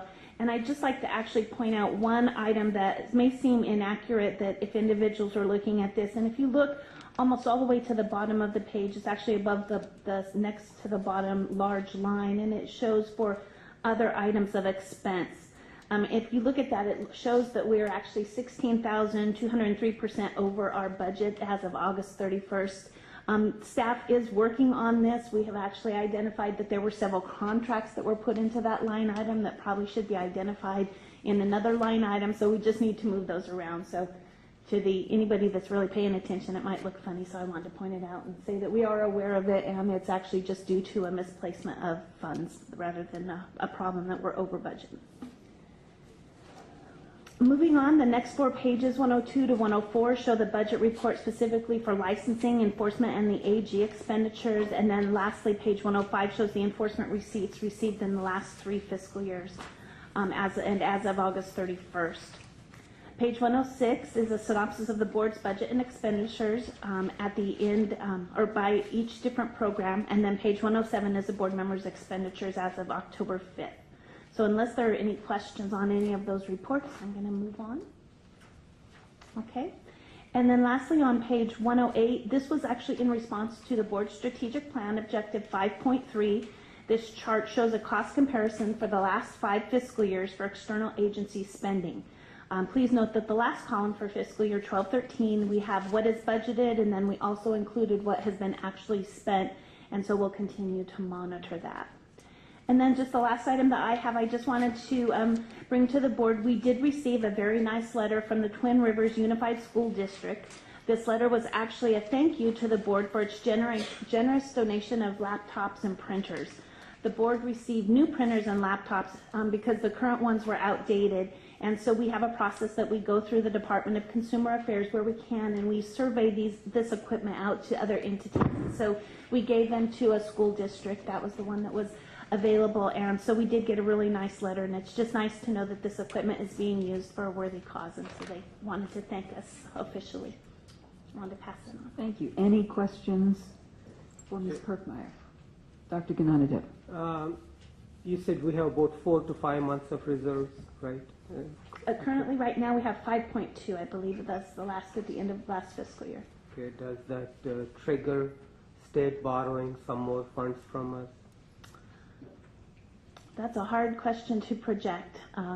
There's always that possibility. We haven't heard anything lately about any general fund loans, but that's just something we always have to be aware of. And I had a related question, which is, as you look at your projections, by 2016 we're down to 1.9.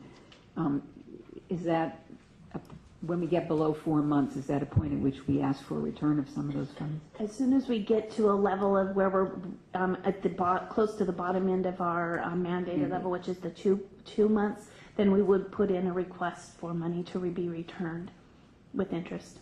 Start spending. We'll take. We could spend more. Okay, great. Thank you so much, Ms. Kirkmeyer. Ms. Whitney, you want to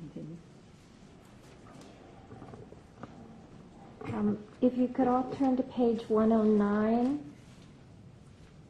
This is a listing of proposed board meeting dates. As Dr. Levine reported, the executive committee did commit to the January 31st, February 1st board meeting date in the San Francisco Bay Area, so we could proceed with our contracts for securing space and sleeping rooms. So that one has been set, but there are still a couple items that are up for discussion. One for the April board meeting, if you want to have it in Los Angeles or Ontario, and second, the summer board meeting either in July or August. The July meeting, those dates, due to the 4th of July holiday and the licensing deadline of July 1, it will basically ensure that board materials will be late to you. It's just timing and everything, and we would be posting the board meeting notice on the 5th of July, which would be a Friday. The August date, it comes with consequences too, and that is a date that's after a 60-day grace period ends, and it could result in a loss of a quorum if we don't have additional board members appointed. because the term expires for Dr. Bishop, Dr. Lowe, and Dr. Solomonson. It's not to say that they won't reapply for appointment, but it is a consequence that you never know what might happen. So those are the two items you need to make a decision on today. And so we're not going to look at October, is that what you're saying? Correct. The board basically said they didn't want the next dates because that was the Halloween date. Got it. No, but you are asking for approval of the October dates? Yes. Okay. Yes, I'm sorry. Okay, Yeah. great. So the first issue is decision about Los Angeles or Ontario for our April board meeting. Ms. Solomonson. Well, I'm going to be self-serving and still say Los Angeles. Oh, and if I found a compelling reason for Ontario, but I don't know that medical schools, other entities where I think our attendance would be higher of public would be enhanced by Ontario, but correct me if I'm wrong. But other than that compelling reason, I would just think accessibility, not just for me, but for people flying in such a multitude of flights. Los Angeles is very accessible. Can I have a motion? Madam President, I also would like to again offer up Long Beach at any time. We were very pleased to be able to host it, Memorial and Miller's. So at any time the board wants to take that up for Southern California, again, we're right there at the Long Beach Airport, one of the most accessible airports in Southern California. Thank you. Thank you. We'll put JetBlue. We'll put that on next year's agenda. Looking at 2014. Okay. So can I get a motion for Los Angeles? Before can I just make a Yes, sir. comment? I think we've been going to Los Angeles non-stop, on and off, so Inland Empire gets least recognition. Riverside has a beautiful mission inn, if you're interested. Ontario Airport is a wonderful place. So I think we should look at other places in California rather than just be there non-stop in LA. That's what my opinion is. And my self-interest is I am from the area, so let me make it. So we have. And we should go to Modesto. So I vote for Los Angeles. So we have two proposals, Ontario and Los Angeles. No, I'm just giving, just putting out there for the members to comment on. I'm not proposing because I think I'll go with the majority where they want to go, but I think we should consider that there are other places in the LA Basin rather than just Los Angeles. Okay, so why don't we vote on Los Angeles and then... I'll move that. A second. Okay, all in favor of Los Angeles for April 2013, say aye. Aye. Opposed? Abstentions? Abstain because I just admit the raw go wherever they go. So we have two abstentions, I'm sorry. Do you want to entertain any public comment on that issue? Sure. Is there any public comment on the issue of the location for the Los Angeles, for the Southern California board meeting in April? I was hoping that would stir the flames for the Modesto Coalition, but apparently... Go to Modesto. I would love to. And Me too. So where's that other guy from? We can go there too. Fresno. Fresno, it's fine too.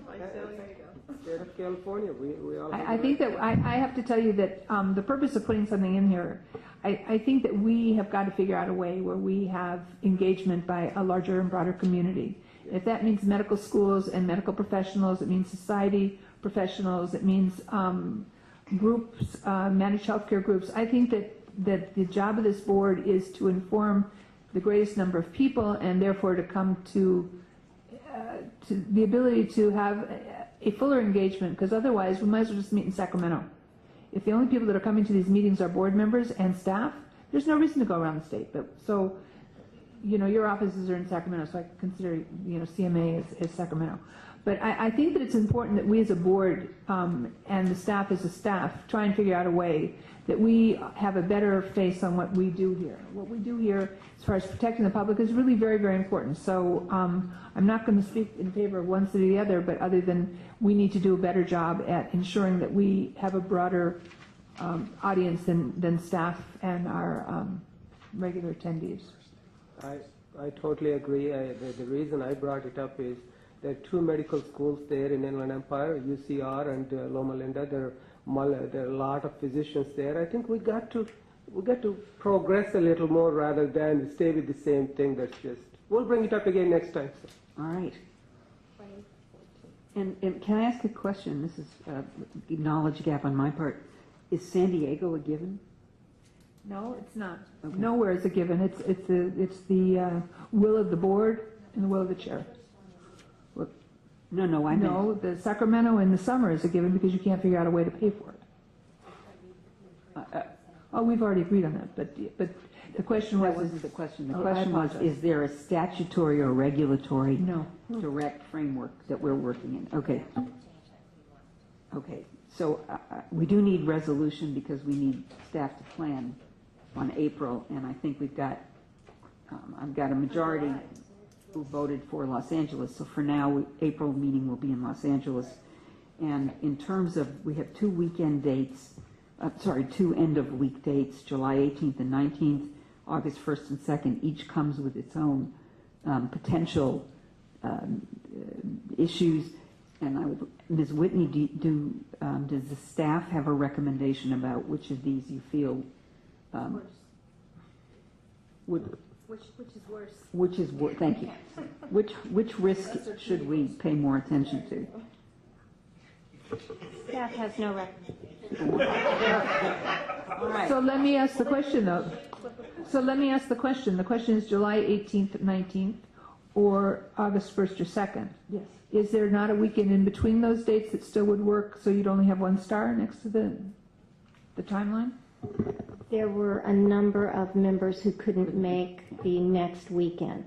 And so these were the only 2 weekends that worked. For the board, to ensure that you have a quorum, because it's unknown what might happen, I would recommend the July date. All right. So can I have a motion? So moved. Second? I second. July 18th and 19th, Thursday and Friday. All in favor? Aye. Aye. Any opposed? Okay, thank you very much. Madam Chair, though, on the topic of meetings, if we could pursue how we could teleconference, broadcast your meeting. I know you know, Ustream makes it very easy. Anybody can do that from as long as they have a camera and they come to the facility and they tape. But I think it would be very helpful because I think what Deb was saying is extremely important. We've got, if we can't physically be in every place in Southern California or in California, because there's places in Northern California that really do need to have the contact. The consumers want the contact, but they can't come to even San Francisco. So if we, between now and our next meeting, work on how we can teleconference our meeting, that would be very helpful. Thank you. I believe we've got that on. Yeah, and yes. So we have dates for October, and I just need board approval in terms of returning to San Diego a year from now, or the board's pleasure in seeking out another location. Ontario. Is that a motion? Yes, so moved. Where are we going? Ontario. We'll leave it to our colleague. He's got plenty of lead time. Do I have a second? I'll go on second. It's fine. You want to go to Ontario or Long Beach or somewhere? All right. In October, you might want to go to Palm Springs. I don't know. I've had meetings in Ontario. It's nice. So we have a proposal to move the October meeting to Ontario. All in favor? Aye. Any opposed? Nobody? I'll abstain.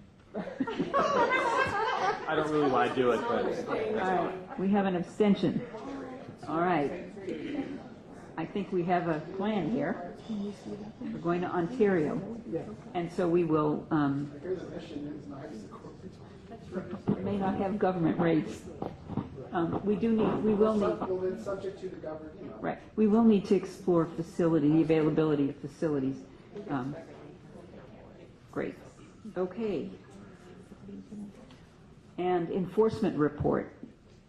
Ms. Threadgill, thank you very much.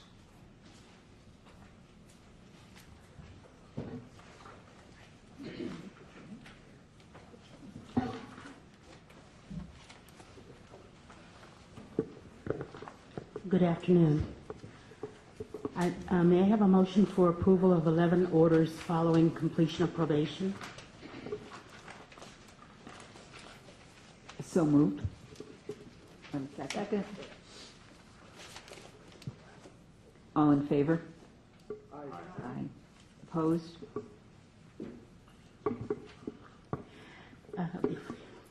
If I may direct you to page 110 of your agenda package to review the expert reviewer report. The number of active experts has slightly increased since my last reporting. We are currently have 953 experts available in the reviewer program. We are currently coordinating the second presentation of our revised expert reviewer training, which will be held on February 9th at the University of California, Irvine Med Center. As you know, the first presentation of this training at UC Davis Medical Center was beyond successful. On Wednesday, Deputy Chief Laura Sweet and I visited not only the UC Irvine site for the upcoming training, but the UCSD La Jolla location for where we hope to provide training in June. The enforcement program continues to work with the administrative law judges to provide training, which is video conference to all OAH offices, with the presenter appearing at the office closest to them. In July, I reported that we organized a day of training that was held in June and included a variety of topics, including pain management, electronic medical records, changing the face of medicine, new robotics versus the old style surgery. In September, we continued organizing with the new format known as brown bag training. And this occurs during the lunch hour, and we adopted this format as a result of the difficulties in scheduling the judges' time. Their busy schedules don't allow for the whole day.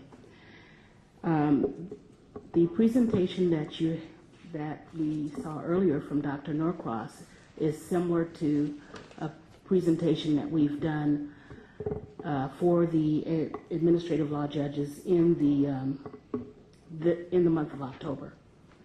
And we will continue to schedule these trainings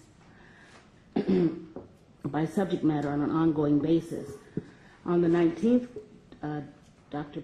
William Perry from UCSD and Dr. William Norcross spoke on the topic of physician aging and neurocognitive issues and depression.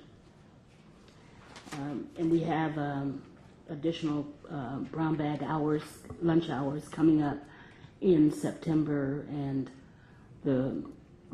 December and January. Can I just say, when you say these brown bag, are these teleconferenced? Yes, they are. They're video conference for all the ALJs statewide. So the presenter, whoever we have speaking, just goes to the administrative Office of Administrative Hearings closest to them. So it's done by so they have to be in one of the offices. So it can't be done by computer in your own office? No, it's not webcast or Skype or anything like that. It's not a webinar? No, it's not a webinar. In fact, some of the topics board members would benefit from, and so that was behind my question, was whether that schedule could be made available. Well, it's sort of the idea. Ms. Whitney and I and other staff attended a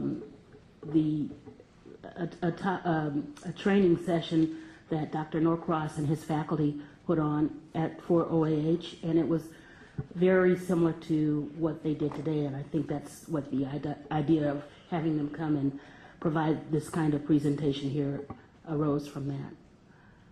And my only point is that some of the topics that you've described, I think, would be very useful for board members. I think so also, which is why what we'll try to do is have a topic. If they do a topic for them that is of interest, we can arrange to have them come and provide the board members with that. Renee, training. if I can help, I think what Sharon is saying is if we could maybe have a schedule so that is there a way to get access to that other than have to come here, or you have to physically be located someplace if they're doing a video? You would have to physically be in one of the offices of OAH office where the judges in each of the office are in attendance watching the video conference. So we couldn't be in a med board enforcement office? No. So we'll take this offline and see if we can work out logistics, because the issue is the content. Right. And we are taping, but they're taping it. It's not our tape. We've gotten some of the PowerPoints that have been presented, but it's not the same as having the presenters here in front of you, or even if it were taped and webinar. But it's the training for them, so they are located in Oakland and San Francisco, Oakland, Sacramento. Okay, we'll take it offline and see if we can work, because I think the topic areas would be of interest to the board. I do too. I think that's a good idea. The current vacancy rate for investigators is at 9%. However, when we factor in candidates who are in background but not yet hired, the vacancy rate is only 3%. I'm still enjoying this. It's not as good as the when I was able to report that we had 0% vacancies, but it is much better than it was. The vacancy rate, however, for supervisors remains at 19%. The enforcement program's overall vacancy rate is 11%. We recently hired 7 new investigators who are currently attending the Post-Special Investigator Basic Course. This 16-week course is required for all investigators at some point during their first year of employment. Once the post-training course, 16-week course is completed, we will conduct an in-house mini academy, which is training specific to medical board investigators. In addition, the new investigators will complete our field training program. We are anxiously looking forward to the successful completion of the academy, the Post-Specialized Investigator Academy, so that we can receive some additional assistance in further lowering the investigation timeline. The question often arises regarding the percentage of cases that are stipulated versus cases that go to hearing. So these numbers were recently calculated, and I thought it was interesting I provide them to you. In fiscal year 10-11, 7.6 cases stipulated to a decision. 18.7% of the cases went to hearing and were decided by an administrative law judge, and 6.7 resulted in a default decision. In fiscal year 11-12, the percentages were 76.9 for stipulations, 15.9 went to hearing, and 7.2 resulted in a default decision. If I can direct your attention to page 115, the chart reflects our progress toward meeting our goal to reduce the complaint processing time. The complaint unit has done an outstanding job of reducing the average time to 67 days, with 48% of the complaints below 50 days.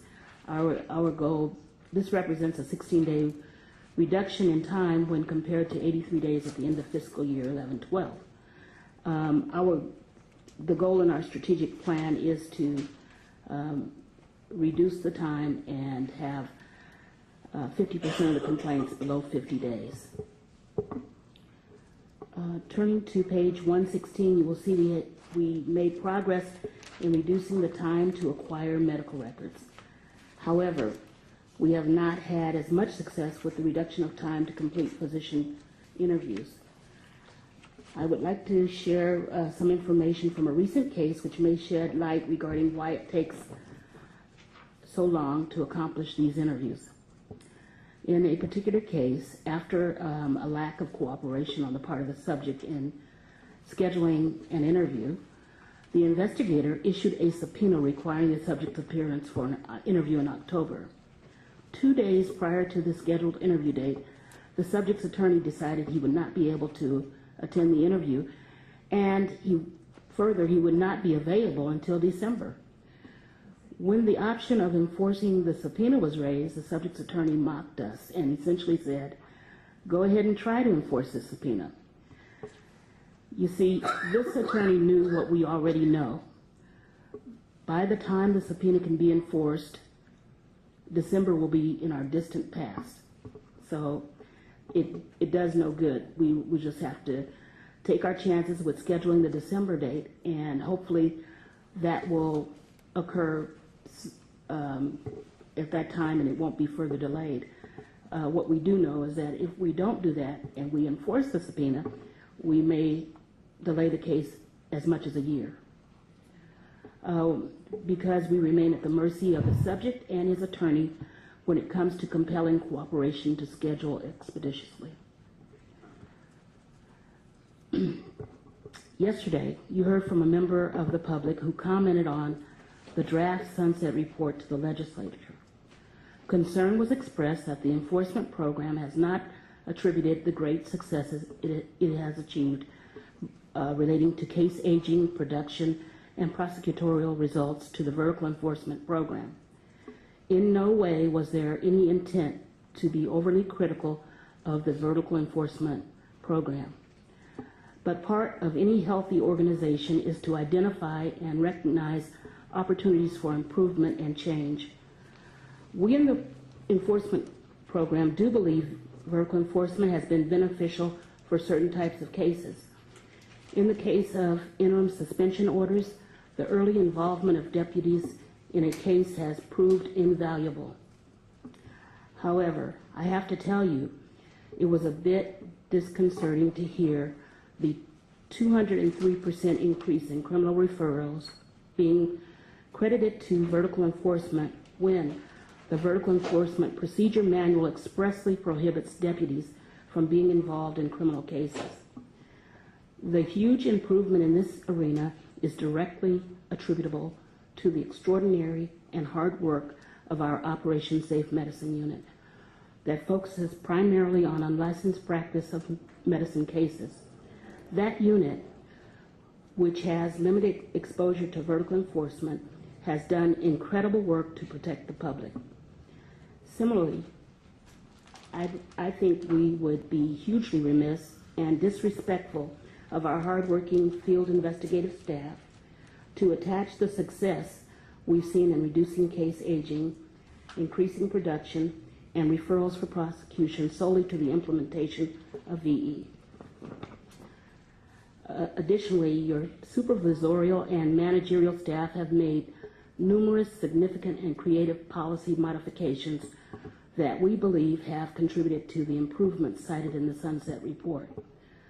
To give you a few examples, we implemented a zero-tolerance policy and imposed strict timelines on investigators to obtain a patient release, request records, and request subpoena enforcement if necessary. As a side note, an area we believe can be improved is the time by which those subpoena enforcement actions are processed once they are in the hands of our partners at HQE. We met with individuals at large healthcare providers in Northern and Southern California to address issues with delays in receiving records and developed a system to exchange the requests for records and the records themselves in an electronic and a secure manner. We developed new policies to address delays in physician interviews, imposing strict timelines by when a physician interview must occur before a subpoena to appear is issued. We pursued legislation to call for the cooperation of a physician in the interview process. We completely restructured our subpoena process to streamline it and improve efficiency. We developed training on the issue of medical record acquisition and invited the entire HQE section to attend, both as a learning and a team-building experience. We developed an accountability system for cases over 1 year old. Supervisors are now required to provide monthly updates to track the progress of aged cases. We sent our investigators to time management training.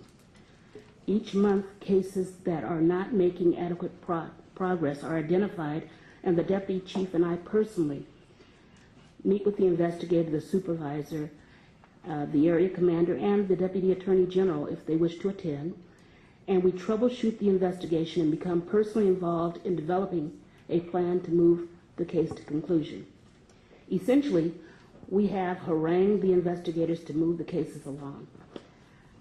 We now provide detailed statistics to each office to track case aging progress, and goals are set with each investigator. 2 special agents who transferred from the Department of Justice to the medical board after the threat of being laid off said they have never worked so hard anywhere in their lives.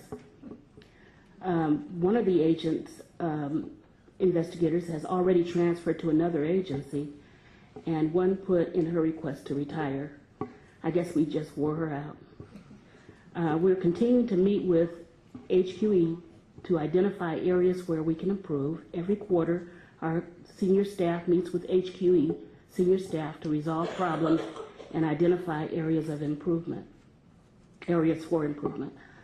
To be forthright, we believe we could bring the case aging down further if some components of VE were modified so that attorney involvement, which is appropriate in some but not all cases, was limited to the cases where it proves to be truly beneficial.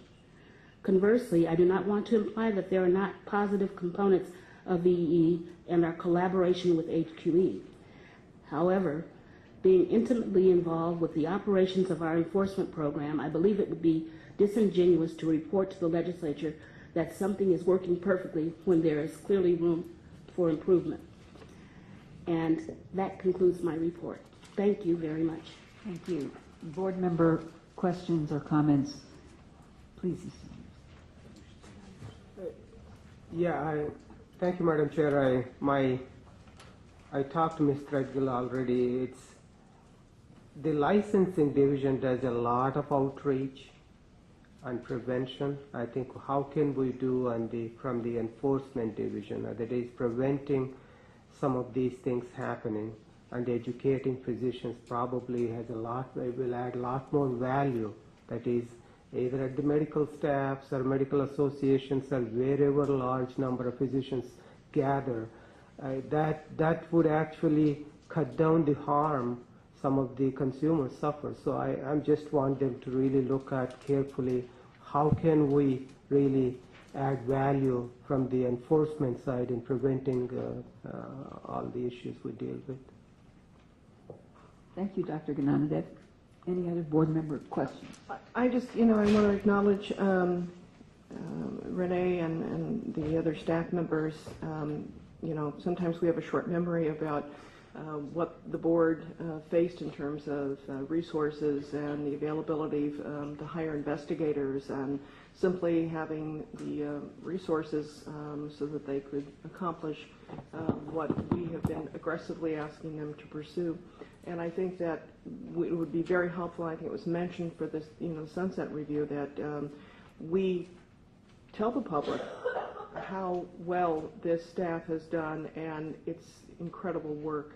Nothing's ever perfect, and we all can second guess and quarterback the next day and say you should have. But the point remains is that it's been a dramatic improvement over the last couple of years, and I think that needs to be acknowledged publicly. And I want to thank staff for their hard work and effort on this. Thank you very much. I would like to echo Ms. Shipsky's remarks. I mean, we've come a long way, and there's always room for improvement everywhere. But I would also like to take Dr. Ganadev's initiative here and suggest that we've put a lot of time and energy into trying to figure out how licensing can do better, and they've done better, and they've done exceptionally. It's totally turned around. Then maybe now that this is something to put into the enforcement committee for some working together on opportunities to see how this can be better done. I think it's a new idea, and it's a great idea, and I'm sure that staff would look forward to figuring out how they can do less work as well. I'm hoping. Do we have any public, oh, sorry, Dr. Salmonson. Well, I'm just troubled by what seems like the catch-22 of the subpoena. It's less of a timely interview than just taking your chances with the calendar. Is there any thought of do we have the mandate in terms of the time to turn over records? Couldn't there be some sort of timeline? Maybe it's legislative, regulation, whatever. Any thoughts? Do you want to respond to that? Actually, I've been in conversation with Carlos, and we're going to get our senior staff together and try to figure out a way in which to try to speed these along. I don't know if it's going to take maybe working something out with the courts where they will hear these sooner, or Is the issue the length of time it takes for the subpoena to be activated? Yeah, the problem is, well, there's several problems. One of the major ones is the scheduling, how long it takes to schedule a subpoena enforcement in Superior Court. Okay? Depending on whether you're in Los Angeles, San Diego, Sacramento, the scheduling is always going to be a problem. Second of all, most Superior Courts do not have a lot of experience enforcing subpoenas. So rather than going to a dedicated department, like we go in Grits, for example, or ex parte matters, we go to Department 1, and then they send us out to a courtroom who may or may not have had any experience in doing this. So that's one of the problems, getting perhaps the court system, to the Judicial Council, or the appropriate entities to assign these matters to one specific or two, perhaps one courtroom, or perhaps one department, or perhaps two departments. That's one. And that would certainly speed up the process of enforcement a lot more from the judicial side. Okay? From the enforcement side, perhaps we can take the same type of approach that we've had with records. So that's basically have a zero tolerance approach towards position interviews. It may seem harsh, but I think if you adopt a policy, we could always step back if there's a good basis for a physician not being able to make the appearance at the interview. Again, oftentimes there is a good basis, but on occasion there is not. And I think that it puts us in a position where we can, working with respondent's attorney, we can determine whether in fact there is a good basis, and if there's so, we can just reschedule it without the need for any type of judicial intervention. So we look forward to you're together coming forward with recommendations on that. Yeah, it's many issues in the V program. It's it's a learning, it's a work in progress. The more obstacles we overcome, the more that we see that we need to overcome it sometimes. Great. Any other questions or comments? If not, I'll ask if there's public comment on Ms. Threadgill's report. Great, thank you very much. Mr. Ramirez. Yeah, Carlos Ramirez, Attorney General's Office. We have continued to provide quarterly and monthly statistics to your staff. In the near future, we're going to be submitting a request for statistics from your staff, and those would be with regards to the statistics that form the basis of your Sunset report. We want to make sure that when it comes time to evaluate the VE program, that we have the same statistics and we're operating from the same basis, so we're able to compare apples to apples. At the same time, we don't agree with all of the statements that are contained in your report with regards to enforcement. But again, we will look at the statistics and amplify our concerns at some later date. We have had a vacancy in the San Diego office. We had one of our deputies transferred to the Office of Administrative Hearings. Of course, you will be hearing medical court cases perhaps far in the future. But at the same time, we have extended an offer of employment to a former HQE attorney who had been in HQE several years ago and had transferred to another section. And since we had an opening, he applied, and we interviewed him along with many other applicants, and we selected him to come back. His name is Marty Hagan, and he is expected to start November 1st. Any questions? Thank you very much. Any questions for Mr. Ramirez? Any public comment? Okay, great. And then, so I'd like to call up Mr. Kurt Warden for licensing chief report.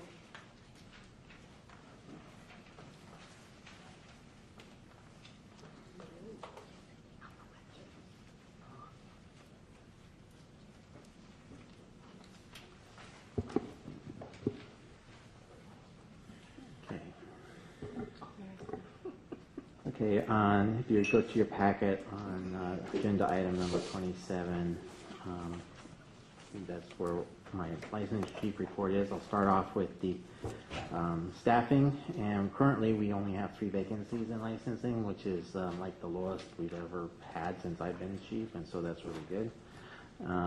We're also in the process of interviewing seasonal clerks to help replace our student assistants, and we're in the process of developing a plan to replace our RAs with permanent intermittents.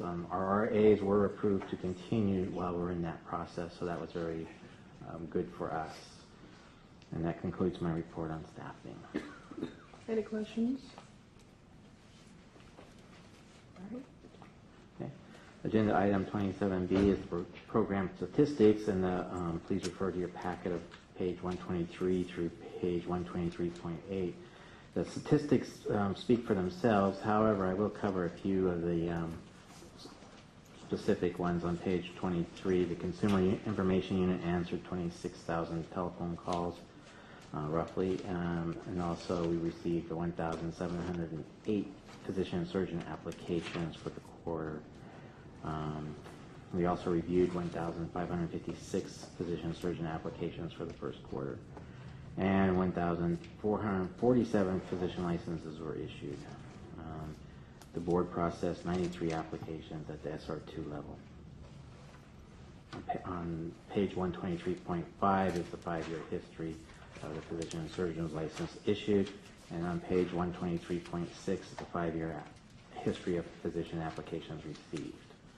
On page 123.7 is the strategic plan goal, and we met that goal all this quarter, and way below our 45 days. And the statistics for October 13th, which I previously sent to the board, we had the U.S. and IMG application review dates at 30 days for the initial review. Last year at that time it was 43 for the U.S. and 35 for the IMGs.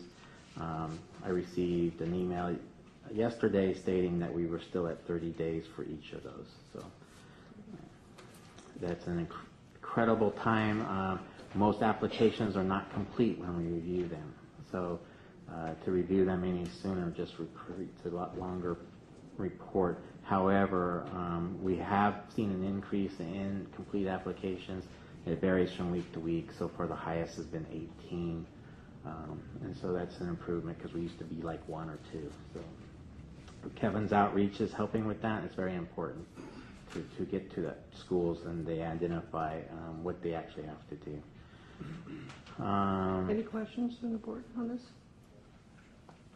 I can't thank you enough. I mean, I think this board, and I've heard me earlier say this, I mean, it's an amazing turnaround, and this is like, there's no more mud anywhere near our face anymore, and this is, or however you want to put it, this is like your staff and you, Kurt, really, we can't thank you all enough for making us look like we're doing what we're supposed to be doing. So I want to thank you seriously, very it's really the staff profoundly that's doing that. So And you have nothing to do with it, right? That fish stinks from the head, so guess what? You get credit. Chair, put my Right. feet on my desk. I know, you do it all day long, right? So you need to do it quite well. When it's bad, you have to take the fall, and when it's good, you might as well take the credit. It's really the staff. I can't take all the credit for that. Thank you, Barbara. Any other comments? Okay. Continue, please. Let's see, where was I? Status of international medical schools. Status for international medical schools. I was on page 123.1, and then a listing of all the current schools for the quarter that we had is on 124 through 124.9.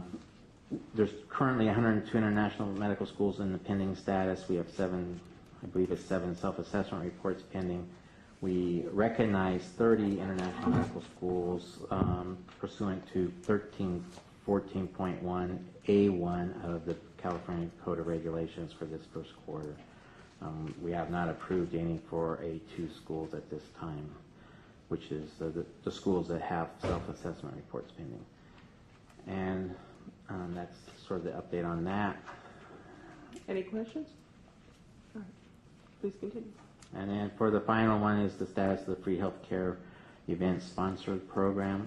Our regulations are complete for that, and we have not received any applications yet for any sponsored healthcare events in the state since we had our regulations approved. So we do not have any applicants yet. So, but we are ready for them. Any questions? Any public comment? You have to come up to the. We're going to get you recorded. You like what he's doing? We need you at the mic. Thank you.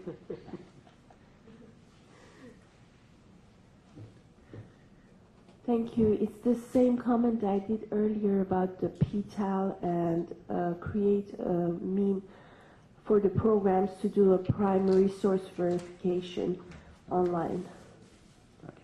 Currently, our system does not allow that because the PTAL is not licensed, and so our current computer system only does licenses.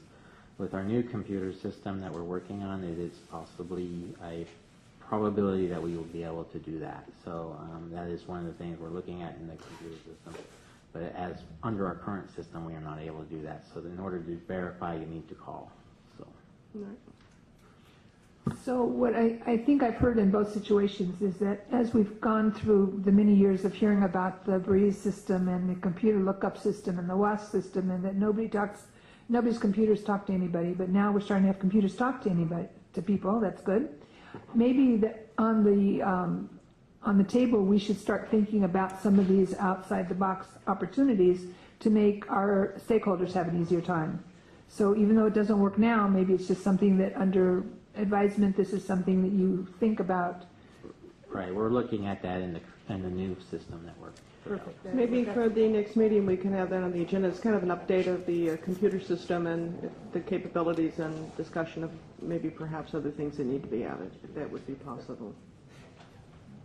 Yes. Yeah, on the same issue, on the license application, Mr. Warden, I think if you go to a system where like when I got on this board, I had to take the ethics class. There are questions and answers for each one when you just click on how to do these things so that they won't miss these things. So it makes it easier. Yes, that's also going to be in the works where we have pop-up boxes for those. However, we just got the new application approved and online. The next step is to update the website. So.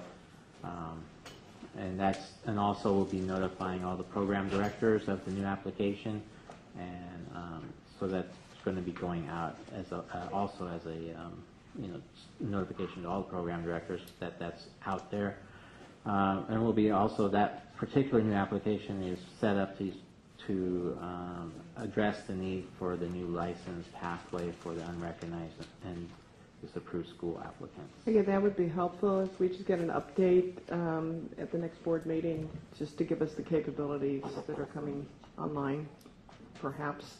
It's on the agenda for next board meeting. So, and that concludes my report. Great. Any questions from board members? Any public comment on Mr. Warden's presentation? Thank you very much, sir. catch my breath. Agenda item 28, the Midwifery Advisory Council, Ms. Faravon and Ms. Dobbs. Very good. Got my name right. My name is Carrie Faravon, and I am the current chair of the Midwifery Advisory Council to the Medical Board. I'd like to take this opportunity, since there are a couple of new members on the board, to just introduce myself and give you a little bit of my background. I've been a licensed midwife since we began licensing midwives about 16 years ago. I was one of the first group of 25 midwives that actually tested for licensure in California. And my educational background, since that seems to be an interesting topic of conversation here, is that I have a bachelor's in science from the University of California at Riverside in anthropology. And my midwifery education took place over the course of about 5 years in a fairly intensive way, utilizing 3 or 4 different already trained midwives and a model of self-study that got me to where I am. And that's a model that I continue to use today, not just with my required continuing education units that are required to maintain my license, but on an ongoing basis in my job. I feel like we've never really quite finished learning. I currently work in a clinical practice. I work for a private OBGYN office, and I probably average 200 patient visits per week, and no, I'm not exaggerating. Most of those are prenatal, and but I also do well woman and family planning care.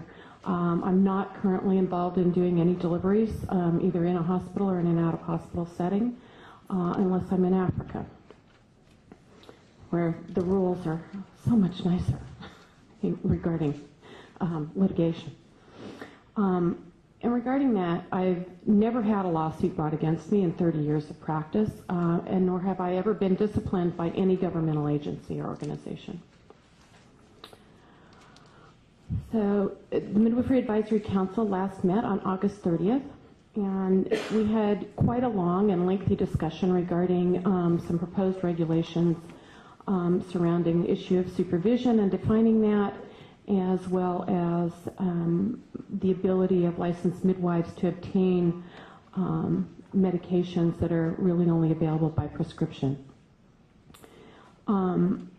Dr. Lori Gregg, who's chair of ACOG's District 9, spoke at length in support of defining collaboration as midwife-directed physician consultation. In other words, the midwife would decide that a particular woman needed a physician consult.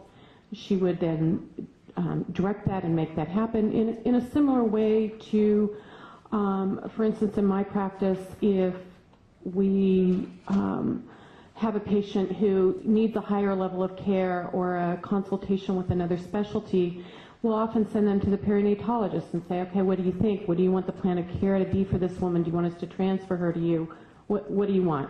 And then we get a written approval. This apparently would lessen the liability or even remove the vicarious liability for physicians, because they will have had a face-to-face encounter with the patient rather than just giving direction to the midwife over the phone. Dr. Gregg also stated, actually, that her ideal goal would be to change the law regarding supervision. So she didn't expound on how she would actually change it, but I think that we have buy-in from the big players in this now to move forward with changes so that women get the care that they need. Excuse me. We also had a task force that met regarding students and assistants, because there seems to be a lot of debate in the community about what a student can do and what they can't do, and what constitutes an assistant, what constitutes a student. So we met in late September. That task force was attended by myself and Karen Ehrlich, who's another member of the Midwifery Advisory Council. There were 2 licensed midwives and 1 certified nurse midwife, all who have long experience training student midwives, and a California student midwife who brought questions and input from other students throughout the state. So some of the issues that we explored were a greater need for clarity in regulation or statute to provide students with guidelines for actions they can take or can't take in relation to patient care. Like, are they allowed to take a blood pressure without their supervisor being there? It seemed to me that our law has a very simple statement that the supervising LM must be on the premises at all times care is being given, but apparently that's not clear enough for some supervising midwives and students in California. There's also seems to be a need for greater clarity in the definition of what constitutes a student, either in regulation or in statute. Must they be enrolled in an actual school, or is the apprenticeship route still open in California? And if they have to be enrolled in a school, does that school need to be one that's already approved by the board, or could they be enrolled in a newer school that has not yet had sufficient graduates to get board approval? So points of discussion on that were that to be board approved, the school first has to be MEAC approved, which is the Midwifery Education Accreditation Council. It's a national accrediting agency. In order to be MEAC approved, the school has to have a certain number of graduates first. And so you kind of end up with this sort of catch-22 here. We'd like to have more schools in California. Currently, there's only one that the board has approved, and it's only here in San Diego. And if we're going to do that, we've got to allow students to attend these schools and complete their licensure through the challenge mechanism that's already in place. Regarding the apprenticeship model, when the original Licensed Midwifery Practice Act of 1993 was signed into law, the intent was to allow for the continued route of entry through apprenticeship, with the entrance to licensure coming through the challenge mechanism, as I spoke to you about yesterday. Currently, supervising midwives seem to be reluctant to have an apprentice or a student who's not enrolled in some formal school because it makes their teaching role easier in many ways. But there are areas of the state where attending a school is not as easy as one would think it would be. As well as one of the points that was brought up during this task force meeting was that sometimes a particular person who thinks that they want to become a midwife doesn't quite know yet because they don't know what's involved. And I think, when you think about becoming a doctor, there are many ways for those individuals to get some kind of idea of what that might look like. They can volunteer in hospitals, they can volunteer in emergency rooms or in private doctor's offices, and they can kind of get a feel for what that job looks like. And currently we don't have any good way for individuals who are thinking about a career in midwifery to test the waters, as it were. And being a midwife, particularly one who works in a domiciliary setting, is an animal unto itself. The hours that you need to commit to actually do that job are immense. And really the only way to figure out whether you're willing to commit not just the time to the education, but that beyond that you're willing to actually take on that role is to shadow a midwife. And it's not clearly spelled out in our law or regulation at this time who licensed midwives can take to births, what that criteria looks like, and how that process is going to be formulated. I would mention, in terms of the apprenticeship model, that I've been informed by Mr. Warden at this task force that the challenge mechanism is currently being employed to allow midwife applicants who have trained in another state or even another country to become licensed in California. So it seems to me that if we're going to do away with an apprenticeship model, we have to do away with it completely. And if we're not going to do away with it completely, then we need to get some regulations in place in California for what that looks like in terms of the educational component and how student midwives that want to do a direct apprenticeship and not matriculate through a midwifery school, how they're going to do that and what that's going to look like. Can I just ask you? Sure. Take about 4 more minutes and then. Yeah. Okay. So in terms of assistance, kind of the same thing applies. Our standard of care document, standard 10 for licensed midwives, states where geographically feasible, the licensed midwife shall make a good faith effort to ensure that a second midwife or qualified birth attendant certified in neonatal resuscitation and cardiopulmonary resuscitation is available during delivery. So one place in our standard of care and nowhere else does it talk about assistance. So we need some regulations surrounding that because there are areas of the state where midwife might be the only midwife for 200 miles. And they need an assistant, and we need to know, what that is going to look like. The additional thing that was brought up was, what is the role of a midwife who has completed her training, has applied to the board for licensure, but is not yet licensed? Can she continue to work under a licensed midwife as an assistant while she's waiting for her license? There's no clear answer to that at this point. So other issues that we talked about were continued discussion over the licensed midwife annual report and its ongoing inability to adequately reflect the outcomes of home births in California.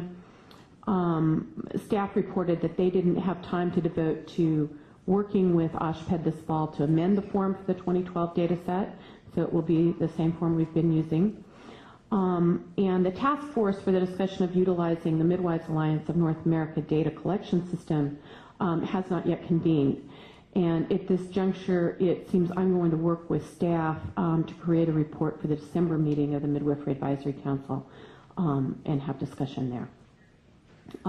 We discussed MAC term limits and couldn't decide on term limits for members, but did decide that term limits for officers would be set at 2 years. Any questions? Any questions from board members? Yes. Well, you'd mentioned impressively that you've not had any discipline against your license. Is there, and I should know this, I suppose, but are your website or your midwifery website, a potential patient could look up to see the potential discipline against a midwife's license? And who actually does the, I guess, research into if a complaint is lodged? I don't know what the process is. It is my understanding that that would be the board. The medical board. And, physicians have to post in their office that any complaints come to the medical board. So are the midwives then supposed to say if there's an issue? It's part of our disclosure, yes. The midwives have to have a patient actually sign that they've received that information. So to answer your questions, the complaints that are lodged against the midwife are investigated by the medical board. Okay. Any discipline that they have is done through the medical board. And if you go to look them up, you'll see that if they have, if they're on probation or if they've been revoked, it's just very similar to a licensed physician. Okay. Thank you very much. And you said a client has to have a signed notice that the midwife lets the person know, and they have to sign notification that it's part of our disclosure and informed consent that we have to disclose that we don't have malpractice insurance. If in fact we don't, that any complaints can be referred to the medical board. There's several other items that aren't coming to me at the moment, but yes, it has to be signed by the patient. Dr. Diego? Do you guys stratify your patients, like the ones There are some patients that are high risk that don't need to go to the perinatologist, that should be transferred to the obstetrician versus low risk. All Well, I heard was the perinatologist and not necessarily the I was using that as an example because the office that I work in is an obstetrician's office. So it's not my practice, it's their practice. And so my example was that as I refer up the chain to a perinatologist, midwives could refer to the obstetrician, and that we could set that physician-patient consultation could be midwifery driven. So is that something that you guys have, like, is there some type of practice, standards of practice, or what is it? Yeah, the standard of practice of what you guys do and who you refer to and who you guys keep? There is a listing in our standard of care that are suggestions for who should be sent for consultation. And it's a fairly detailed list in the standard of care document itself. In terms of who midwives can accept into their care, midwives in this state are not going to want to accept someone into their care that's going to have a sad outcome. And so they're at the forefront of triaging women who are thinking about delivering out of hospital so that they end up with good outcomes. Dr. Salmonson, Just then one quick Dr. question, Gennady. like the medical records that you keep at the time of the birth, where are those medical records kept so that if there is an adverse outcome and there needs to be a look at the record, who's responsible for maintaining those medical records? They're retained by the midwife. And Dr. Gennady. When someone signs a paper basically saying that you don't have professional liability insurance, are you putting yourselves at risk or they can't sue you? What does it mean? Yes, they can sue us. I see. So you're putting yourself at risk. You are absolutely correct, yes. But no midwife attending home birth in California can get malpractice insurance. Any other questions from Thank you for the report. I think because of the discussion yesterday and today, I think it would be helpful for the board if we were to get a written list of what you're talking about, the regulations that you see need to be put in place to perhaps clean up the legislation. I don't know that the board will go forth on them, but I think we need to see something in writing. And then I would encourage you to get a legislative sponsor, as you had with Senator Figueroa, because obviously it sounds as if the law needs to be changed and not just regulations, and that would take a legislative advocate on your behalf. But I think it would help us we've heard these things, but let's get them in writing so that as a board we can make a decision what we need to do about forwarding or encouraging There your is, adoption. some of that is covered in the Sunset Review. Right, it is, but we haven't seen, there's a lot of recommendations. We've heard them every meeting. It would be very helpful to have them. I'd be happy to do that. With Have greater them in writing. specificity, it sounds Yeah. like you're asking. Yeah, thank you. I'd be happy to do that. Thank you. So the last bit I have is just because I have to ask the board for agenda items, here's my list. Can we wait till we ask for future Oh, sorry. agenda items? Sorry. Put that off. No, for the MAC. Oh, the Midwifery Advisory sorry. Council for mine. I thought you were giving us agenda Yeah, items. no, sorry. So for the December meeting, which I believe is December 6th, I'd like to, of course, keep all of the ongoing staff reports that we generally get, as well as an update on the student task force that met in September and where staff is headed with the information that was gathered. I'd like to discuss the Midwives Alliance of North America data collection tool, and there'll be a report, as I mentioned, by myself and staff to the MAC on that. I'd like a report from staff on moving forward with the regulatory and our statute changes to the licensed midwifery annual report. Like, where do they see us going with that? A discussion or clarification of aspects of the licensed midwifery annual report and its regulations so that we can discuss it in detail if it seems like we're going in that direction. As if it's not on the agenda, we can't talk about it. I'd like legal to give us give an update to the council members regarding responsibility of council members, including compliance with the Open Meetings Act. We have several new members, and it'd just be nice to kind of refresh everybody's memory on that. And one of the things that does need to be added in statute, I think it was an oversight to begin with, is Business and Profession Code 2514A. Discusses who can supervise a midwifery student, and currently it's only a licensed midwife and a physician, and CNMs really should be added there. And so, You want to tell everybody what a CNM is? certified nurse midwife, I'm sorry. They should also be allowed to supervise midwifery students. Okay, thanks very much. And I have one item for public comment on this, and that's Corey Ryan. Jerry? Sorry.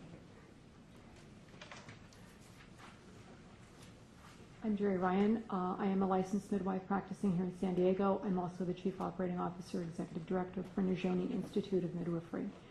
It's a 3-year midwifery program approved by MEEC, also by the Bureau of Post-Secondary Education.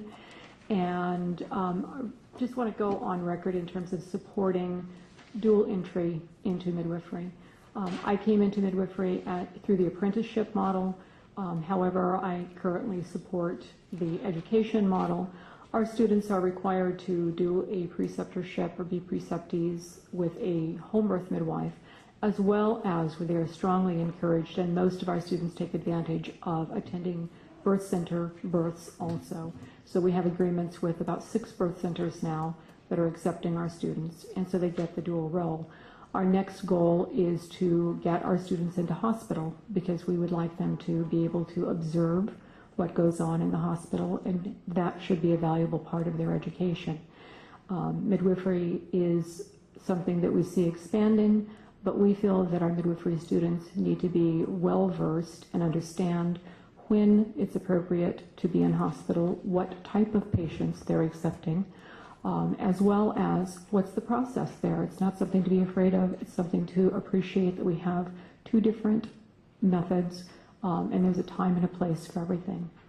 So thank you for the work that you all do. Thank you very much. Yes?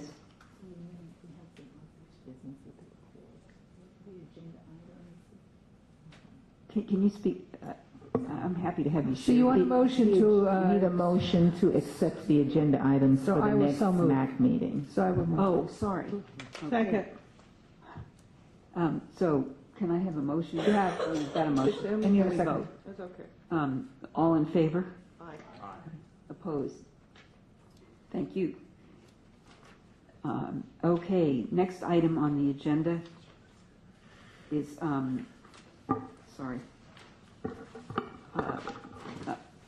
agenda items for January 31, February 1 board meeting. We have a number of agenda items that we've taken note of here. I'm not sure we can get them all on the next board meeting.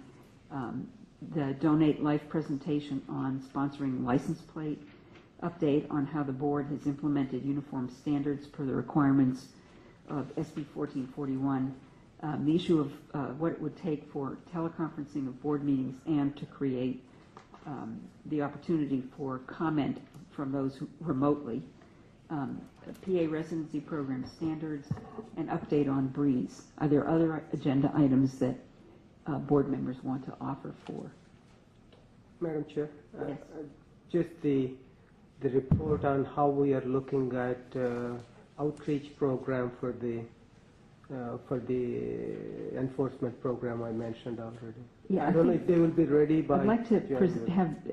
have the enforcement committee take that up, Yeah. and then when they're ready to come to the board. That's fine. Any other agenda items? Members of the public have any agenda items? I don't do that. Oh, I'm sorry? Oh, right. Entertain a motion for adjournment. What? So moved. Second. Before we do, Public comment? I think we need to congratulate Sharon on her Yes. very first meeting. and thank her. Excellent. Great job, Dave.